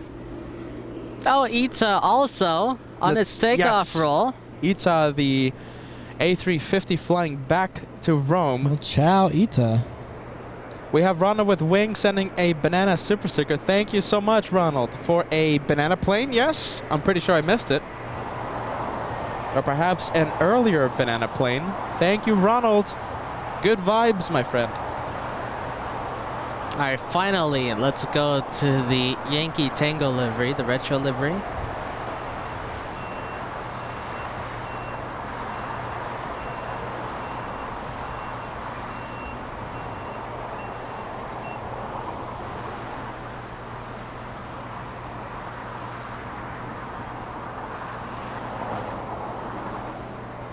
Star Alliance partner, huh? Yeah, right? Yeah, Star Yeah, Alliance. there it We is, have Star Alliance. talking about the Star Alliance. Later in the day, I think in just about 1 hour, we're going to have the second Frankfurt flight. Keep in mind, remember, this one is 2 hours late. The second Frankfurt flight in the Star Alliance livery. And the aircraft is an A340-300. Okay. That's a nice airplane. The hair dryers. Yeah, The did you hear about powered that? by No. hair dryers. Okay, so I'm pretty sure the term came from Kennedy Steve. The A340 Yeah. powered by 4 hair dryers because the engine, I believe the engines are V2500 engines. Okay. And it's just such a underpowered plane, right? Is it? I didn't know that. A pilot told me that it's an underpowered plane. It's such it's a 330 with 4 engines is what it looks like to me. Yeah. Yeah. 4 hair dryers. That's why hence the name hair dryers because it's such a small little. Gotcha. Okay. Yeah. That's funny. Kennedy Steve. Somebody, I think our earlier chat said he retired. Yes, several Yeah, years ago. okay. Yeah. I'm not sure if I ever had to talk to him. That's a good question. Yeah, I wonder. I'm not. I mean, I started flying at JFK in 2015, so maybe you guys know. You got the last 2 years of. Just the last 2 years. Yeah, Okay. I'm pretty sure it was 2017. 17, right? Yep. Yeah. Joshua has it. Gotcha. 2017 when he retired. So you might have talked to him. Who knows? I've gone back every now and then and looked at some live ATC.net archives to Yeah, I do that. listen to how dumb I sound on the radio. Oh, really? No. Look at that. Oh. I think I'm all right, but every once in a while, everybody. Look at that. You do listen to yourself. You always sound different when you listen to yourself, right? I get the same thing, because I have a few viewers that tell me, hey, Peter, do you ever, look back at your shows? Do you hear yourself talk and stuff? Uh-huh. I always look back. This You do. is entertainment for me. Yeah. I love, this is the planes. I mean, I just love this. You can guarantee this will be replayed in the house a few times after I get home. When they ask me this, right? When they ask me, hey, Peter, do you listen to your show? Do you replay? I tell them I make the show for me. Everyone else just watches the show that I made for myself. Well, that it's funny you say that. A lot of people ask you, well, do you get nervous with all those people in the back, about your landings or whatever? I'm like, I land the airplane just for me. Everybody else just benefits from it. So. 100% accurate there, That's right? so funny. You want a smoother ride, but you're landing for I'm yourself. trying to make sure that I have a safe landing, yeah. Everybody else benefits. Captain Ken wants a smoother ride for himself. Everyone else benefits. That's absolutely true. And that's how I see the shows. I mean, the shows are I mean, make to them for be me. honest with you, when you're viewing those airplanes on short final, they're not thinking about how many people are behind them, or they're just worried about putting that airplane on the ground safely. And then afterwards, you go, "Oh wait, I've got 200 people behind me. That's cool." No, hey, I can relate. I can totally relate. Runner with Winged, $20 super chat. Does LA Flights have female assistants, groupies? Yes, female assistants. No, I think you have some female mods. Yeah. Yeah, a female like I take that as like assistants. Yes, like helping with baggage and stuff. No, we don't have anyone. We're not rock stars. I'm gonna tell you what, because I've watched you guys now for 3 months, I would have assumed that you probably had a staff of people helping you out as well run as you guys do it. There's some days that I tell myself, I sometimes tell Josh, hey, we need help. It's just, especially during trips. That's true. When the equipment's getting wet, or I need someone to, go back to our, to our home and get something that's necessary to the show. There's some times that I do tell myself, hey, we need the help. Editing, that's another thing. Travel, booking flights to work destinations, to filming destinations. I mean, but the fact that it's just you two out here, it's is just absolutely amazing. I mean, you're seeing all the equipment right now firsthand. It's a maze of wires. It's multiple tripods, multiple cameras, iPads, iPhones, computers everywhere. I just assumed I would show up here and you'd have a full-on staff of people out here helping you out. And it's just us. It's just you two. If you want to help LA Flights, send your resume But remember, to Instagram. Remember, unpaid internship. Unpaid internship. Unpaid. If you're willing to get paid with peanut butter cups, if you're willing to get paid with peanut butter cups, send your resume, and you'll be traveling with LA Flights. I believe you better watch your mailbox. It's going to get pretty full. Yeah, you're not that far off. Yeah. My goodness.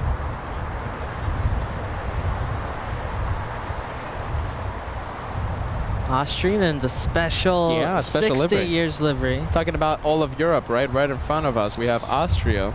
Gosh, I wish we did more special liveries. I'd love seeing these airlines that do the retro liveries. Okay, yeah, so we talked about this a few hours ago, right? A few hours ago, as I lose the track of time. So Delta has the Sky Team livery. Exactly, yeah. The Team USA livery, the Thank You livery. Right. What else do they have? I think that's it, right? We have the breast cancer awareness. Right, with the big pink ribbon. Yes. Then we have a few airplanes that have just smaller paint jobs. Like we have the Spirit of Freedom 7.5. So if you look towards the nose of the aircraft, you've probably seen it. Up towards the nose of the aircraft, there's like a... Yes, I know which one. Yeah, it has all of the symbols from the different armed services on it with the Spirit of Freedom. We have one that I think is dedicated to maybe Mariano Rivera. Yes. Also a civil rights activist. Correct, out of Atlanta, I believe. And the name escapes me at the moment. I apologize for that. But it's it's just a small section of the airplane where you'll see that difference. It's not a full plane repaint like I know a lot of us here would like to see.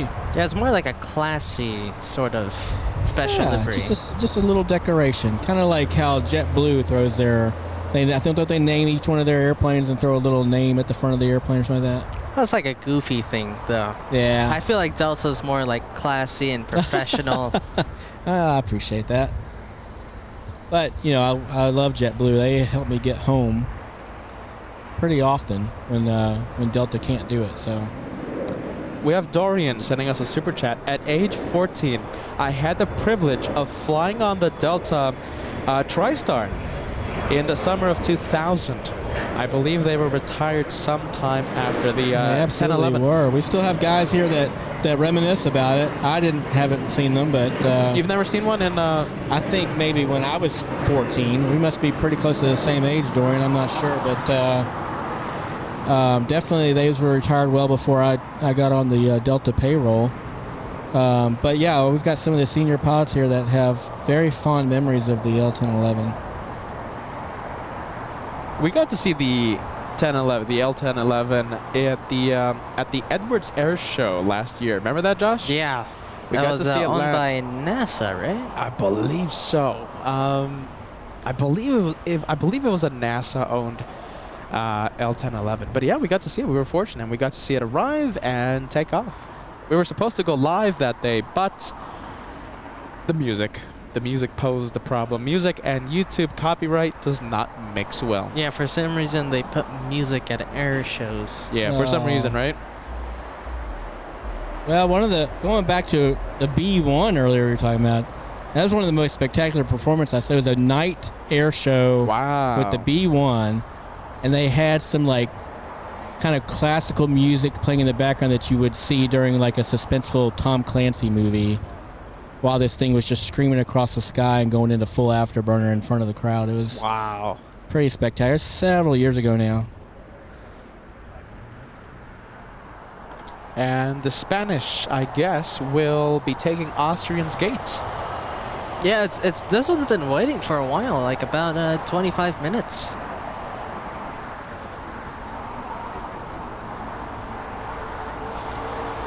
Let's see, we saw the B1 at Edwards, right? They were doing Was like it a at Edwards. yeah, it was. It was okay. The air show, and they were doing like a little mission, and they dropped mock bombs. Oh, that's what an And it was like a incredible big thing. explosion. We need Kevin Anthony here. He was here a few when was it? A few hours ago. He was showing me the planes that we saw at Edwards Air Show, and we need him right now to help me remind myself of the B1 encounter.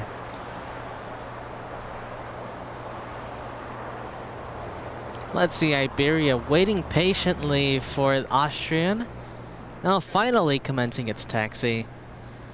What's the most interesting aircraft you've flown? Most interesting. You've flown in. Okay, so you could be a passenger or you could be pilot in command. The most interesting plane you've ever flown on. Could be rare. It could be just something interesting. I'm really curious to know. Yeah. Probably the E2. Okay. Yeah. Okay. I mean, as far as what it does, and you know, it's interesting to bring aboard the boat. It's the biggest thing we fly on board the boat. So, and as I got a little bit more experienced in that community, learning more with its capabilities and what it can do, and it was. And then I did. It's called operational test on the E2D, which is the advanced Hawkeye. So I was part of the initial batch of pilots that kind of helped ring that system out. And so learning, that was probably the most interesting aircraft. I enjoyed it. I did that out in Maryland. And how many years did you fly the E2 again? So I checked out, my first flight in the E2 was probably the summer of 2007. And then I flew it through the end of 2014, so almost 8 years. Right now, as you stand right now, right? Yep. Right here in Clutters Park. Uh-huh. What do you prefer to do most? Would you, if there was a way that you could do, let's say, carrier operations, right? Would you choose that, or would you do what you do now, the airline, the commercial aspect, the Delta Airlines, captain for Delta? Yeah, I think I'm a better fit with this. Yeah, you sure? Yeah? Yeah, I think so. It allows you a little bit more of a normal family life, and I mean, I enjoyed and was honored to do, to serve the country for when I did, and I'm very thankful for the military for helping me get to this point. I couldn't have done it without them. But now that I'm here, I think this is kind of, I'm in my sweet spot, if you will. Yeah. So you don't wish you could be doing something else? So I talked about this earlier, but after I was at Delta for 2 years, I got reactivated to go spend another year on active duty with the Navy. And do you have a say? No, not that time you didn't. So you do, but you sign up for the reserve. So I joined the reserves after my active duty. That gives you a 3-year commitment. After 2 years, they can mobilize you. That's what we call it. So I knew it was coming, but I didn't have a choice. So they sent me to North Carolina, and I worked at Fort Bragg, now Fort Liberty. And that I think one thing that I realized there, although it was a rewarding tour, I realized how much I missed being here. So I think that's when I knew that kind of Delta was my happy place. So once I finished that tour, which was, like I said, a rewarding tour, I got back to Delta. I was like, okay, I'm back. So back to more stable. Back to the good life. Back to the good old life. That's right. Yeah. And with opportunities, which gives me opportunities like this, hanging out with you guys. Yeah, becoming a celebrity. Are you ready? Becoming a celebrity, YouTube celebrity. Yeah, who would have thought? that. Who would have thought a Gen Xer like me would become a YouTube celebrity? And I'm thankful for you guys. Appreciate it. Well, we're thankful for your time. Are you ready? It's your time that you're giving here, and we're grateful for that, my friend. Yeah. We have Sydney Myers, a $2 tip coming in. The L1011 built at Palmdale, Site 9. Very nice. Just up the road, huh? Yeah. Let's see, from here? It's a little bit of a haul, I guess, Yeah, but it's like other side of the mountains, I guess? Yeah, it's on the other side. Yeah.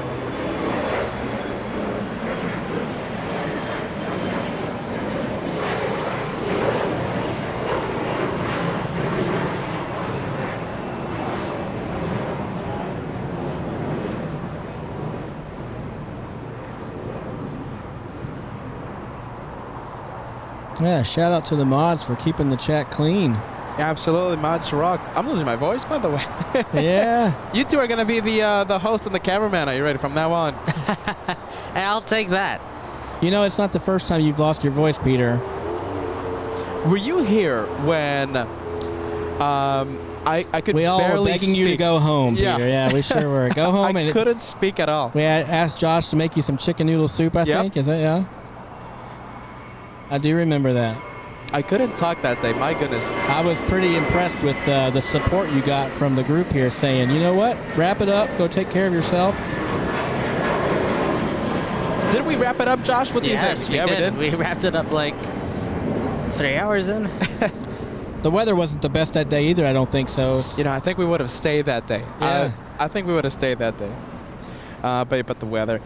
Spirit Wings, banana plane flying to Chicago's O'Hare International and Airbus.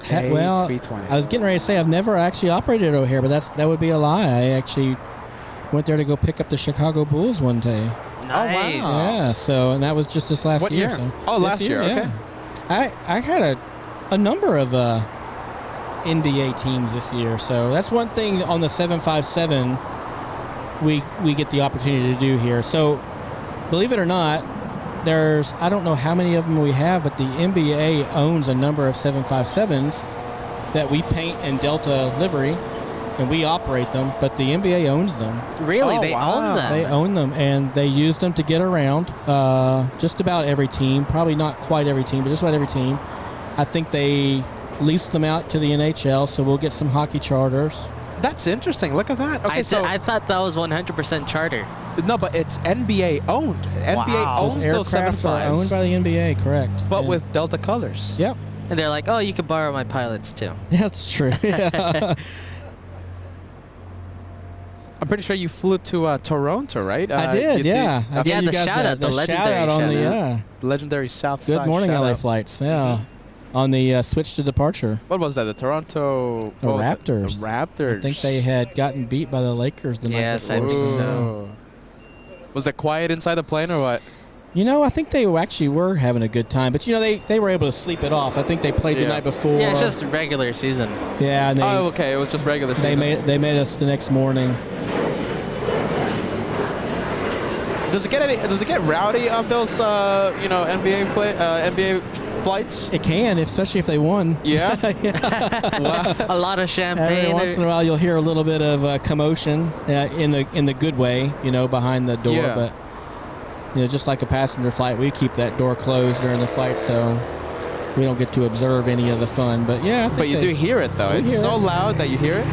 Sometimes. Sometimes. Yeah, not every time. It's usually towards the front of the airplane is usually where the players will sit. And hopefully I'm not saying anything I shouldn't. But that's usually, they're the ones that'll kind of celebrate after a win. And is it the same rules? Like, and tell me to stop if you no, know, I think you're fine. if this is like classified info or something. I don't think so. But you know, does the rules apply to the same rules apply to them in the sense that no one can bring outside alcohol? No. Is it still, you know, I wouldn't say the same rules apply to them. Yeah. Okay. So they do cater those airplanes differently than they would for flights that A-listers like you and Josh would be on. Yeah, there you go. Absolutely. So what's so funny? They typically have some higher-end catering, full-on meals. I've seen anything from, you know, fettuccine alfredo to like crab legs, and I mean it's crazy what they put on for these guys. And they'll put on like some sports drinks, some nice recovery food. You know, imagine that on a Delta flight. All that luxurious food. Yeah, crab legs. What's fun is after they leave the airplane, gets to kind of pick over what's left. Nice. Yeah. That's cool. Hi, Bella, Vicky. Nice to meet you too. Let's see. Let's put the message on the screen. Let's see. No, right which here one at is the bottom. So the question is, have I flown to Italy? I have. I've been to Rome a couple times and Venice. And Nice. In the end of September, Christina and I are actually coming out for a 2-week vacation to Italy. Where to? We're going to fly into Rome, and we'll eventually fly out of Venice.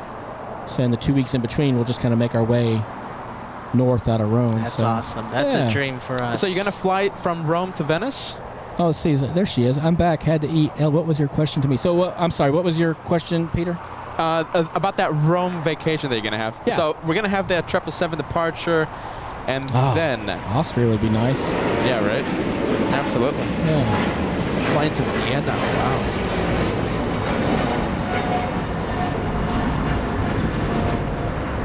Some good sound. So you're gonna go to Rome, right? Then you're gonna fly to Venice? No. So we're just gonna go as I'm not working it this time. So this is gonna be just a personal vacation. Yeah, just like taking the train around. We're gonna do the train, absolutely. So we're looking forward to that. So we're gonna fly to Rome. They have quite expensive too. Yeah, it's called the Italo. Italo, that's correct. There's two different trains. Treno Italia and Italo. Yes. I think we're gonna do Italo. From what I've heard. Okay. Not Italo. Better seats, right, Josh? What do you think? From reviews, I think Train Italia, that's the best one. Yeah. To go. Okay. They go pretty much as same speed. Yeah. And a lot cheaper too, by the way. No? Oh, Isn't it cheaper for instead of taking Italo? You know, it varies with destinations. Yeah. Okay. I say just go to Train Italia. They have better service, better customer service. Yeah, my goodness. Like if you're you could change it up. You could change your schedule. From what we've heard, amazing sights. I've heard people taking the train from all the way down in Salerno, right? Okay. All the way to Florence. Yes. And it's a quick 3-hour train ride, 3-hour, 30-minute train ride, and you get to have the sights, and it's incredible. That's one thing Europe has definitely got on us is their train system. Definitely, yeah. So we're doing Rome, Florence, Milan, and Venice. That's the 4 major stops. Milan. Oh, you should have went to Naples and get a pizza. Hey, listen, are you going to go to Naples?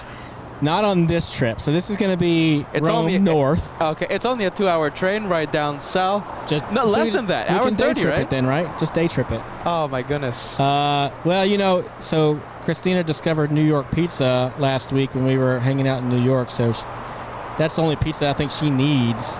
There's nothing like Naples. Napoli pizza. Napoli pizza. Okay. From what I've heard, that's where the pizza was invented. So that has to be the best place.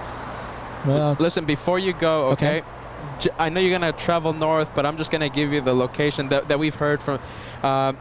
The best pizza in the entire world, where pizza was literally, I mean, it wasn't created there, but it's perfected. Okay. I guess you could say. Yeah. In that in Naples. Okay. All right. So before you go, remind me, okay? Gotcha. 2,000 likes crossed, everybody. 2,000 likes. That's a good number to have. We did it. Let's see. Hopefully we can have. I think let's see. What time are we gonna end? 1 hour 20 minutes. Hopefully we can end with 2,500 likes before we end today's episode. Easy day. 2,500 likes.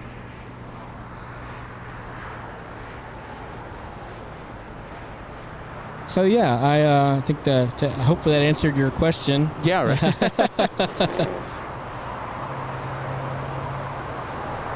What's the... Out of all the locations that you've gone to, what's the location that you say, that was the best I've ever been, the best location I've ever been at? This includes, you know, your travels, personal, business, work.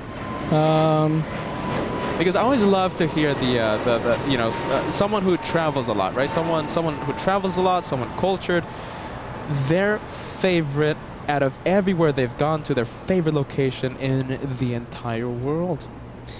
So it's kind of a weird answer.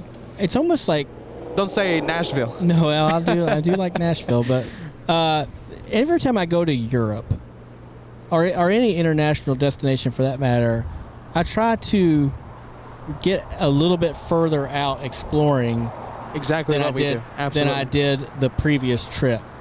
So every time I go to Rome, it's my new favorite destination.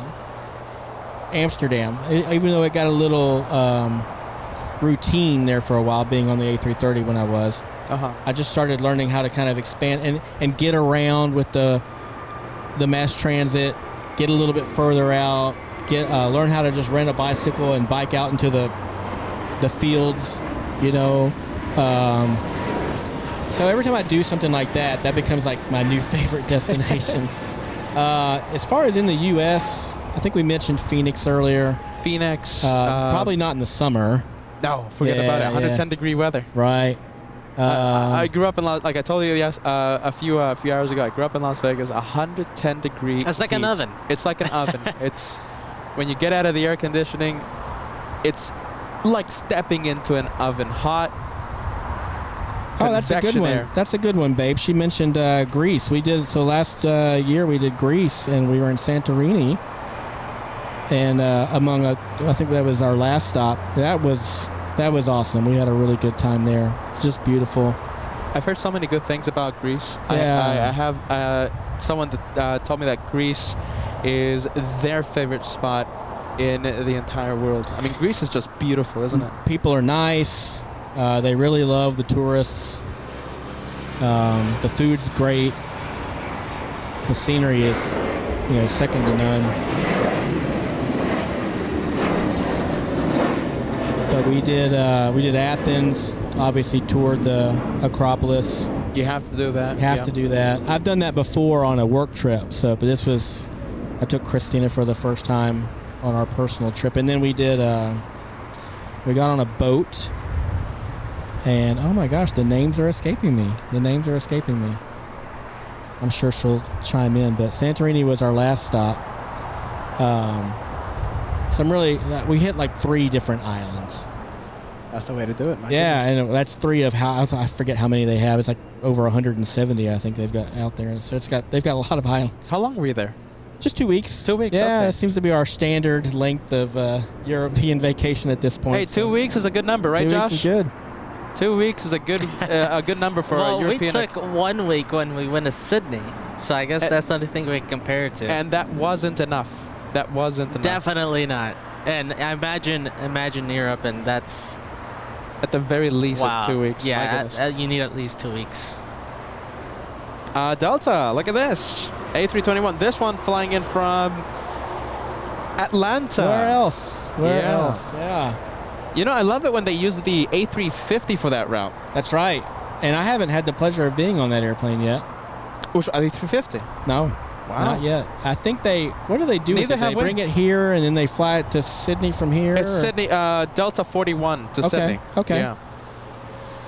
There she goes, Mykonos and Naxos. That was it. So Mykonos, Naxos, and then Santorini.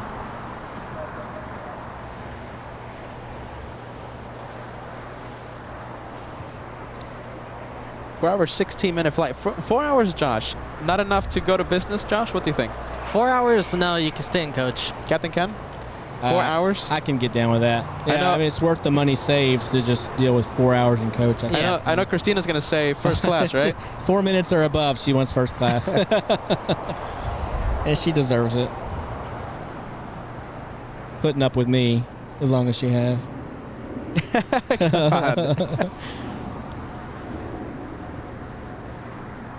Southwest action. Wow. We have some rare. Haven't seen them out down here. I guess they're going off the north side, yeah?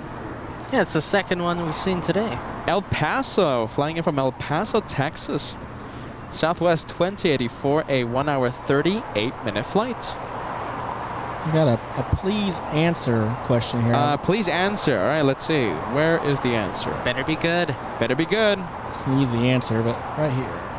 Let's see. I see it. Okay, let's get the departure. Let's get the Canadian. Flying to Toronto, MAX 8 aircraft. What do you think about the MAX planes? MAX planes are pretty good, no? I think we've got some coming at some point. I think Delta's going to do the, is it the MAX 10s? Oh, wow. MAX 10s? That's a long way. I'm not sure if that's a firm commitment yet, but I think that's, they've definitely announced some interest in it. So, yeah, I think that's in our future. That's a long way out, though. MAX 10s. Is it long? I don't really keep up. Yeah, it's kind of, they're not doing good in the news right now, the Dash 10s. Okay. Let's see. We have, the please answer question. It better be good. Let's see. Oh, it's an easy one. It's a softball. Have you ever flown to Seattle in a 757? Many times. Many times? Many times. Have you ever gone to have you ever explored around Seattle? So I enjoyed it. We used to lay over downtown. It was within walking distance of the public market down there, which is Pike Place, isn't it? Pike Place, I think. Yeah, it's named after the Starbucks drink. Oh, okay. Yeah. Yeah. Because the first ever Starbucks is in that area, in Pike's Place. That's right. That's right. I haven't been in there myself, but I do remember seeing that. Very popular spot. Absolutely. Lines out the door. It is. Yeah. I loved exploring down there, and then, my mom is on. Oh, Mom is here. Hello, Where is Jerry Ann. Right down here. I see. Okay, there Shout out to Mom. Look at that. Rapid City is quite neat. I do agree. Rapid City, South Dakota is a nice destination. Shout out to Mom. So, and now we stay over in Bellevue, so on the other side of whatever body of water that is between downtown Seattle and Bellevue. The name escapes me. Yeah. So, but it's not a bad layover location, so.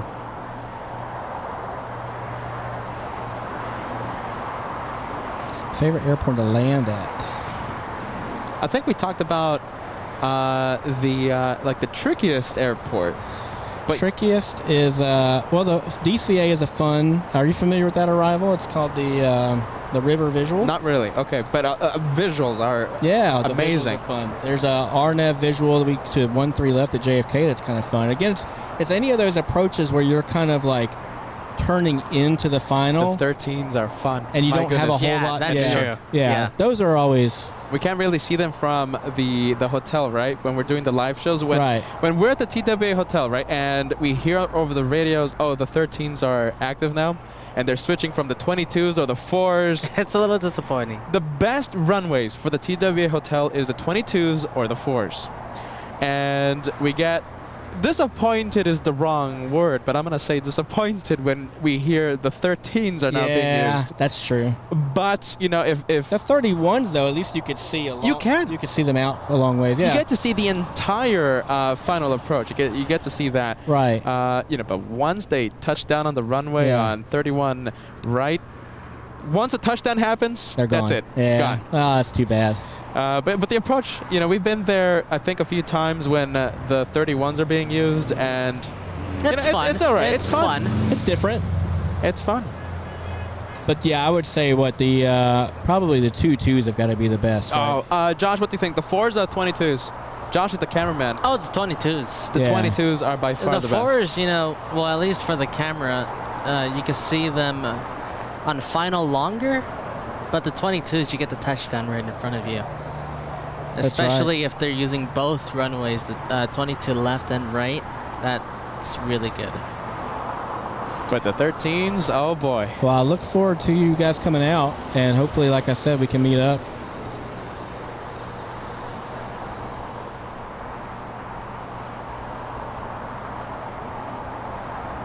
And like I'm pretty sure I told you, right? Kevin's gonna be with us. Kevin Anthony. Yeah. Did you meet him or no? He was right here with us. We Kevin waved. Anthony. We waved. Oh, okay. Yeah. Okay, you waved. Yeah. All right. Yeah, that's Kevin. He's gonna be. He's been the co-host for. So you do have kind of a staff. Kinda. Yeah. You know. Absolutely. Well, Kevin, he's gonna go in the luggage compartment. Yeah, that's the thing. Down in the cargo Yeah, area. because He has to keep our bags safe. we told him that Gotcha. we can't get air tags, so he's gonna have to go in the inside one of the bags. Well, we'll turn the heat up a little bit for him. There you go. Send a little bit of fresh air down there, yeah? That's right. Because it is unpressurized down there. So That's true. Make sure you send a little air for Kevin. What's my favorite aircraft type? I think I might have. I like the 330. I think it's been the favorite I've been on. So. It's Random Brian again with the Yeah. question. Sorry, I'll let you highlight the questions first. For us. No, go for it. Hey, once you say it, once you read it, I'll find it. Okay. Here comes the French. The 777 300ER flying in from, you guessed it, Paris. Ever been to Lucky Paris? guess. Lucky guess. Yeah, right? Yeah, I have been to Paris several times. I proposed in Paris. Wow. Oh, nice. Where in Paris? Near the steps of the Sacré-Cœur Cathedral. Ah. Yeah. Where is that? So it's north of the heart of the city. So if you, let me see how to best describe this. If you made a triangle with the Eiffel Tower, Okay. Notre Dame, Yeah. and Sacré-Cœur Okay. would be at the top of the triangle. Okay. Yeah, so that makes sense. yeah. That's the best way I can describe it. Wow, But that's it's- amazing. yeah. I guess that happened recently, right? No, we've been married almost 4 years. Oh, okay.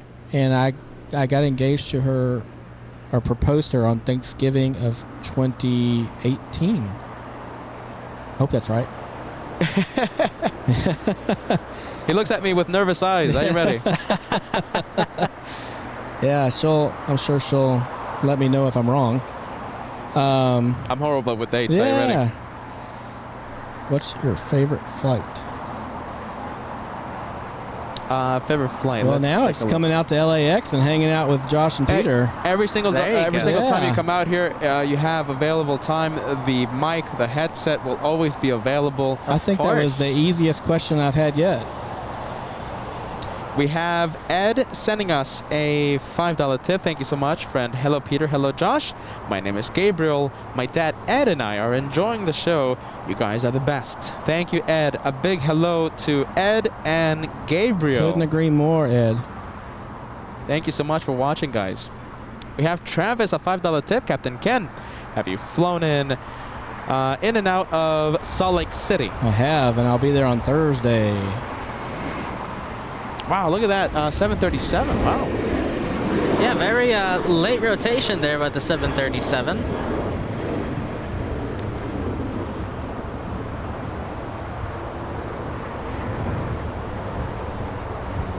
Some would say that was a fully loaded 737, but I've heard that airlines have a policy depending on weights of the plane. You only have to use a certain percentage of the throttle. That's to save engine life. So they'll determine based off of the weather and your weight and the length of the runway if you can do what's called a derated takeoff. So you'll set a assumed temperature. So you'll assume that the temperature is warmer than it actually is. I believe that's correct. And therefore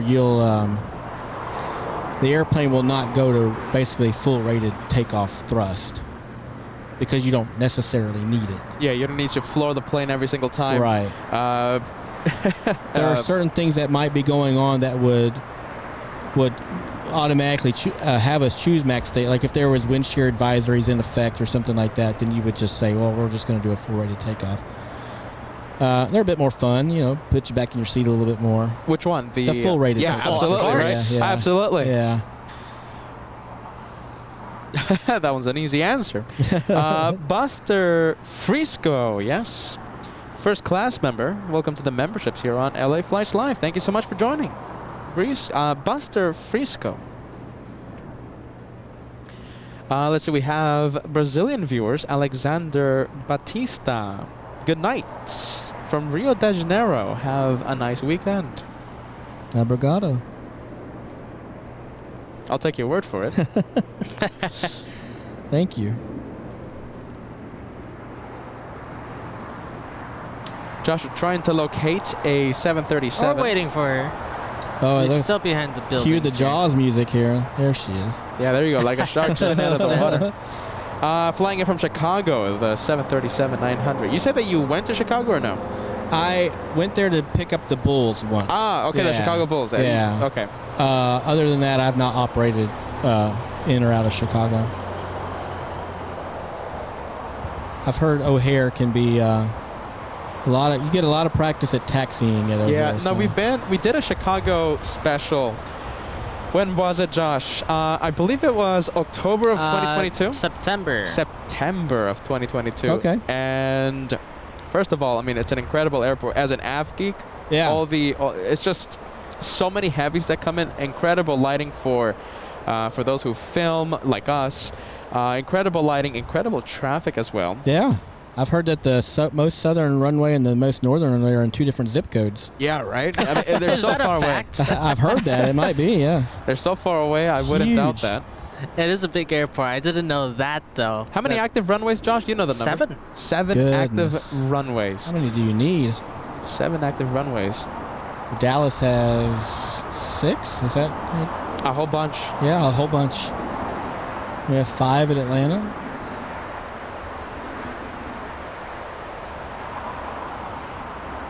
What's Like- amazing is JFK, as I'm sure you're aware, busy airport, right? Really One busy. ground frequency for the whole airport. Yes. Okay. One frequency. Yes. One ground frequency.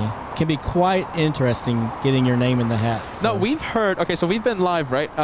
Many times from New York City, and it's always, you know, I always mute myself because the ATC chatter is just so interesting. I mean, Yeah. it's just is. non-stop. It's entertaining by itself. And you can hear the stress. You can really appreciate the hard work from those ground controllers. You can hear the stress and the voice Absolutely. of the ground controllers and the pilots trying to read back the instructions, and then ever so often you hear the a pilot say again.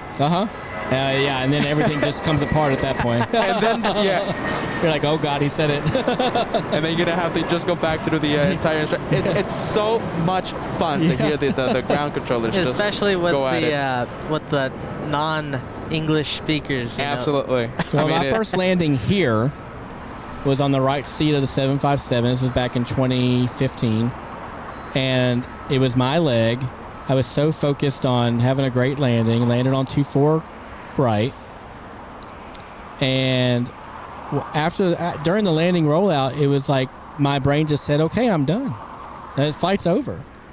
And then I realized, oh no, I have to talk on the radio. There you go. And they called me back with some convoluted taxi instructions, and I was like, oh, what? Please say again. And it was just like, I think the captain was laughing at me at that point. He's like, welcome to LAX. And LAX, I mean, it's what? It's 2 taxiways, really. It's Yeah, Alpha, it's not that Echo, and I believe it's like Delta. Yeah, it all seems way more something or simple rather. now than it did then. But it was a long instruction he gave me. And not being familiar with the airport, I was just like, what? And it was like, exit Alpha, hold short 24 left, whatever. And it may have even been cross 24 left, join Echo, ground point 65, whatever. It was just a long, Yeah. and I was just like, and I was still landing in my head, you know. I was still patting myself on the back. for a good touchdown. And all of a sudden I'm like, what did he just say to me? And that was, I think the captain was like, yeah, welcome to the big show, you know, it's time to... Okay, how about the first time you landed at New York City? At JFK specifically. At JFK. I mean, with all those ground instructions, First with all of those... all, the way they bring us in there from the west, they have an arrival called the Lindy 8. I don't know if you're familiar with that, but we'll come over just west of LaGuardia. We're still pretty high in the air. We're like 19,000 feet in the air at this point. And they'll give us a heading, and we'll usually, depending on one way we're going, we'll sometimes take a very scenic route around JFK. And on a clear morning, especially after a red eye, maybe this will happen to me Monday morning. I'm not sure what the weather forecast will be, but New York is just beautiful from the air. Like just the sprawl of the city and Manhattan below you. And, I've seen it. It's so beautiful. and then when you're circling around, you're basically got JFK out your left window and just the massive airport that it is. And you're just focused on it as you're doing this big circle. And it's like, man, I'm getting ready to land on that. And it's just like a feeling that I remember from earlier on in my career, the first time that you go out to land on an aircraft carrier. And you go out there and you're in a formation of 4 T-45s, and you're so focused on staying in formation, and finally when they let the formation go, you look down and you're like, oh God, I got to land on that? And it's just like a little bitty. And it's a kind of a similar feeling that you look down at and you're like, wow, I'm about to land on that. With one key difference, I assume, because I've never done what you've done, right? Yeah.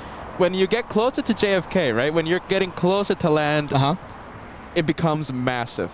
Yes. But the carrier remains small. Oh, well, yes and no. I mean, by the time you're on it and you climb out of the jet, you're like, yeah, this is a pretty big piece of real estate we've got out here. Like, it's a big ship. But when you're, 3,000 or 4,000 feet above it, it doesn't look big at all. And of course, it's nothing compared to a regular-sized airport that you're used to landing before, leading up to that. So I was kind of right. Yeah, you're right. Yeah. But then you land on it and you shut down, and then you're stuck on it for 7 more months, and you're like, well, okay, this isn't so great. How does carrier life? How is that? It's a whole different. So besides the flying, the exciting part, the flying, the reason you're there, when you're at the carrier, how is day-to-day life? The day-to-day life. I mean, obviously you have your ground jobs as an officer in your squadron, so that takes up a lot of your time. But you're really just kind of going meal to meal. You just kind of marking time off by, okay, here's breakfast, here's lunch, here's dinner, here's mid-rats, and then eventually you get some sleep in there somewhere, and it's just. It's Groundhog Day. Every Sunday they'll have waffles. They'll bring the waffle makers out. So it's kind of like, as the cruise goes on, you start going, okay, we've got 9 more waffle days until the end of cruise. There you go. My goodness. Yeah. So you kind of mark it down like that. Some guys are really good about building countdown timers on their computer. So whenever they open their computer, they see, days left of cruise or whatever, or days till the next port visit. Yeah, don't tell me that in your room you guys carve out the days with tick marks. Yeah. Like you know what I mean? A prison cell. Yeah. No, it's not quite that bad. Maybe down in the lower berthing with some of the guys that never see the light of the sun for 7 months. I've talked to a few Navy sailors in my life, and they say it's not a luxury cruise ship. No, to say the least. Definitely not. Down there. Not. You have some good days, and you have some not so good days, and sometimes the not so good days outnumber the good days. But I think everybody comes together as a team, and you realize that you're out there for a bigger cause, and it gets you through. It's a lot easier now these days to keep in touch with friends and family back home, so that helps a lot. Oh, absolutely. I imagine years ago when you had to wait for letters to show up and stuff like that, and it was much harder. Nowadays, I mean, it's just with social media, with all that good quick, stuff. Yeah. They monitor that, obviously. You can't be spilling too much about what's going on. Yeah, where you're at, spill the beans there. Yeah, absolutely. But as long as you're careful with all that, you pretty much have unrestricted communication with your loved ones back home, so that makes it a lot easier. Yeah, you can't really say, oh, we took a left when we were supposed to take a right over Hawaii. Yeah, exactly.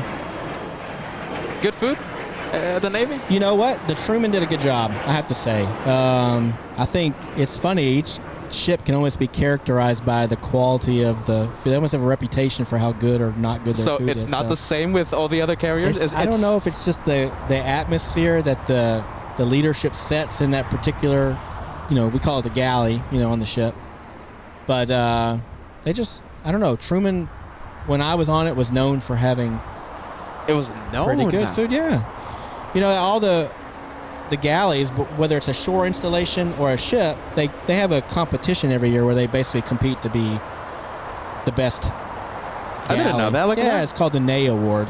So there is an incentive for them to try to. Ah, okay. And most people will tell you that the morale of everybody on board the ship is driven primarily by the food on board the ship. Which So, makes sense, of yeah, course. our leadership understands that is a very important aspect of high morale.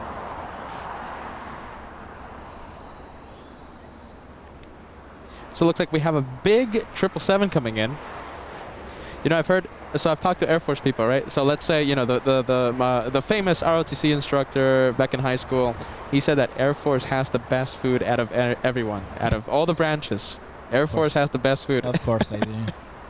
No, Air Force is, they have a pretty good life, I think, compared to the other services, yeah. I've heard private chefs go there, no? Something like Private that. chef. That's what I've been told. Probably. They put a lot of emphasis into their quality of life, and they do a pretty good job with that, but they can't land on ships, so... That's true. They can't do the That's cool true. things, right? They can't do the cool things. That's right. They can't land at, what is it? What's the rate of descent? Like 400 feet per... It's a steady 600 to 700 feet per minute. Wow. Yeah, There you all go. the way to touchdown. There's no flare. They can't do that. No. Wow. Yeah.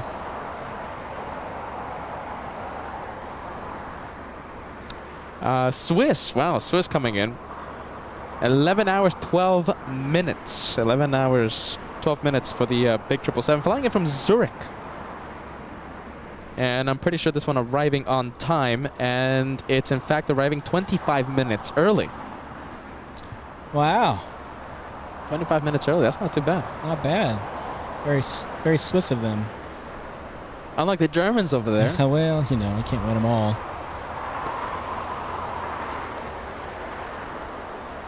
I'd say another very memorable layover for me is Zurich, Switzerland. So A flight out of New York, I assume? I did it out of New York on July 4th and landed there obviously on July 5th, and it was going, they happened to be having a Zurich festival, which is something they have every 3 years around that Every time. 3 Oh, years. wow. You got lucky. I got very lucky, and the fireworks show they put on the night we were there, I'm guessing you didn't know beforehand, right? I did not. It was a surprise. Wow. Had a bird strike going in there, believe it or not. A On bird strike? Short final, hit a bird, yeah. Was it a small bird or a big one? Did it I cause think any it was issues? a pretty good. I don't think they found anything on post inspection, but it definitely heard the thump. That's interesting you say that. But when was it? When Wednesday. We had Wednesday. 2 back-to-back Here? bird strikes. Yeah, here. After landing, right? On the runway, one Delta 75 and a Southwest landing right after it, both reported a small bird Oh, wow. going into the engine. Hold on, not. They did not say into the engine, but they said It was a bird strike. Leading edge. bird strike. Yeah. That requires, after they come in, it requires a post-flight inspection by Yep.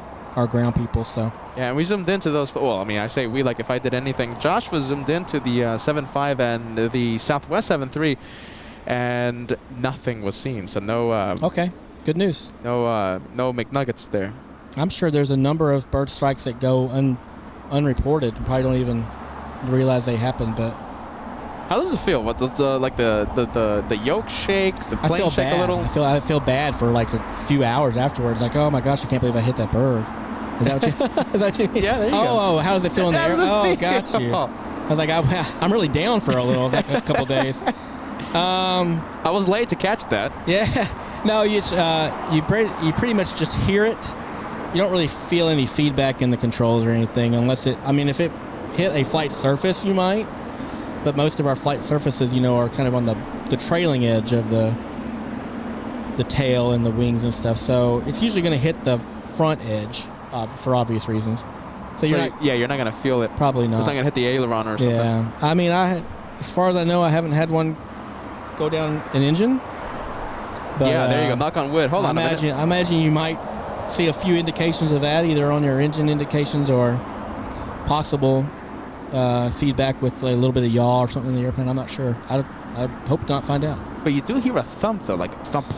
Depends on the size of it, and probably With all that noise going on, you can oh hear yeah, I it. think that particular one that I hit going into Switzerland hit up towards the front part of the aircraft, maybe under, kind of like down into maybe to one side of the nose. So you're definitely going to hear that. I mean, it's just right below your feet, basically. Yeah.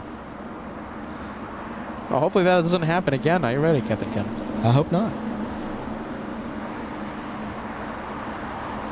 Let's see. We have a little Yes. thing happening with Swiss. Oh, what's going on? I was thinking about this. Okay, so we have an extra Lufthansa plane That's true. at the That's gate. why. Oh. Yeah. The 747 should have left already. Welcome to LAX. Welcome to LAX. Now Waiting for a gate. it's bad luck because the Germans normally don't do this. Lufthansa 456 arrived 2 hours late. It should have been gone by now. 457, the departure back to Frankfurt, should have been out of here already. Wow. So how long do you think they're going to have to wait off the gate? It's something we call the penalty box. They always send them there Been at there. the hotel. Been there. There you go. Yeah. Captain Ken's been at the penalty box Yeah. before. Swiss, it's their turn at the penalty box. Get the timers going. It's 4 minutes. As of right now, 4 minutes at the penalty box. What's the over-under, Josh? I give it 30 minutes. Okay. 30 minutes because we have Emirates scheduled to push back around 4:40. They may give them another available gate. That could be it. Okay. That could be the one that's waiting for. I mean, I don't see anyone really pushing back at the in the next 30 minutes. Possibly Asiana. They're at the north gates. Okay. At the north side. That's a That good one's- guess. Yeah, that one's gonna head to the remote because that's a red-eye flight. Qatar might be leaving in 30 minutes. I mean, that's pretty much it. Okay. And of course, Lufthansa, that one within the hour takes off.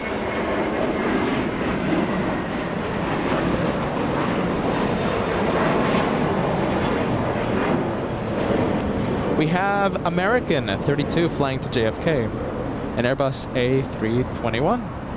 I've never taken American to New York City. It's only been JetBlue. See, we love that if we can kind of take off right around the same time they do, because then it's a race. It's the race to New There York. you go. There you go. We Yeah. love races here. Yeah, and if At you LA don't think flights. that we're thinking about that, we absolutely There you go. are. Yeah. It's not just a crazy host. It's not I just always crazy. see comments saying like, "Oh, it's not a race. You know, It it's all absolutely about is. safety." Yeah, No, but yeah, you guys are racing each other. yeah, absolutely. And the 7.5 typically outclimbs the 321. There you go. That's why it's called Atari Ferrari. And I say that with all due respect. I love the 321. I enjoyed flying it. I I've been on enjoyed it several riding on the times. back of it. Yeah, Yep. it's a good airplane. I've been on it several times, and it is a wonderful aircraft to fly in. I mean, I would fly on the A321 Neo. I would fly it any day. I mean, let's see. I would haven't fly it not- on a 5-hour flight. I haven't been on the with ease. Neo. Is it different in the back? Do you have? Is it a different experience? Yes, it is. Oh, it's okay. quieter? All right, hold on. Let me replay. The Spirit Wings A320. That's an A320 that I've flown on, Okay. and the JetBlue Joshua. Was it an A321 Neo or was it the standard 321? I think it was just normal A321. Look at Was it that not Cirrus the go. Neo? the Cirrus. Where is this one going? It's Let's take a flying look. pretty nice for a lawyer. Flying to Palm Springs. Okay, that's not too far. A good retirement area, so it might be a lawyer. Oh, some Yeah, golf you know what bags in it the back, is. Yeah. Palm Springs, you bet. Palm Springs. Look at that. That's a retired lawyer or a retired doctor. I'm gonna go get a round of links in, I guess.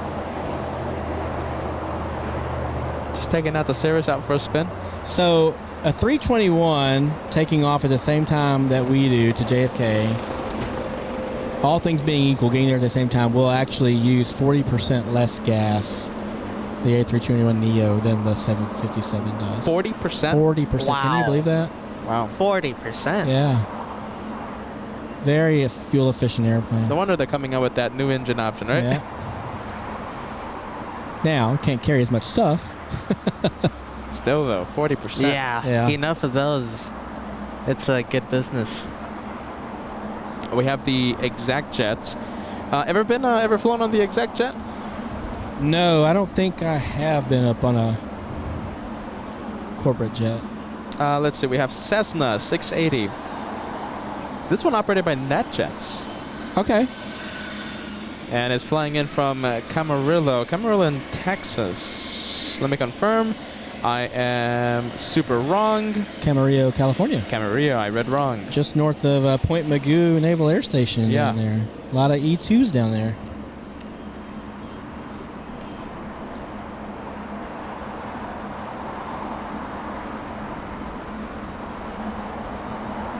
I have enjoyed my visits to Camarillo. It's a nice, where I introduced to, you might be familiar with Tri-Tip here in Southern California? Yes. Yeah. That's where I was introduced to it. What an amazing dish. Delta, more Delta action.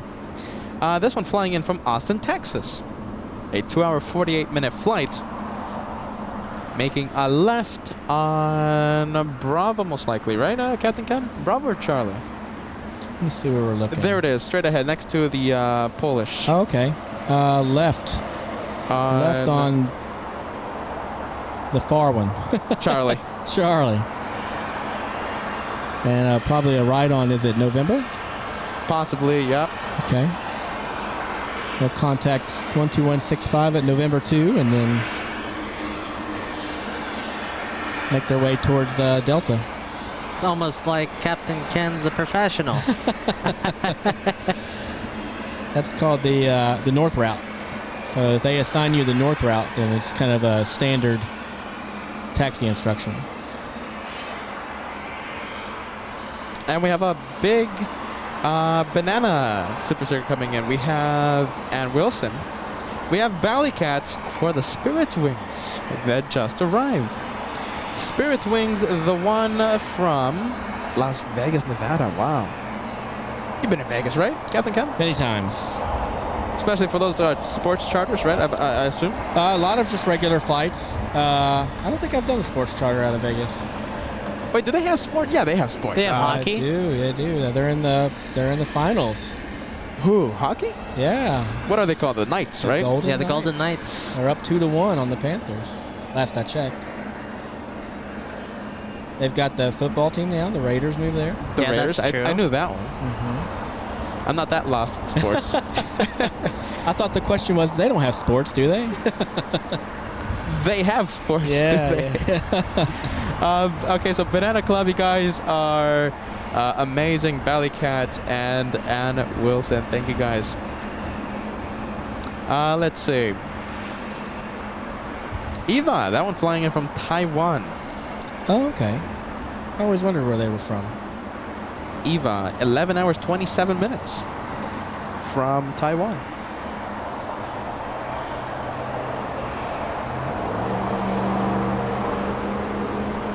A lot of Delta action. I think I saw the Delta 737 taking off right now. That is, I think, the second or third Delta that's taken off from the north in the past few minutes. Must be a Delta push going on. Yeah, it's Delta hour. It's Delta, okay, over there in the north side, right?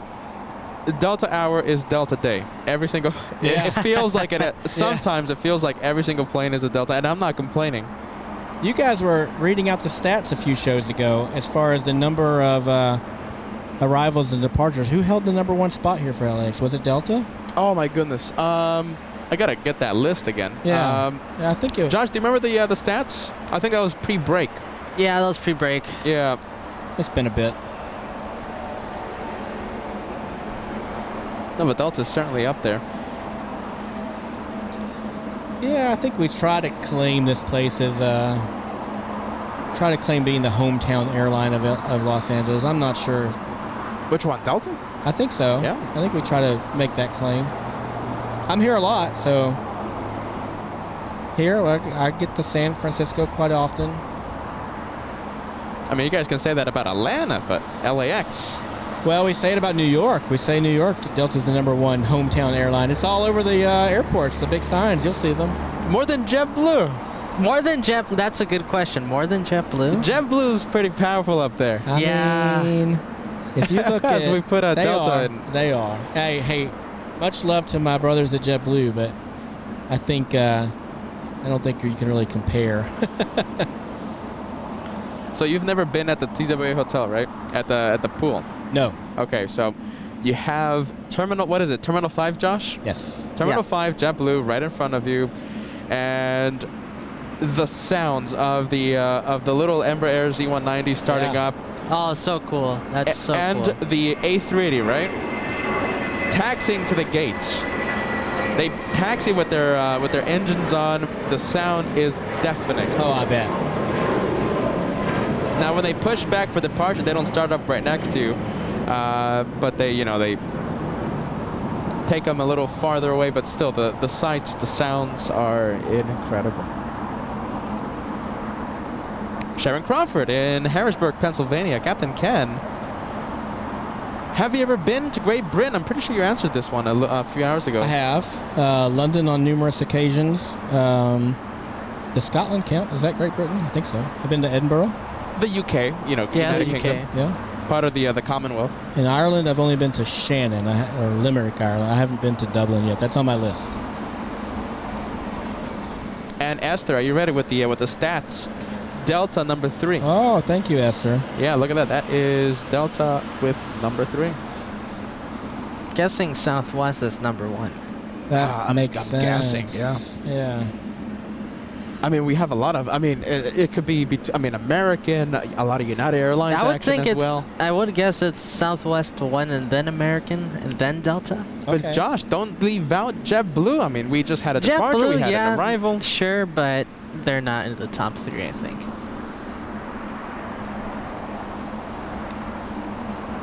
Air Tahiti Nui, tropical plane. What do you think about that livery? Joshua doesn't like that. Doesn't like the Dreamliner. The Air Tahiti Nui livery. I like it. See, but with. But once I'm on board, I'd be much more excited about where I'm heading. Okay. Tahiti would be pretty awesome. What is it about, Josh? What? The livery? Yeah. Not your favorite? Is that... It's just not my favorite. It's too much going on. Oh, too busy. Yeah. I'm more of a fan of the cleaner liveries. Okay. Well- Yeah. So what Josh was trying to say is that he loves the Euro white livery. I'm not opposed to it. It's not my favorite type of livery. Classy, professional, elegant. Yeah, that's more. Simple as more. Yeah, Okay. I think so. Yeah. It's different with special liveries, but if this is the normal livery for the airline, a little more professional, a little more simple. So it looks like Korean. The 747 that arrived about 20, 30 minutes or so. Okay. They're going to take that one to the remote parking because that's also a red-eye flight. Oh. And Swiss will have an opportunity to get out of the penalty box. But Eva is on taxiway Lima, Yeah. and Eva might scoop up the gates Has that first Korean dibs. will leave. That will the leave open. suspense is killing me. So who will get the open gates? And let's see, Korean, yes, the 747, the transponder's on, so we'll be pushing back and How do you know this? any moment. Oh, the beacon's on. Yeah, What an eye. the beacon is on. The beacon is on. It is on. So that one remote, and oh, it looks like Eva is already getting a move on. It's most likely It's going going into Kilo. somewhere, yeah. It's gonna go into Kilo and wait for the gate. Swiss remains in the penalty box. Or Oh, my Swiss. goodness. Yeah, that's what you get for being neutral. All right. Let's see. GE. There we go. $5 tip coming in. Captain Ken, how do you describe the MGMT style at your airline? Management. Oh, I thought that was- GE, yeah. who are you with? Who's asking the question? GE. It's a trap. Yeah, the CEO of Delta coming in, tuning into the live show. Now, a frequent viewer, GE is harmless. Are you ready? A wonderful viewer. Gotcha. I am extremely blessed to work for this airline. I have no complaints. I think they take very seriously the comments whether they become complaints or compliments from Do the. they take them seriously? I think they do from not just from the passengers, but from the employees. Okay, that's nice. Yeah, so they don't. They're always looking to for ways to improve, and they do. So they really look at the customer complaint letters and absolutely, all the messages. yeah. And there's certain scores that they take really. If the points guy comes out and says Delta's the #1, U.S. airline, they gush over that. They absolutely take that seriously. They love it. One big stat that Delta is high on is the NPS or Net Promoter Score. So there's all kinds of little things that they try to do here and there to try to get that score as high as possible. And but safety's always first, as it should be with any of them. So if any of that stuff ever gets in the way of safety, then it's not in the way. It's just safety comes first. So bottom line, Delta, a great airline. Absolutely. Very happy to be here. A development in who will get Korean's gate, in the quest of who's going to get that gate. Well, let's take a look at Hawaiian coming in first, then we'll go take a look at the development, which I'm guessing is Eva. And Eva? where that one went. Eva did something unexpected. Oh, they parked. But where? That's the question.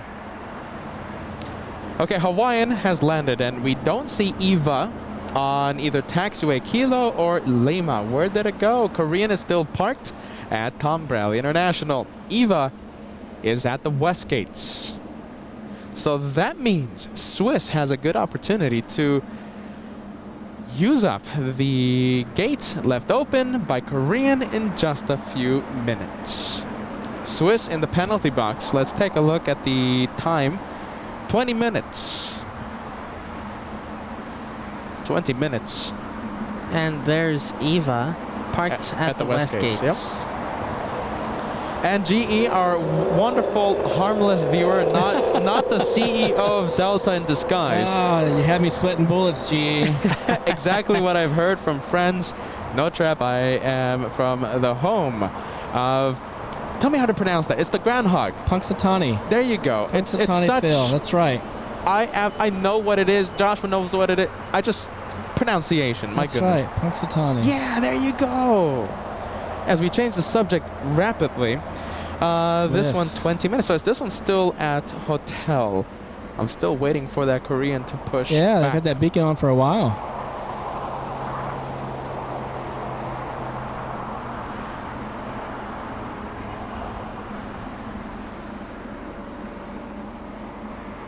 I imagine they'd be getting that. They'd be requesting that push on south ground at 121.75, I guess. So.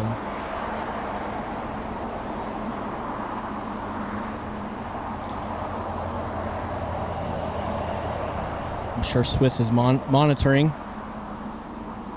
Oh, movement. I think there it is. Movement. Yeah. Yeah, there is the movement that we've been waiting for.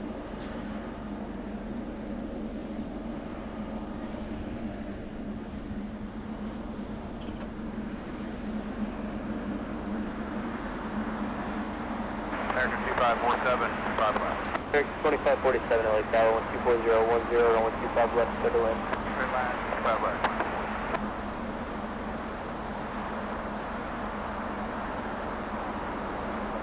And it looks like the 747 will face us, face the south. Okay.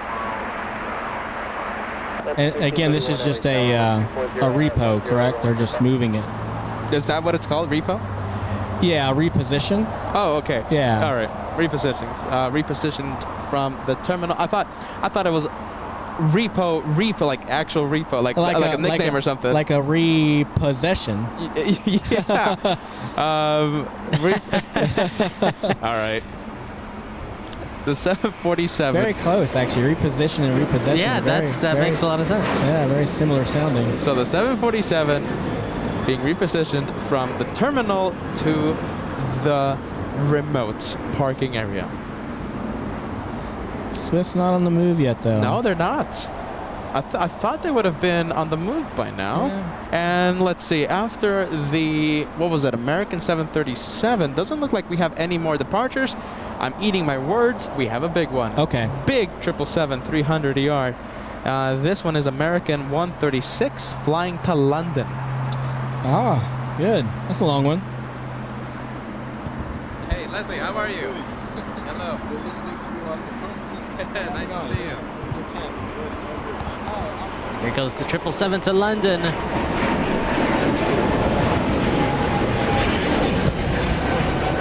have a nice day. Leslie, take care, friend.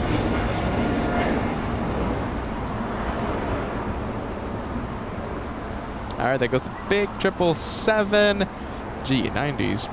We have Paul sending us a $10 super chat. Thank you so much. On 2 occasions over the past 10 years, when I was a Delta flight attendant. Hold on a minute. When I was on a Delta, I'm trying to read these messages word for word. Yeah. On 2 occasions over the past 10 years, when I was in a Delta flight that was late, the Delta airport crew brought us pizza. I heard of that. What? Yeah. Really? I thought that was pretty cool. What kind of pizza? Whoever delivers onto airports, I guess. Yeah, I mean, I'll take any pizza. I mean, my goodness. So does that happen? You kind of want to be late in that situation, huh, Paul? I like the picture as was that the A7 Corsair? Yeah, certainly. Look at that. We saw that. Didn't we see the? I'm pretty sure we saw it at the Apple Valley. Yeah, we Air saw Show. a Corsair. Wow. 747 making the right onto, what is that, Captain Ken? Kilo 1? That sounds right. Should have brought my my EFB with me out here. Electronic flight book for anyone who doesn't know. Oh no, look at that. That's Charlie. Oh, Yes, sure is. that's Charlie. so Swiss still sitting there, huh? Here comes Hawaiian around the corner. Where do they normally park? Westgate's. Okay. Yeah. Yeah, this one has to be going on taxiway Bravo.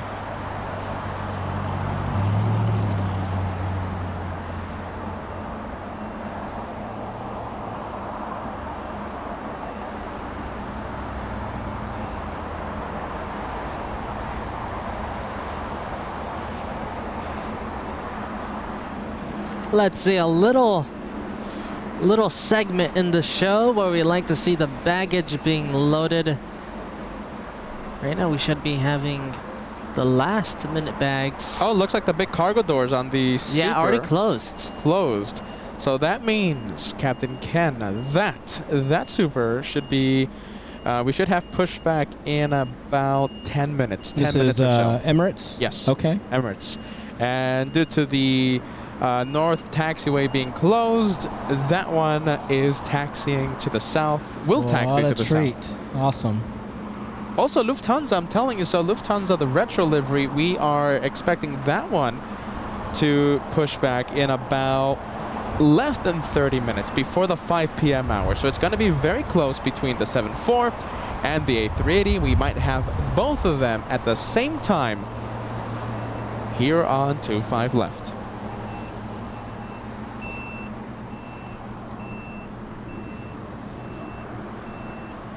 A little bit of the baggage drama. You've ever had your bags lost, Captain Ken? I'm sure if it is yes, the answer is going to be no if it's on Delta. No, it's it's going to Greece. We had no, it wasn't, no, I'm sorry, it wasn't Greece. It was my wife and I went to Sandals in St. Lucia, and we had a very tight connection in Atlanta, and we made the connection, but our bags did not. Jeez. Man, That hurts. that's where they get you. Yeah, the so connections. we spent about 80% of our time in St. Lucia without our. Oh 80, man, 80%. Yeah, we were there for about 5 days, and you know, if you're a paying passenger, Delta. So for any of you all who are buying tickets on Delta, just know that they will bend over backwards to get your luggage to you as quickly as possible. If you, however, are not a paying passenger, they won't spend their. Yeah, you've got to do the legwork on that one, and while you're in. That's interesting. Wow. Yeah, so that Really? was, yeah, just a little tidbit of it. Another industry secret, I suppose. There you go. Yeah. That's another a one. big industry secret. That's another one for Mark. So we had to buy some emergency clothes while we were there, and then eventually our stuff showed up, and it was just a lot of Headache. headache and trying to keep heads cool and all that sort of thing. But it is what it is, you know. You get what you pay for, right? So And that's why you should, another, LA Flight's top tip here, carry your most important stuff. absolutely, yeah. your Try to bring carry-on. as much as you can on board with you. Obviously, adhering to the size limits that the gate agents kindly ask everyone to keep to, But no one does. but not very many. Yeah. I've seen some 60, 50-pound carry-on bags. Unreal. Not us, of course. Hey, Definitely. definitely Us. not It us. was a friend, right? You heard Wink, it from a friend. wink. Yeah. A friend of a friend carrying a whole bunch of cameras in their carry-on bags. No, we follow the rules. Absolutely, Josh. Absolutely. Yeah, you guys will be VIPs if I have anything to do with it. There you go. My goodness. You know something? We need to get that schedule worked out because I would love to Yeah, it'd be awesome. So it's not You going to guys be. want to go to New York tomorrow night? Huh? Oh, I think there's- goodness. Tomorrow night? You want some buddy passes? A spontaneous New York show Yeah. tomorrow. My goodness. So it's not going to be on the 767-400 because that's the flight to New York. Okay. And, well, the A330neo flying back. How lucky are you? Yeah, that'd be awesome. So Both very capable and nice aircraft. Yeah. it would have been in Boston, though. That's the 75. And we flew Delta. Yeah, so today was the day. I think I sent you a chat on one of your Boston live shows and said, hey, I'm operating Boston to Los Angeles on the 10th. Are you? We missed it by that much. I remember that message. Yeah. I remember that message. Here I am. We missed it by what? A week, right, Josh? A week and a half? You guys have been back a week? We came back on Monday. Okay. Oh, so 5 days? Yeah, it's 5 days. Yeah. Well, I'm sure everybody enjoyed your work out there. We had a lot of positive feedback. Yeah, it was really fun. I'm not going to stand here and toot my own horn, but we did have a lot of positive feedback. And Joshua's, I'm telling you, I can't wait to see the video that you made. Tomorrow. It will be out tomorrow, guys. VIP I promise. experience. The Joshua. anticipation. The anticipation. I'm not going to promise anything. Joshua, however. I already promised. Joshua promising. It's really fun. Airside. Airside. Get ready to hear extreme sound. I'm expecting Oscar-worthy material there, Josh. Oh, yes. Absolutely. Even better. Yeah.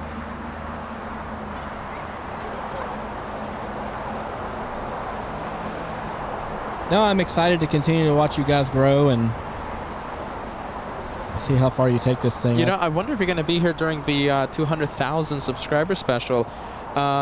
We are about. It's going to be a party. Yeah, it's going to be a party. Oh, cool. So. Not really a party, but it's going to be fun. No, hey, we're going to make it a party. A party, a nerdy party full of av geeks and planes, all right? Literally the best place to be in Los Angeles.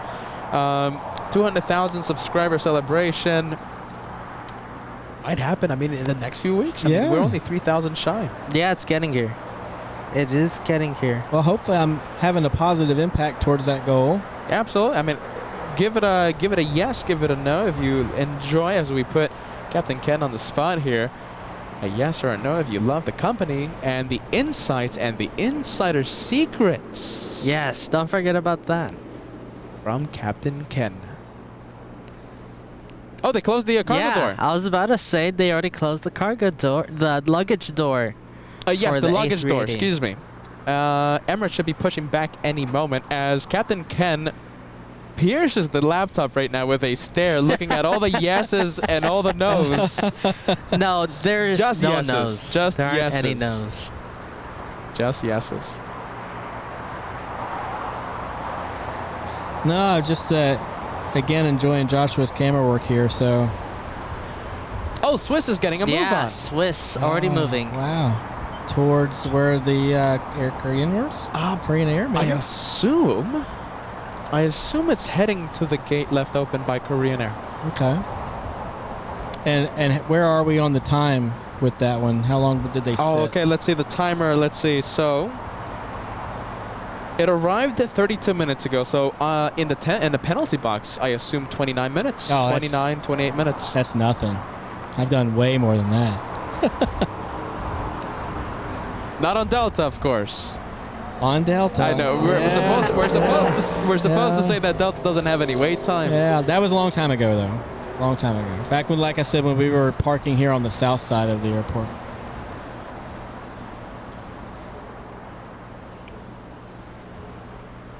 Looks like the 777 will be making the left onto Lima. And by the way, Josh, Yeah. All Nippon has closed its cargo doors. Not the front ones. But This the- All Nippon you're talking about, right? But yes, but the fish, right? The I fish completely from forgot Japan about that. Yeah. would have been in the back. So, you know, a Japanese flight bringing some fresh fish. Oh, now I'm hungry. Yeah, I know, right? Yeah, we missed it. I guess next time. But today we had a really good opportunity to see it since nothing's blocking the Dreamliner. Are the cargo doors still open with the 747? Yes, it is. Cargo doors are still open. And special one, Qatar Airways. A special livery today, One World. It's an A350-1000, the bigger one. And I assume should head to the south. It always heads south for departure.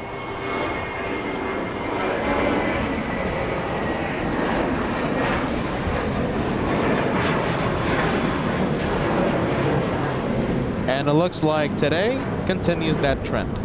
Let's see, we have a quad jet coming in. Wow, a lot of Here in the 747s south, lately. not a 747.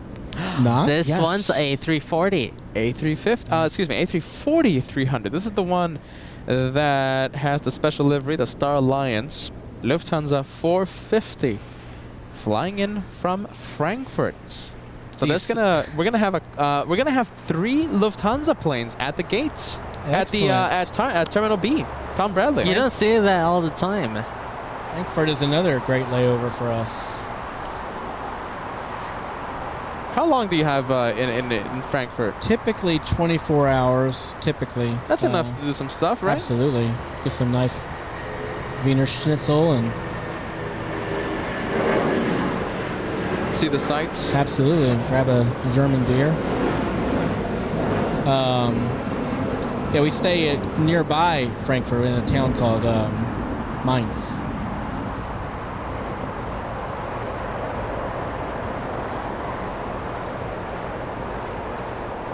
And we have Luis as we wait for that A340 sending us a $5 tip. No message on this super chat.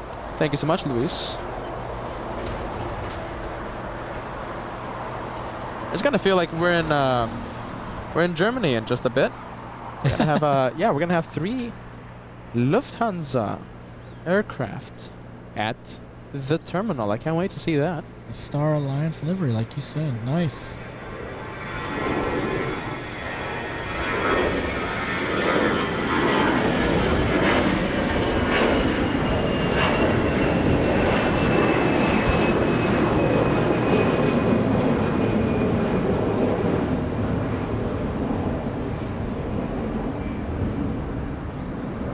Yeah, I think I would have enjoyed that airplane, the 340. I think it's a nice looking airplane. The hair dryers, though. The hair dryers. You don't see it? I don't need that. I don't have any hair. No, I'm not talking about that. You're talking about just the It's size like the of the tiny engines. Yeah.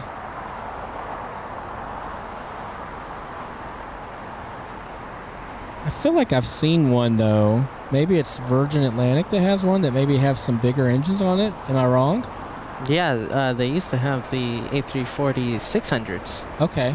Yeah, those are really cool. Okay. Those, my opinion, the best A340. Those are monsters. They just look so It's not really a beautiful plane. It's more like a intimidating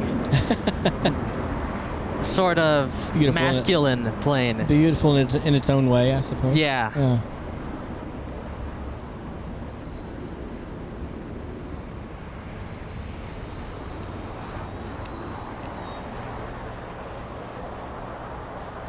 Okay, the A340 making the right on Juliet, crossing 25 right.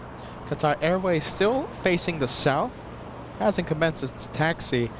And Joshua, I think, Lufthansa, the 747, the cargo doors have just closed. Really?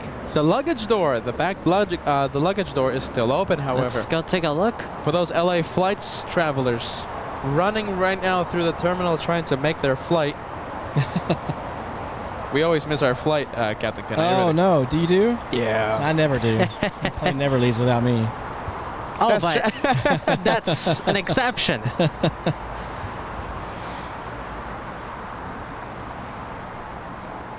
Okay, let's see. I can't wait. Lufthansa, please push back as quickly as possible.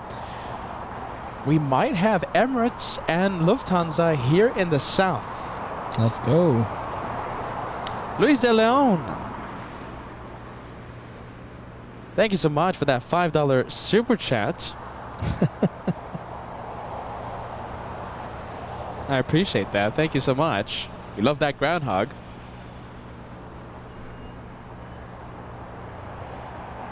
And looks like the Polish are out of here as well. Wow, I think at that time of day, Captain Ken, all of Europe is about to leave. And also, well, Qatar, not Europe.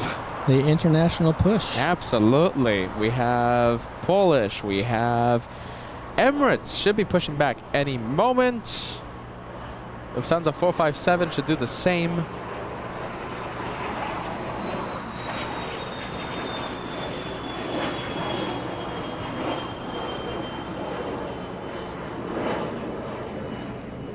And we have a big one. Okay, we have Delta 773 flying in from JFK. A 767-300. Oh, very familiar. What's the craziest weather you've ever flown into, Captain Kent? Craziest weather. Well, we've had some zero visibility landings. I've had one at JFK, so. Fog, snow. Yeah, so kind of like a low-lying marine, very thick marine layer. So you go in at like, 600 or 800 feet, and then you just don't see anything all the way down to the deck. But the airplane can land itself, funny enough. So it's certified to land itself. So you just have to monitor that certain systems stay online, and as long as they do, you can trust that the airplane will. How is that feeling? How does that feel? Because I imagine that's like the ultimate cruise control. Like even when I use cruise control in the car, right? I'm like a little uneasy and I think there's always a little bit of a, especially in a no kidding zero visibility situation. There's a little bit of tension.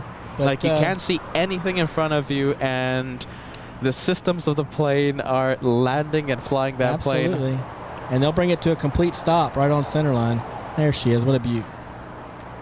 Let's see, I have a question for you, Captain Ken. We asked the same question to Captain Kim when he was on, so I'm interested in what your opinion is. What do you prefer landing with, ILS or visual? Well, we often will land with the visual, but back it up with a instrument approach, usually the ILS. So I think I prefer landing visual. It's just so much easier to see. Well, let's say, it's a bad weather day and you can't see anything. Like how you were saying, like, it's really foggy. Well, I mean, it's zero visibility. There goes the visual, yeah. Yeah. So, I don't like landing visual in zero visual conditions. ILS would be definitely my choice there. ILS is going to get you down lower to the ground, what we call our missed approach altitude, or our decision height. So ILS is known as a precision approach, and it's going to get you down typically to about 200 feet above the ground, at which point you need to see something or you go around, unless you're doing what we were just talking about, which is a Cat 3 auto land. And at that point, you don't need to see anything. You just need to see that the required systems are still operating on the airplane to continue the approach. You're pushing back that super really quick. Yeah, very fast. You can see it here on the on the computer screen. Look how quickly they're pushing that one. These guys don't mess around. It's right on time, isn't it? A little 8 minutes late. Yeah, 8 minutes late. Oh wow. Okay, I got a little worried there. Facing the north, but it doesn't matter. It's heading to the south. Okay. I was betting, eating my hair on Wednesday that all the supers were going to be taking off on 25 left, and I won. Okay, good. So are they going to do the long again, kind of the? Yeah. So it's going to go on to Lima. However, Emirates, that one likes to make a left on Lima instead of the right. Okay. Unlike the previous supers, which really made that likes to come over here on Wednesday, Lima? Josh. Wednesday, did it make a left on Lima? I'm pretty sure it did. No, I don't think so. It went on. It went to. Okay. It made a right. Okay, well then if it does that, then it's gonna make the right on Lima, left on Echo, left on Papa, and right on Bravo. And it's gonna be holding short of 25 right. You see, I sound like an expert now, Captain Ken. You guys are blowing me away with your knowledge here. Seriously. We have Nathan, are you ready? $5 tip coming in. Any Hawaiian Air from stormy and rainy. From a stormy and rainy Orlando, Florida. Good vibes. I guess we had one, what, about 30 or 40 minutes ago? Yeah, Hawaiian Airlines. Parked at the Westgate. I think a little sooner than that, more like 20 minutes. Okay. Well, we're coming to an end. Are you ready, Captain Ken? We're only a few minutes more. Oh, maybe gosh, like this has flown 20 by. minutes, all right? Maybe like 20 minutes, and we will call it a day. An incredible weekend. Yeah. Who knows? Oh, Joshua. It's always the one more plane. Who knows? Last time we waited. Last time we had a one more plane for like an hour. Oh more? goodness! It was like an hour overtime. We'll let Captain Ken go if that happens. All right. I'm not even yawning yet, guys. Thank you so much. Incredible viewers. We have Ann Wilson, a $20 super chat. Huge shout out to LA Flights and Captain Ken for an amazing show with lots of very interesting information. I was well informed today. You guys are totally awesome. Thank you so much, Ann. I love it. I love that you guys enjoyed me being on today. That definitely was a stress of mine coming over here today. I was like, oh. So how does it feel? I mean, I could do this with you guys every day. Do you feel like you're talking to like 2,000 people, 2,500 people right now, or does it feel like it's... I mean, I feel, yeah, pretty much. It's honestly the most people that have listened to me at one time ever in my life, so...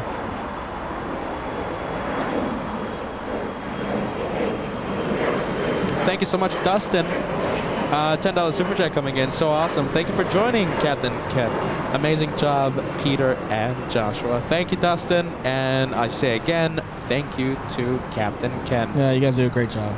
We have Dolores Thomas, a $10 super chat coming in. Captain Ken, does the smoke from the fires impact your flying? It does not. At least it didn't for me the other morning when we took off out of JFK. It was not the worst day they had as far as visibility from the smoke, but it was the day after, so there was still plenty in the air. But no, it didn't really affect the way we left JFK. So, however, I mean, the only thing that would really affect is volcanic ash. That's the only... That absolutely affect. Yeah, we will definitely go way out of our way to avoid that. And if we can't avoid it, we're just not going to go flying. So like that's really the only thing that would really affect the aircraft. Air Caribe flying in from Paris Orly, a 10-hour 44-minute flight. There you go, Woodwork of Dawn. Cheers. LA Flights, the home of the one more guest captain. Yes. Thank you, Woodwork of Dawn. Surprise too. Surprise guest It caught me by captain. surprise. Yeah. I wasn't expecting this. That's part of my plan. Catching us by surprise. Tom and Jerry, 13 months of channel membership. Great show, guys. Thank you, Captain Ken. Thank you, Tom. Tom and Jerry. Thank you, Tom and Jerry. That's a great looking plane. What do you think about that? Favorite livery out of all the airlines out there? And Delta, of course, #1, but your second favorite livery around the entire world. I tell you what's interesting is when I was transitioning to the airlines, I had applications in with more than one airline, but I also had one in with American. And to be honest with you, I thought that livery that American has now, that's been around for a few years now, was pretty new at the time, and I just thought it was a really great looking livery. Josh, you fan of the American livery? A big fan. Yeah. Big fan. I've always been, ever since I was really young when it came out, but I remember seeing that on all the commercials, and I was like, yes, that's really cool. You know, I've said this in the past, and I'll stick with my original thought. I'm not a big... okay. How can you not, right. though? It's a big American flag. I like it, all right? I like it. But I am, I guess, not the biggest fan of the American Airlines livery. I kind of want it more. I don't know if that makes it clear, but I just want it more of the... It's my kind of livery. It's nice, you know, subtle, but it's still really... Did you like their previous livery more, Peter? Say it again? Did you like the previous American livery? Oh, goodness. It was kind of like I guess it was like the eagle with the wings kind of swept up in the air, if I'm remembering correctly. You know something? I've never really liked the American Airlines livery. Gotcha.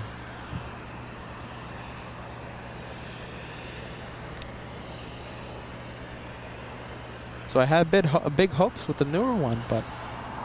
We have Leslie. Hold on a minute. Leslie, was pleasure stopping by just now, enjoying every minute of the show. Leslie, I did not see you. Hello. Let's see. Leslie, are you ready? I am so sorry. I had... Leslie? Hold on. No. This is different Leslie. Oh. Leslie R. Pleasure to stop. Let's see. Stopping by, I had some goodies for you and some stickers. I think it's awesome that some of the viewers get to stop by and say hello. Yeah, and they get goodies. I'm here to give them goodies. I don't want to take these goodies with me. Thanks. What's up, Josh? Let's see. A plane spotter letting me know that the Fire DC-10 is on the move. Oh wow! Yes. Okay. Hey, right now it's behind. DC-10. Right now it's behind this terminal. I hope it goes on Papa or something. Josh, it smells like a north departure. It's right behind here. Take a look at this one. It arrived earlier today. Just about a minute or two before I did. Yeah. You were let's see, behind I was on the right? north side, and it landed on the south side. Yeah. I mean, I assume you got a pretty good look at it. I was looking at it all the way down the arrival. Wow. Let's see. We have a 48. Are you ready? I'll say it again. 48-year-old DC-10. Wow. Behind the American hangar. Now we're gonna cross our fingers for a north. Can you believe it? There's a plane here that's older than I am. Wow. We're going to cross our fingers for a south side departure. Yes. And we're going to hope we see a taxi southbound on either Alpha Alpha or Papa. Joshua, look at this. Let's go to taxiway Papa. There it is. Under tow? No. Taxiing Power. under its own power. Perfect. So that means it is a departure. Look at that. Awesome. This is a catch. That's a catch. That is the highlights of today's episode. Keep in mind, we have LOT leaving in front of us. We have Emirates on Lima. However, we stay with this rare plane. 48 years old. 48 years old. Looks pretty good for 48. Looks really that's nice for 48. Yeah. DC-10, look at this. This is a rare plane here at LAX. I think instantaneous highlight of the day. Instant. And a highlight video coming up. She's got my vote. April 1975. Hold on a minute. Let me check the registry number. I want to know the history of this plane. Wow. Take it in. You won't be able to see that for much longer. You know something, Josh? in the fire service. I mean, I'm pretty sure that one's going to be... you know, they don't really come to LAX all the time. Okay, copy that. You're absolutely right.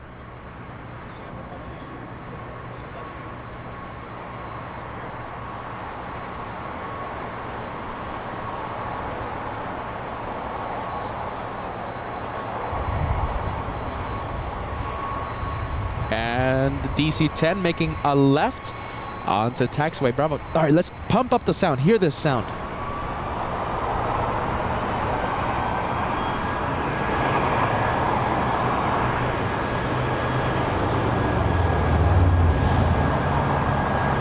I wonder if you guys can hear that. I'm pumping up the sound right now.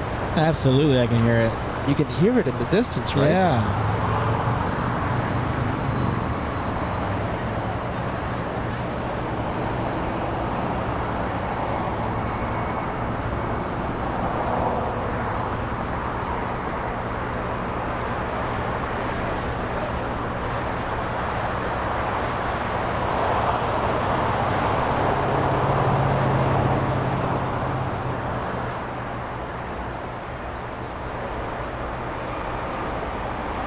Alright, we'll go from the DC-10 for a little bit.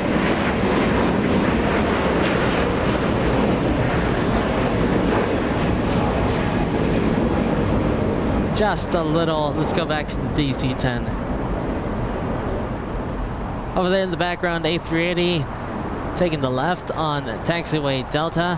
But the DC-10 takes the show right now. By far. And I mean, check it out. What the mission that it does, and they still take the time to have that fun of a paint job on it. I know, right? What a That's- fun paint job. Yes. Hey, Josh, are you ready? The DC-10 posing for the camera right now.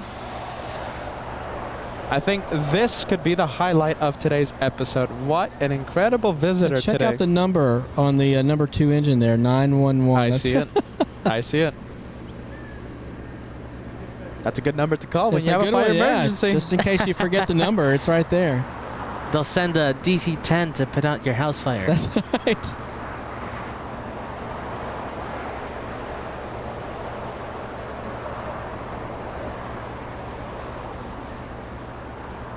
I think I caught a shout out from the wife in the comments there. I want to thank you again, babe. I appreciate your support. This has been fun.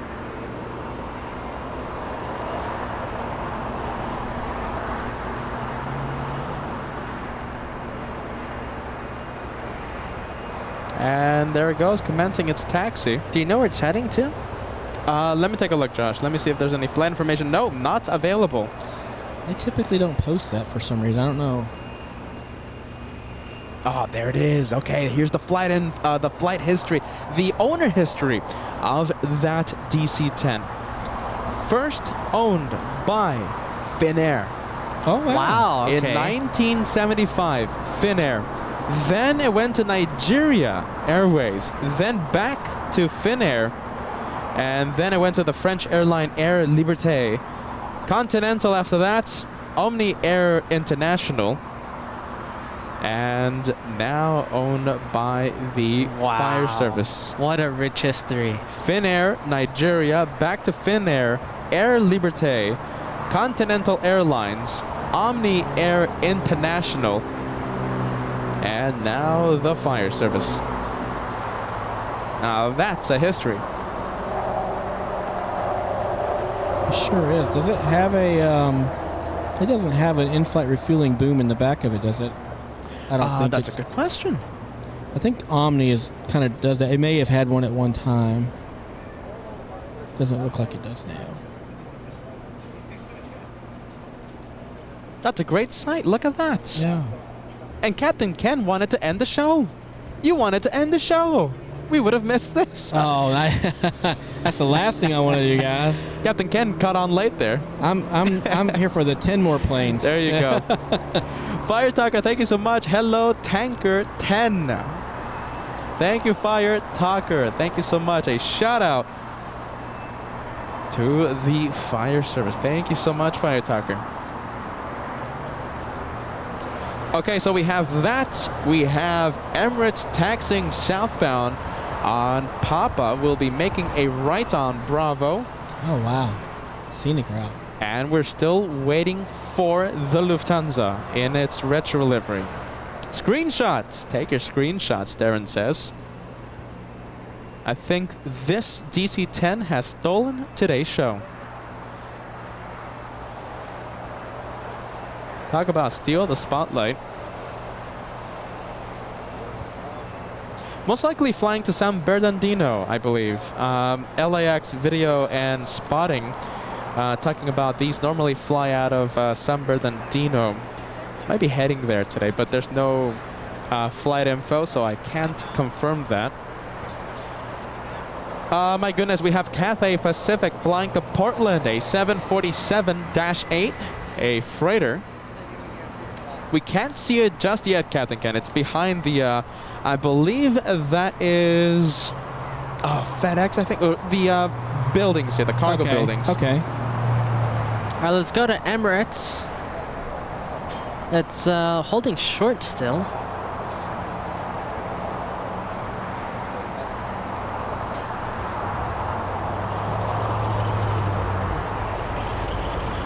Oh, and a very interesting looking exec jet here. Tell me.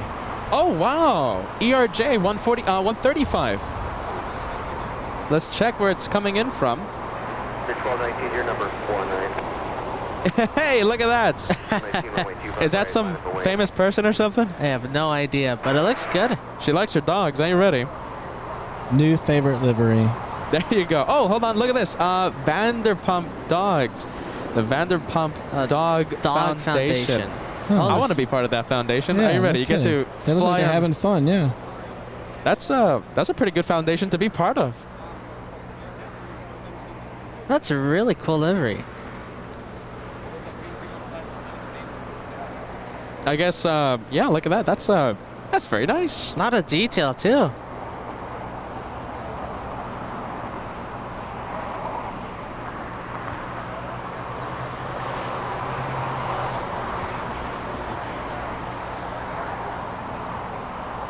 Emirates still holding short. It's getting literally full with plane spotters here. Everyone's excited to see that DC-10. Everyone is excited. My goodness. And it's not any just normal DC-10. It's the Fire DC-10. So we have FedEx, a 767-300 flying in from Indianapolis, but I think we're going to stay either on the Super... Oh, by the way, Look at this. We have KLM. Or on this one, KLM in the 100 years livery, sadly, going north for departure. Oh. Special livery. Celebrating Hey, we love the north side, though, yeah. We love the north side. Sprinkler Solutions, an 11-month member. Thank you so much for renewing your membership. Only one to go until you cross into the Golden Plane Squadron.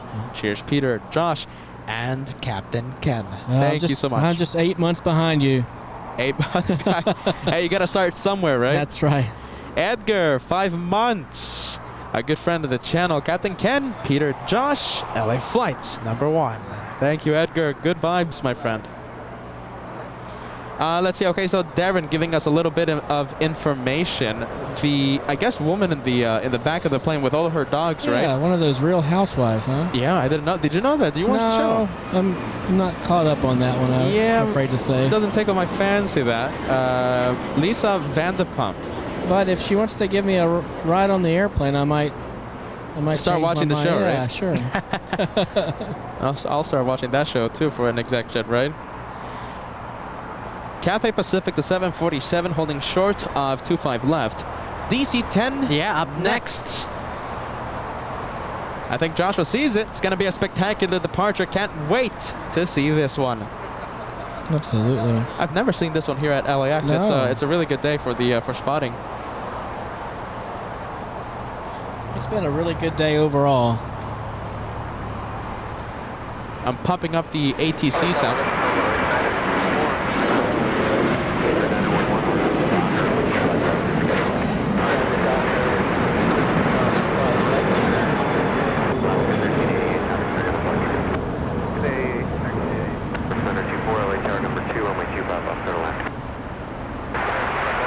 All right, let's quiet down that static. Clear for takeoff. Thank you so much, Kenneth, gifting 1 membership to LA Flights. I appreciate that, friend. Highlight of today's show, by far. An incredible day for plane spotting. Joshua manning the camera, Captain Ken with us right now. And we get to see this incredibly special plane in front of the LA Flights cameras. We have liftoff. Will it be a rocket?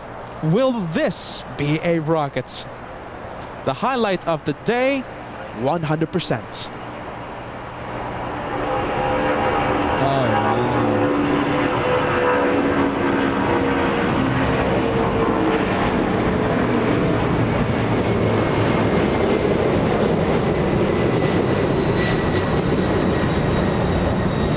The sound, incredible. Yes. 100% an incredible departure in front of LA Flights Live. That was amazing. That's it. That's the highlight of the show. Completely stole today's show. Was it a rocket? I think I missed the peak. Did anyone track that rate of climb?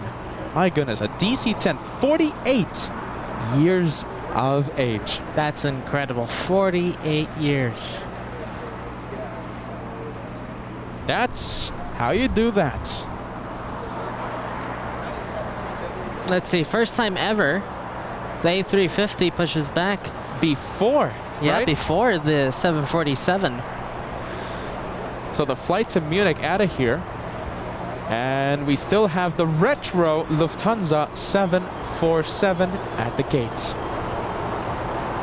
And Emirates Oh, wow. taking a left on Bravo. You know what that means? It's going to taxi southbound on Lima in just a few minutes. Oh, Incredible right at sound. us. All right. Captain Ken, incredible sound happening in just a bit. Perfect. And Alfred letting us know that the DC-10 flew in from Albuquerque. So that one flying in from Albuquerque, Okay. possibly going back. We'll find out later on. It was here as long as I've been here, which has been about 9 hours. I Roughly guess. 9 Yeah, hours, yep. So what can you do with a DC tanker aircraft in 9 hours? How about this, everyone? Let's get close to 2,500 likes. That's the goal for today's live show. 2,500 likes before we end today's episode. Don't forget to hit that like if you enjoyed the DC-10. 2,500 likes for the DC-10. Emirates should make a right on Lima. The KLM 100 leaving, Joshua, north runway. Okay.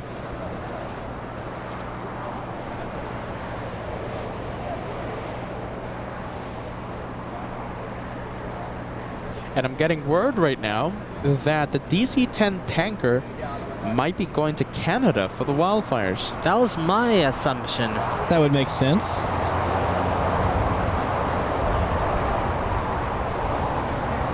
There goes KLM flying to Amsterdam. The beacon is on. 747 retro. Excellent. There it is. All the luggage doors, cargo doors are closed. Thank you so much, Jeff Otero, upgrading from Elite, upgrading to Elite Plus today. An Elite Plus member. Thank you so much, Jeff Otero. SoCal Rail fan. On June 27th, I'll be on Lufthansa 457. Lucky. Yeah, lucky, right? Very lucky. Yeah. Send me the flight info, send me the seat info. We will love to catch that light. Shine the light. Arsenal 44, exit to the right, join Hotel to Juliet, hold short, runway 25 right. Hotel Juliet, hold short, 25 right, sorry, Oh, wow. Clark, are you ready? Our newest All Access VIP member just popped in. Did the DC-10 leave? You missed it. You missed it by literally 5 minutes. 5 minutes, right? Yeah, but man, 5 minutes and 5 hours either way. Missed it. Missed it by that much. Either way, Clark, 5 minutes ago. What a sound it made too. A good thing we have the replay. Good thing we have the replay. And tomorrow we'll have the highlight video. We have the technology. X-ray Alpha India, Charlie Yankee, on down Docker, runway 25 right, response time, river takeoff. I don't know, guys. I think I'm going to get home and I'm just going to put this video on endless loop replay. There you go. Make sure to see the replay, the messages, right? You got a lot of... Oh, that's right. I missed a lot of messages. You got a lot of support. You got a lot of love as well. A lot of viewers loving, all the viewers loving Captain Ken here on LA appreciate it. Flights. I feel it. Guys, now that we're at it, send a little more love in the chat 30-35 per mile. for Captain Ken. We're so close to 2,500 likes. 41 to go. Only 41 to go, 2,500. Almost done. We have Evan O'Brien, a $2 tip. I appreciate you, my friend. Thank you so much, Evan.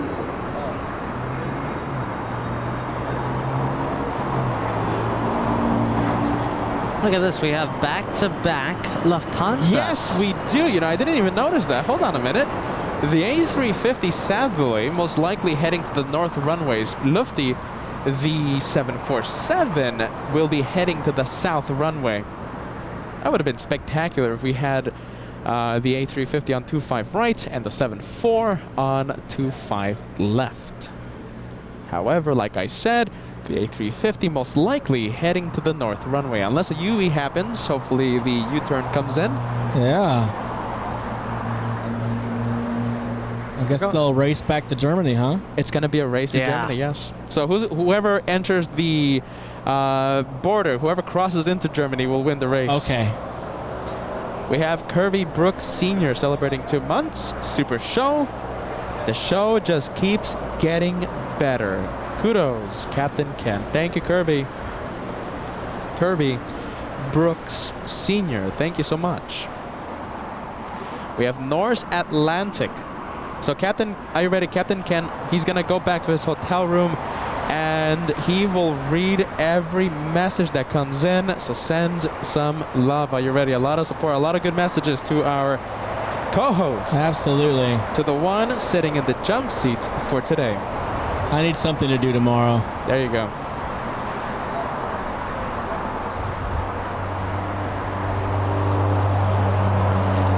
Thank you, Kenneth. We have Evan O'Brien, another super chat, this time a $5 tip. I appreciate that. Thank you so much, friend. We have Tamar, a $5 tip coming in. I have a picture of that exact Lufthansa retro livery on descent on my phone that I captured at the In-N-Out on the north side. Would love to share. Send me the DM, okay? Instagram or Facebook. Thank you, Tamar.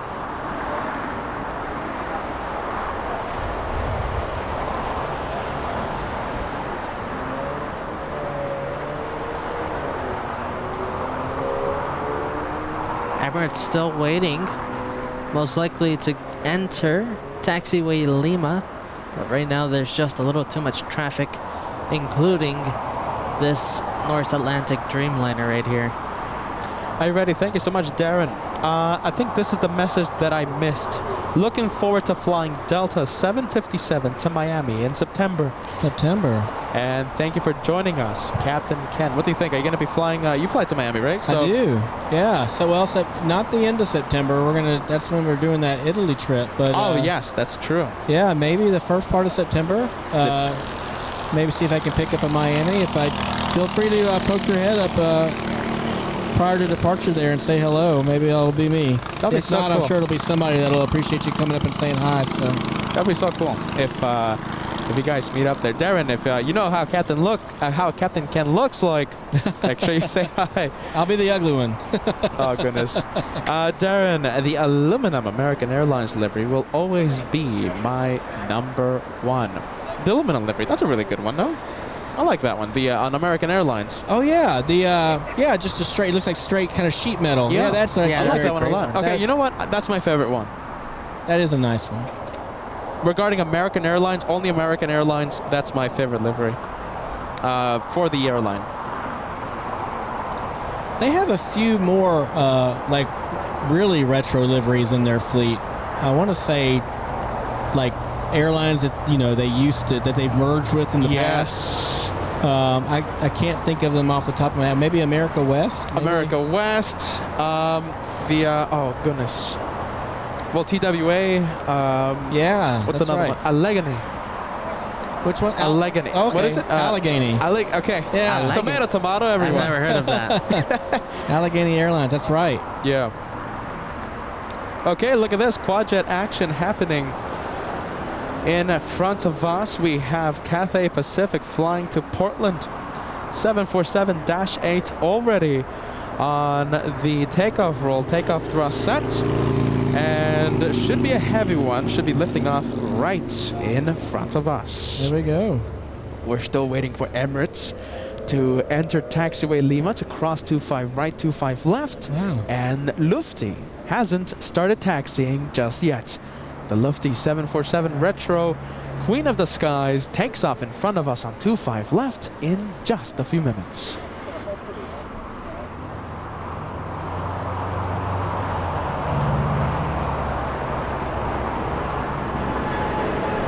That's just spectacular.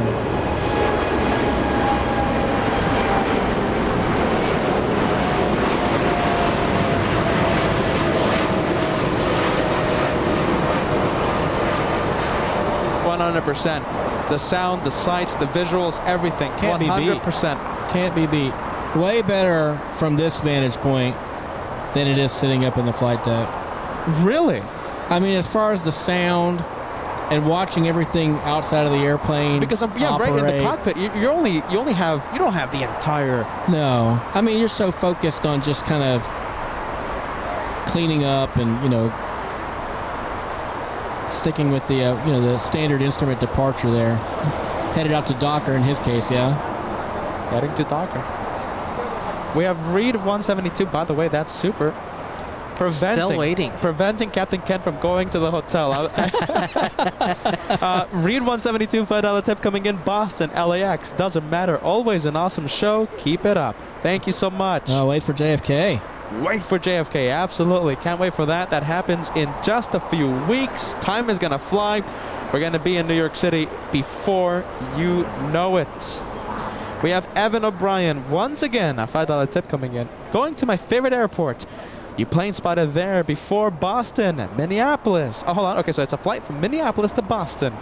Enjoy the sights from Boston. You won't be disappointed. I've got to put my request in for a plane spotting show out of Fayetteville, North Carolina. It'll be super quick. Really quick. A couple airplanes and we're out of there. So you're not selling it to me. We can't take the LA flight show there.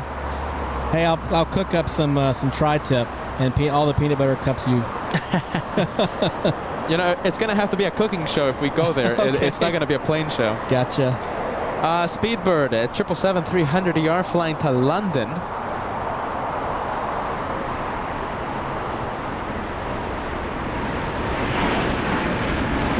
Good looking triple.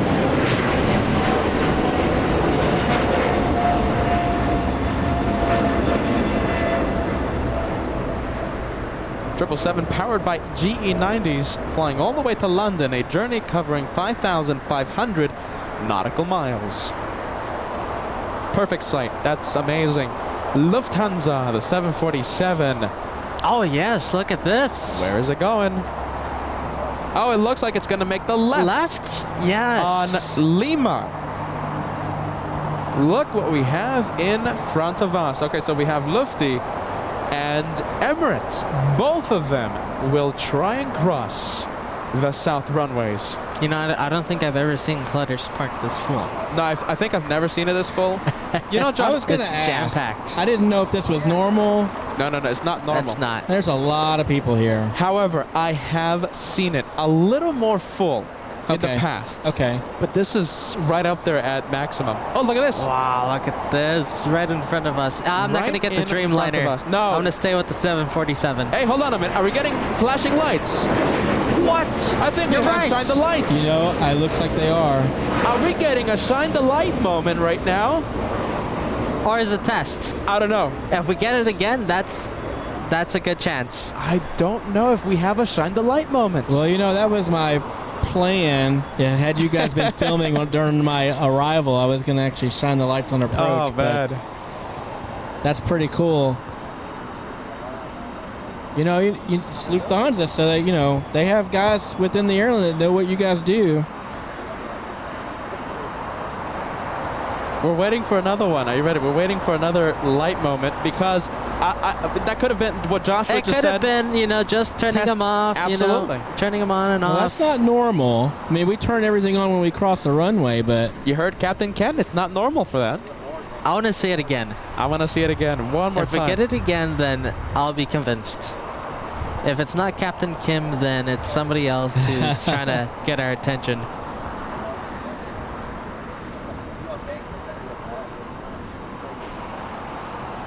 And let me say this: it's 100% not Captain Kim.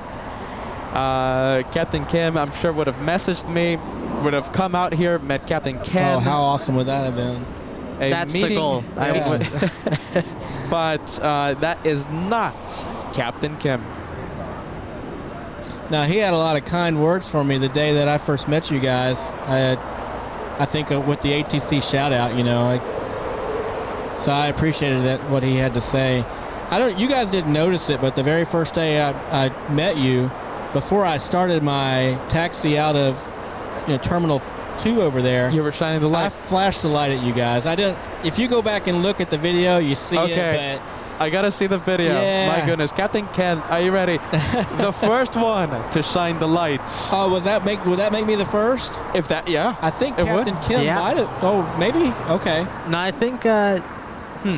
We gotta check It was the very close. Yeah, we Very gotta check the close. history books Yeah, on that. Within a couple days of each other. I got the first shout out though. I'll claim that. The flight to Munich, leaving in the north side. I think we're gonna stay with 7-4. Yeah, I kind of want to stay with this. We do have a big old delta over here, taxiing. Ah, big one. You know where this one is going? Big one, A330 Neo. The Neo. Well, it's not going to New York, is it? Is it going Farther. Paris? Yes. All right. Flying to Paris. Let me make sure. I hope I don't eat my words right now, because I sounded pretty confident. Yeah, I think it is heading Flying to Paris. Charles de Gaulle. Delta 290, and will head south for departure. That's a great sight. Look at that. That's And look at this. We still have Emirates right here, right beside the 747. Hey Josh, can you zoom in and have the Emirates like fully on the left side? And yeah, perfect, Josh. Look at that.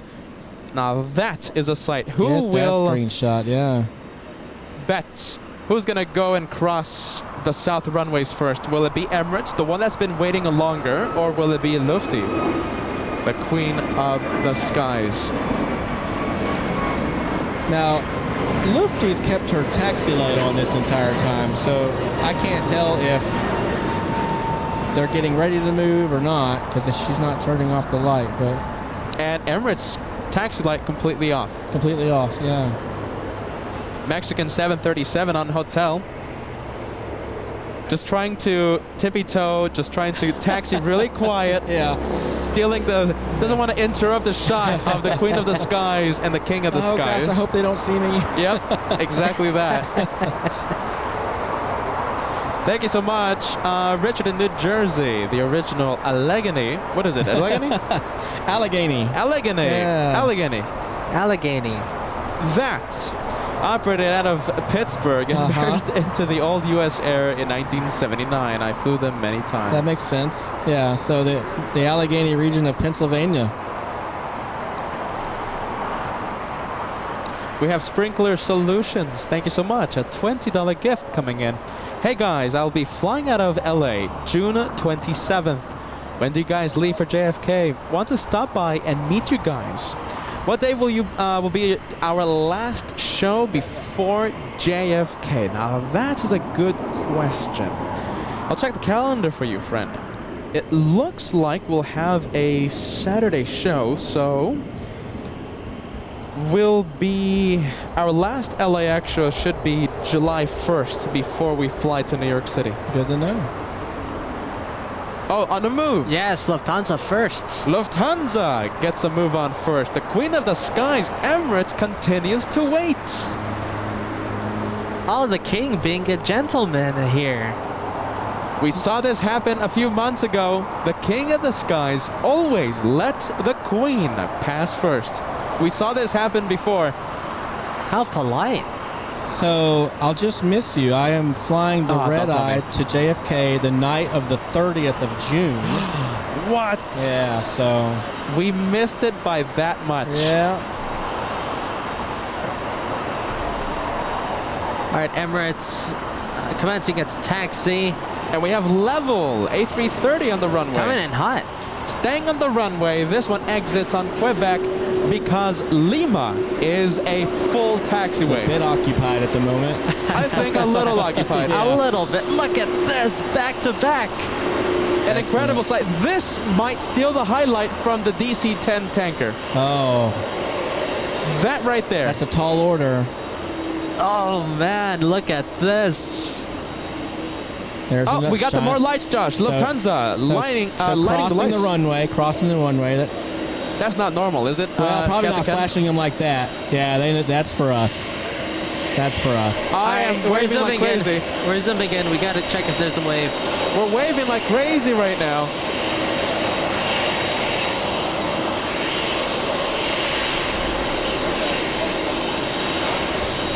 I'm not seeing any waves. Oh, hold on a minute. I Let's think I see. saw some action there. I think I saw it too by the first officer. Yeah, he's looking right at us. Oh, he's looking. There you it go. is. We got the wave. Hold on. Yeah, that's it. That's We it. got the wave. He's saying hi. Oh yeah. Hey, there you go. We got the That's wave. it. The relief pilots too. That's awesome. That's awesome. Look at that. In front of LA flights. All this Big happening. wave. Happening in front of LA flights. That's amazing. I can't believe that. I want to know who that pilot is.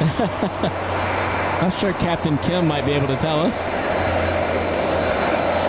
100% amazing. And look what we have man. behind the 747. A super A380. King of the skies. That sound. Amazing sound.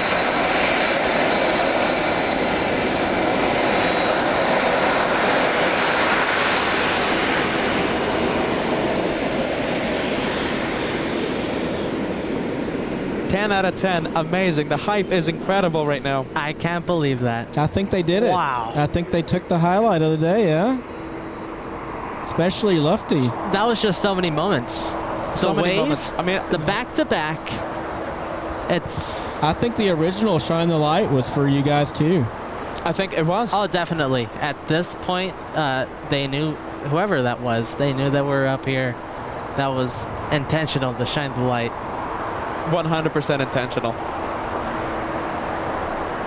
And we also have Delta, the A330 flying to Paris. Charles de Gaulle. Headed for 25 right. Wow. I'm so excited.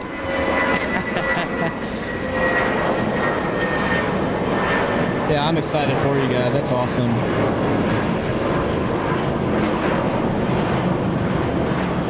That's a testament to the hard work you guys put into this. We can still see the 7-4. Yeah, there she goes. The King right behind her, trailing her. And we do have the A330 Neo heading to Paris on taxiway Bravo. Looking good.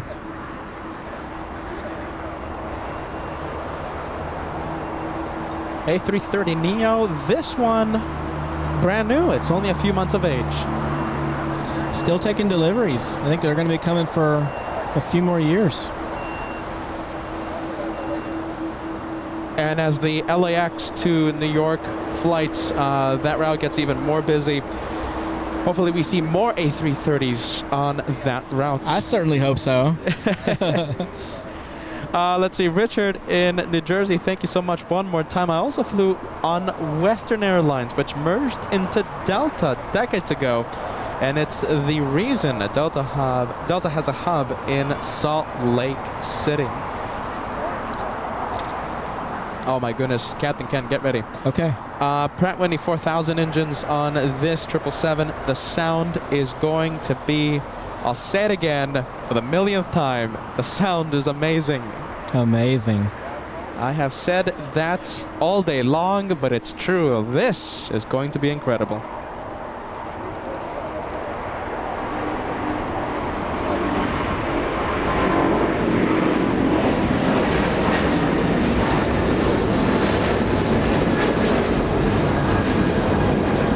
expected more of a growl from the engines, but I'll take it. Yeah, you are not lying. I'll take it. That's a great sound. Another bird that we used to have here at Delta that unfortunately... Sadly, the 777s are long gone. Yeah, I would have loved to have had a turn at that. My goodness, the 777s, even the 747. When was the last, back in 2016? Yeah, I think so. That sounds about right to me. For the 747 at just before the Delta. first A350 started showing up. Yeah, it's kind of its replacement. Qantas, we had a viewer that had a, let's see.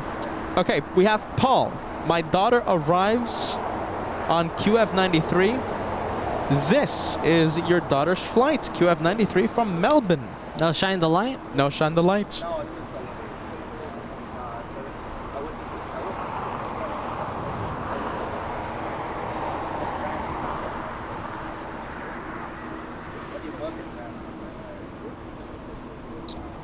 Good looking airplane.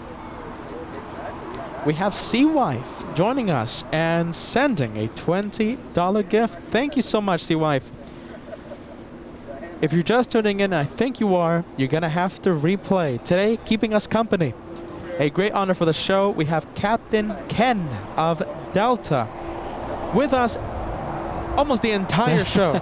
Are you ready? Let's call it the entire show. Okay. The entire show. It's been the entire show.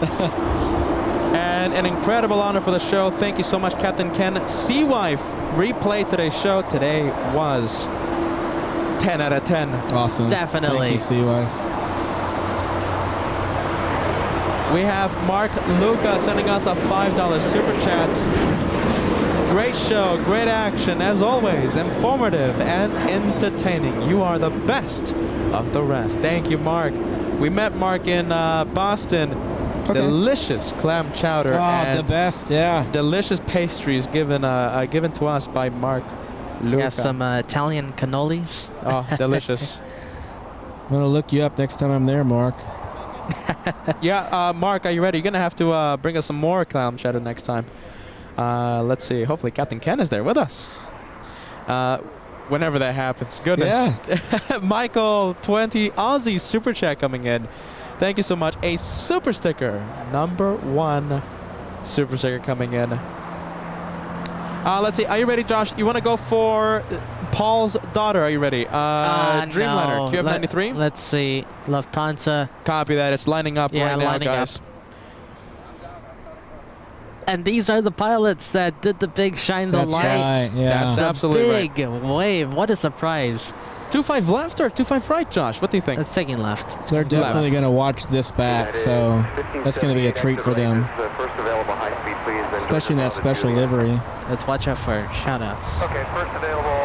Looks like they're going to make Hotel 9, eventually at United 15, 78. That's Hotel 7, right? Sorry, that's Hotel 7, yeah. Good. Okay, let's see. Oh, Sunset 457 Heavy, RNF Hyper, runway 25 left, cleared for takeoff. 1125 Heavy, caution, wake turbulence heavy, depart the outboard traffic. all right, clear for takeoff. Right, line up and wind. Running up runway 25 right, 24, 125 Heavy. 1373 LA try to reduce your slowest heavy Boeing 747 departs your runway and a heavy 7777 will depart the outboard, or inboard, I'm sorry, caution. Okay, this is the one that shined the lights only a few minutes ago. It was taxiing southbound on Lima, and we had a shine the light moment. First officer and also the relief pilot, and I'm pretty sure Captain waved at the LA flights. Cameras, an incredible moment. Retro livery Lufthansa leaves in front of LA Flights Live. Nice long takeoff roll. Oh, here she comes. Look at this, Captain Ken. Oh, she did that for us.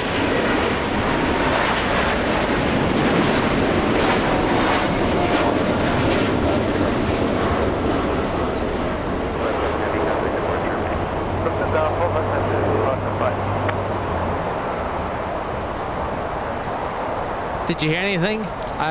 I heard Just a quick bye, I think is all Quick I bye. heard. Yeah, just a quick bye. we contact SoCal departure.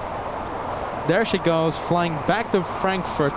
That one, 2 hours late. But I think bye in German is so long LA flights. There you go. You know Yeah. what? I think you have a point there. Yeah, I think that's how it directly translates.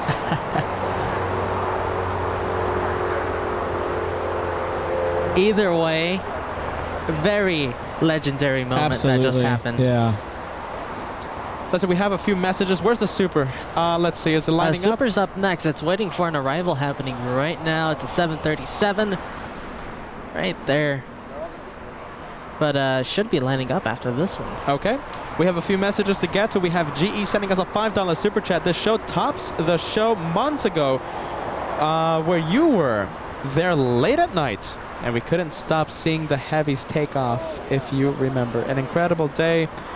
Today is one for the history books. GE, it's one for the history books, friend. We have DW sending us a 3-month milestone. King and Queen stole the show. Thank you to Captain Ken My pleasure. for keeping us company today. Thank you, DW. We have Michael Connell, 17 months. Awesome for you. Lights and waves from Lufty, the queen of the skies. Thank you so much, Michael. Big membership, 17 months with LA Flights. We have On the Pone. This one flies to Tokyo's Haneda Airport in Japan.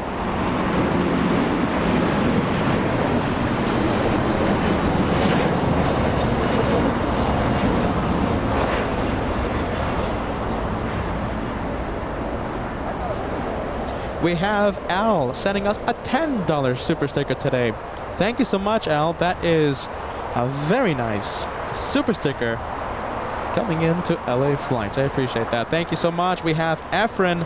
Welcome back and good to see you guys. Thank you so much, Efren. Dagus, the creator of the trailers that we have here at LA Flights, thank you so much. 2-month milestone being renewed today.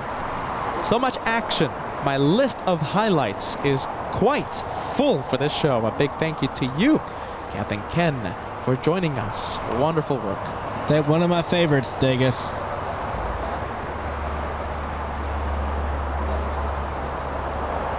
How's your legs, Captain Ken? Pretty good. You know who I haven't seen today is Sam's Planes and Trains. He's in a break. Oh. He went to Tenerife. Okay. Well, Look at that. Good for him. Look what he missed, though. I think he's going to be sad. Forget about Tenerife. Yeah, he Forget should've. about a 2-week holiday. Yes. He could have seen that light. Or he should have sunlight. taken a holiday over here in Los Angeles. That's true. Come on, Sam's Planes and Trains. You should have been here in Los Angeles. I'll let Sam know that we gave him a big shout out. We have Aer Lingus, Irish, coming in, flying in from Dublin, 10 hours of flight time. The A330-300. Darren, 787 tip coming in. So long to the Dreamliner, to the Dreamliner's launch customer. What a historic day of plane spotting here on LA Flights Live. Thank you, Darren. Good vibes, my friend. A wonderful moderator here at the channel, keeping the good vibes, the friendly vibes for everyone to enjoy. 3,000. I'm going to do the overtime like goal. How about this? The goal was 2,500. We're going to try and push it to 3,000. 3,000 likes for an incredible day. What is the record, Peter? The record is 9,200. I don't think we're going to get there today. No, I don't think so. We need a good 12 hours for that. I've got to do a lot better job to get us there, I think. Hey, I have to do it better. Are you ready? 9,200. That was a crazy day. My goodness. That's not going to happen today, but 3,000. Let's see how close we can get to the big 3. We have Efren gifting 5 memberships to LA Flights. I'm going to put your membership message on the screen after this arrival.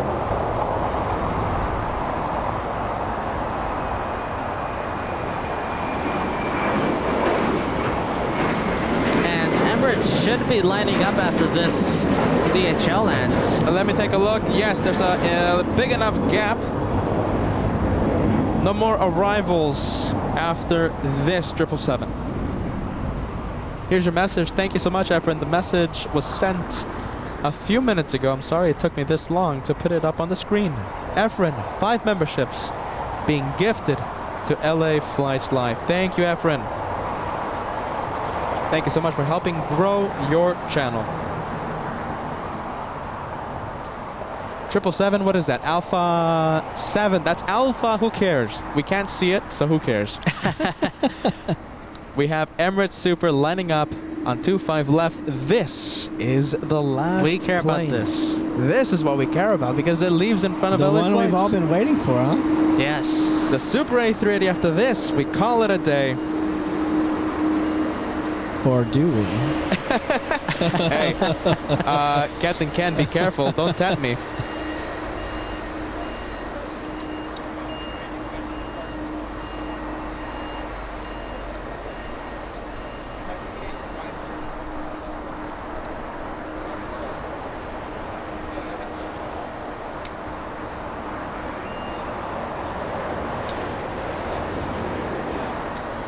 Do we have ATC on? Well, it doesn't matter anymore because doesn't Emirates matter, yes. is already on its takeoff roll. Getting a move on. We have Emirates 216 flying back to Dubai.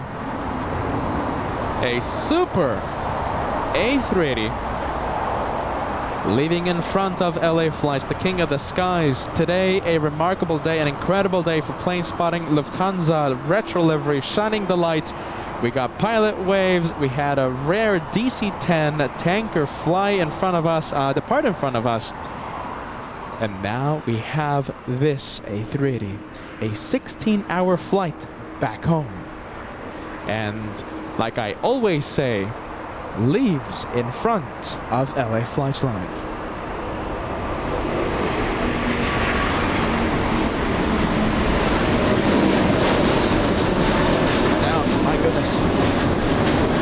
That sound of the A380 is just so epic. Feel it in your chest. You can really feel it, the vibrations, the sound pounding. Are you ready? 16 hours to go. 16-hour flight. That's the longest. That's the longest A380 flight in the entire world. No kidding. The longest one.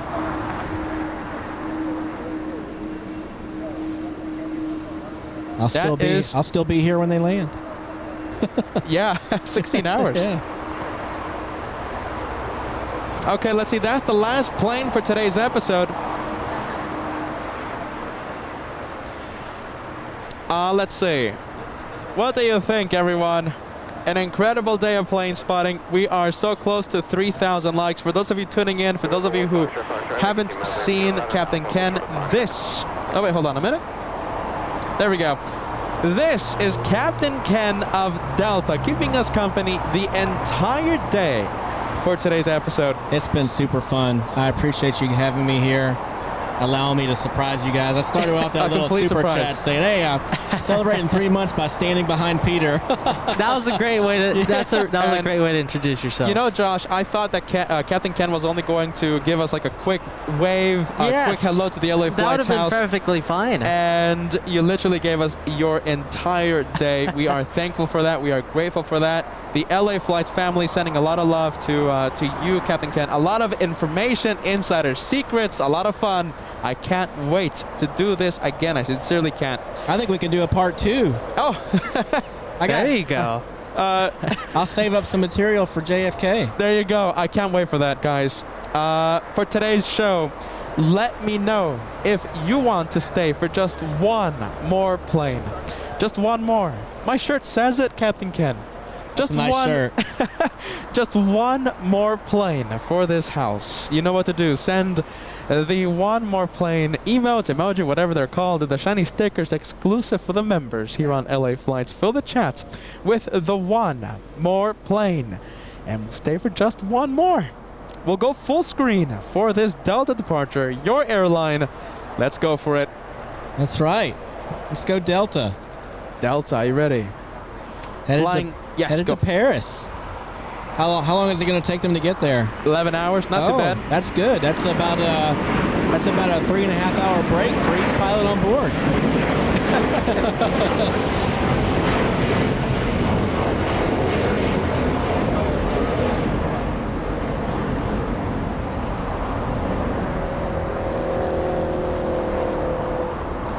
All right, let's say the chat is full of the one more planes. I'm going to deactivate slow mode. I want you guys to break the chat. Send as many one more plane messages as you can. If you're not a member, you can always type in one more plane. I think we'll make this one the one more plane for today's Saturday special. I'm making it official. Here goes. It's always Our good. one more plane. It's always good to end with a Qantas. We love Delta, but we also love Qantas here, Captain Ken. My goodness. Qantas Airlines, Josh and Peter's second favorite airline. There you go. Yeah. The one more plane for today. We're getting so close to 3,000 likes, my friends. Let's see how close we can get. We need 240. 253. Yeah, there you go. 253. 253. I'm known as a mathematician here on LA Flights, Captain Ken. It's public math, man. Gets me every time. Mathematician. I Look am at an that expert. roll out. Scores Yes. are up.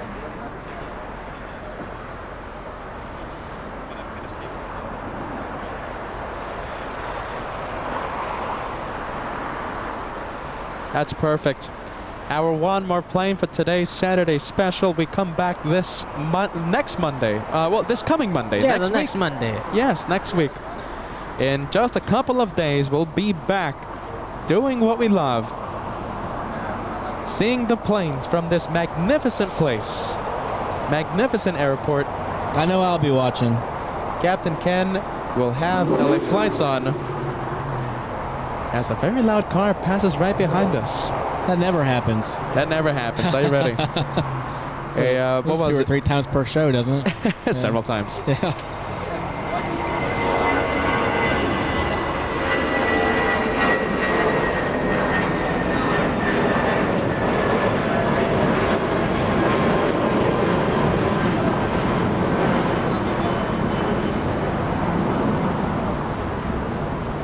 And the big kangaroo there, we love to zoom in. You've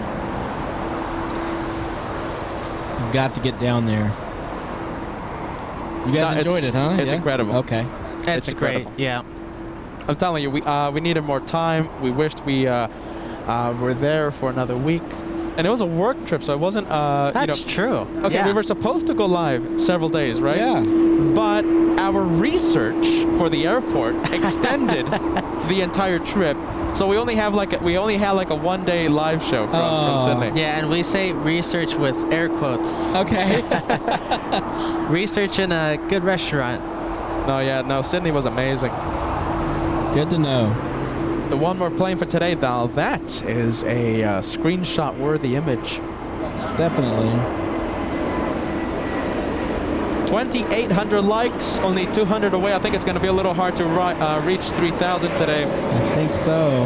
But if anybody can do it, it's the LA Flights family. There you goodness! go, Hey, guys. that's pressure, guys. Are you ready? That's pressure.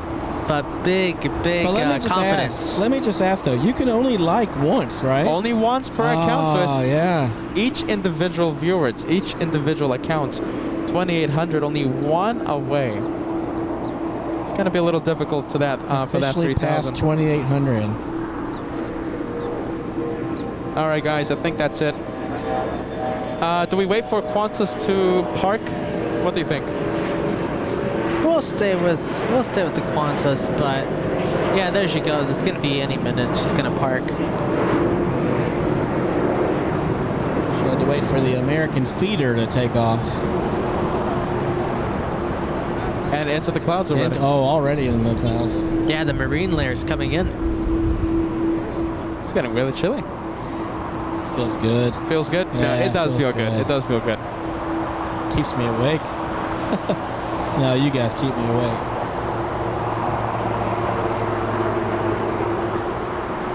You know, the thing is, we're getting so close to 3,000. We're so close, yet so far. But it's steady coming in. It just keeps you going, you know?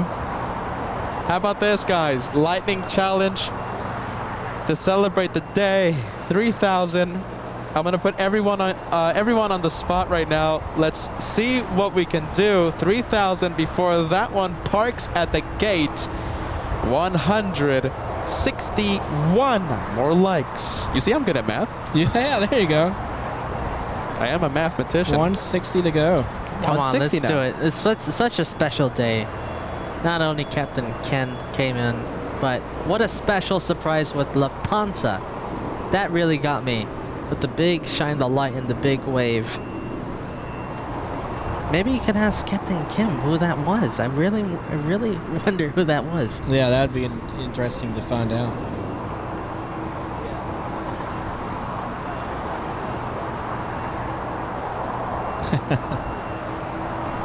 Did you read the one with 3,000 accounts? I did. Yep. That's pretty funny. Johan, I only need 3,000 accounts. All right, guys. Volaris. That one flying in from Mexico. Good guess, right? Let's see. Flying in from Uruapan. What? Uruapan. It's somewhere in Mexico. It's like south of Guadalajara. Okay. A 3-hour, 21-minute flight. Not too shabby. Not too bad.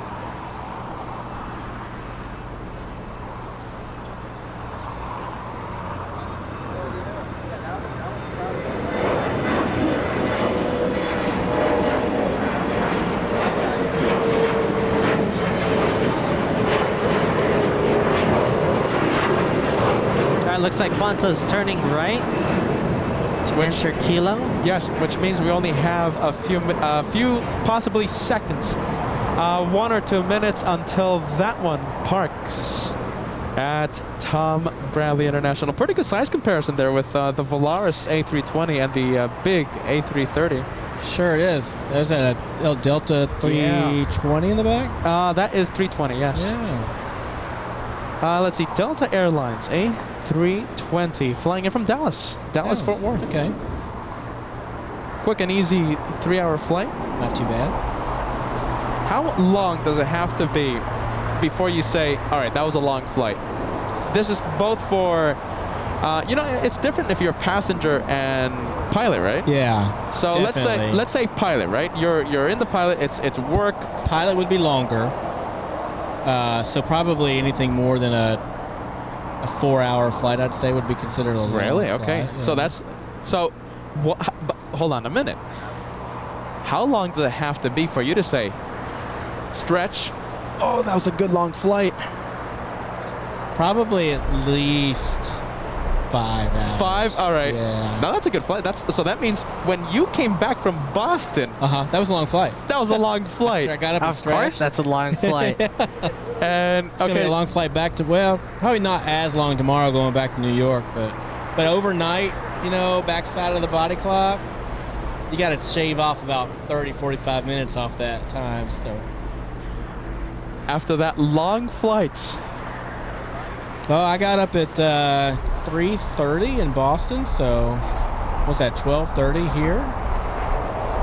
3:30. Yeah. I've been up since 12:30 in the morning. okay, guys, I think we're gonna call it a day. Let's see, if you want, you can step a little over there. Yeah. Guys, we're done. Thank you so much. Amazing cameraman, Josh. Let's see, I wonder if you guys can see Yes, him. thank you. Hold on a minute. Can you see Josh? Can you guys see me? There goes Max 39. Can you see me? Am I focused? Let's see, let's take a look. There's Josh. Hold on a minute. Let me zoom in. There comes the Let me focus. focus. That's Cat. Am I focused? Yes. Hello, Kinda. everyone. I hope I'm There he focused. is. Yeah, you're good. Yep. Thank you for watching, guys. Joshua, the amazing Big thank you to cameraman. Captain Ken. Oh, thank you guys. Guys, send a whole bunch of love in the chat. Captain Ken's going to be watching this later. I think the whole Captain Ken family is going to be watching this later. Like I said, it's going to be on endless loop back at the home. Probably for Guys, the what do you next- think? You want to see him again? You want to see him as a co-host again? What do you think? Not to Yes. put you on the spot, Captain Ken. I hope so. All right. Let's see. I left Captain Ken here by himself. Guys, thank you so much for watching LA Flights. We're the home of the one more plane. We'll come back next Monday. I don't know what the highlight today is. There's so many. We're going to have a lot of fun. It's going to be hard. It's going to be hard to pick the highlight. I think Lufty gets my vote, followed I very think so. closely by the DC-10 tanker. The DC-10 on takeoff, I think that has to take it. Yeah, but I think so. it's going to be hard, You can Josh. see Lufty any day, right? Yeah, so. But To shine the light. it was a shine the light, and that's and the the exception. wave. We'll A close-up find, wave. We'll find out who those guys are. My friends, it's going to be a lot of fun picking the highlight for today's episode. Thank you so much. Unforgettable day. Another big thank you to this guy. Right after that Boston flight, just a quick change of clothes at the hotel, and you came here to Clutters Park. Pretty much. Explored the idea of renting a car, quickly decided that was going to not be financially advantageous, and the lift worked out. Yeah, He right. picked me up pretty quick, and like I said, the traffic's good today, so a quick 30-minute drive here. And A quick 30-minute drive, and you got really lucky because that's a 1 hour something commute from Hollywood to LAX. That is several That's hours. a long. I've seen enough of you guys on video that probably about halfway down the hill, I looked, I was like, there they are. So. All right, guys, we're going to call it a day. We're going to let Captain Ken go and rest, finally. Bye-bye, everybody. Bye-bye. An incredible day. We'll have another one on Monday. Bye-bye, See you everybody. next time. Thanks, guys. Bye-bye.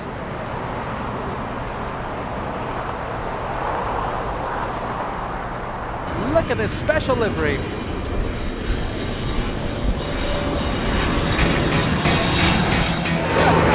I can hear it. All right, let's go to Josh.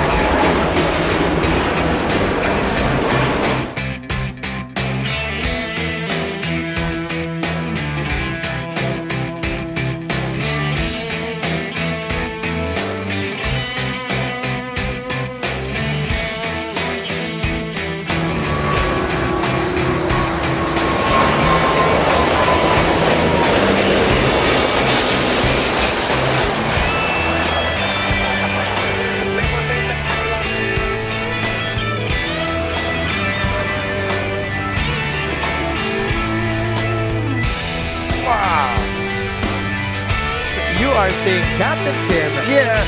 Shine the light. There we go. Okay, you can see the wave. Captain Kim. Yeah, there it is. There it is.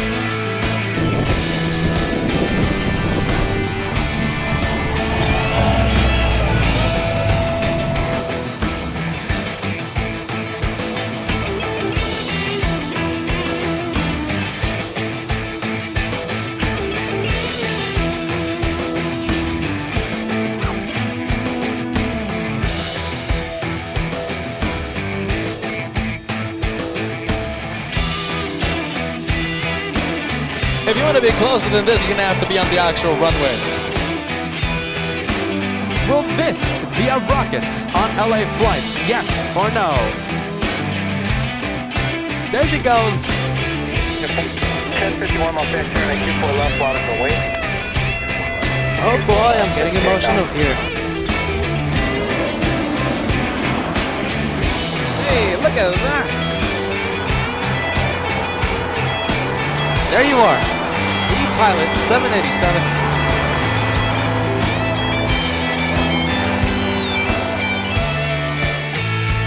That is a Falcon 9 rocket launching from Vandenberg Air Force Base.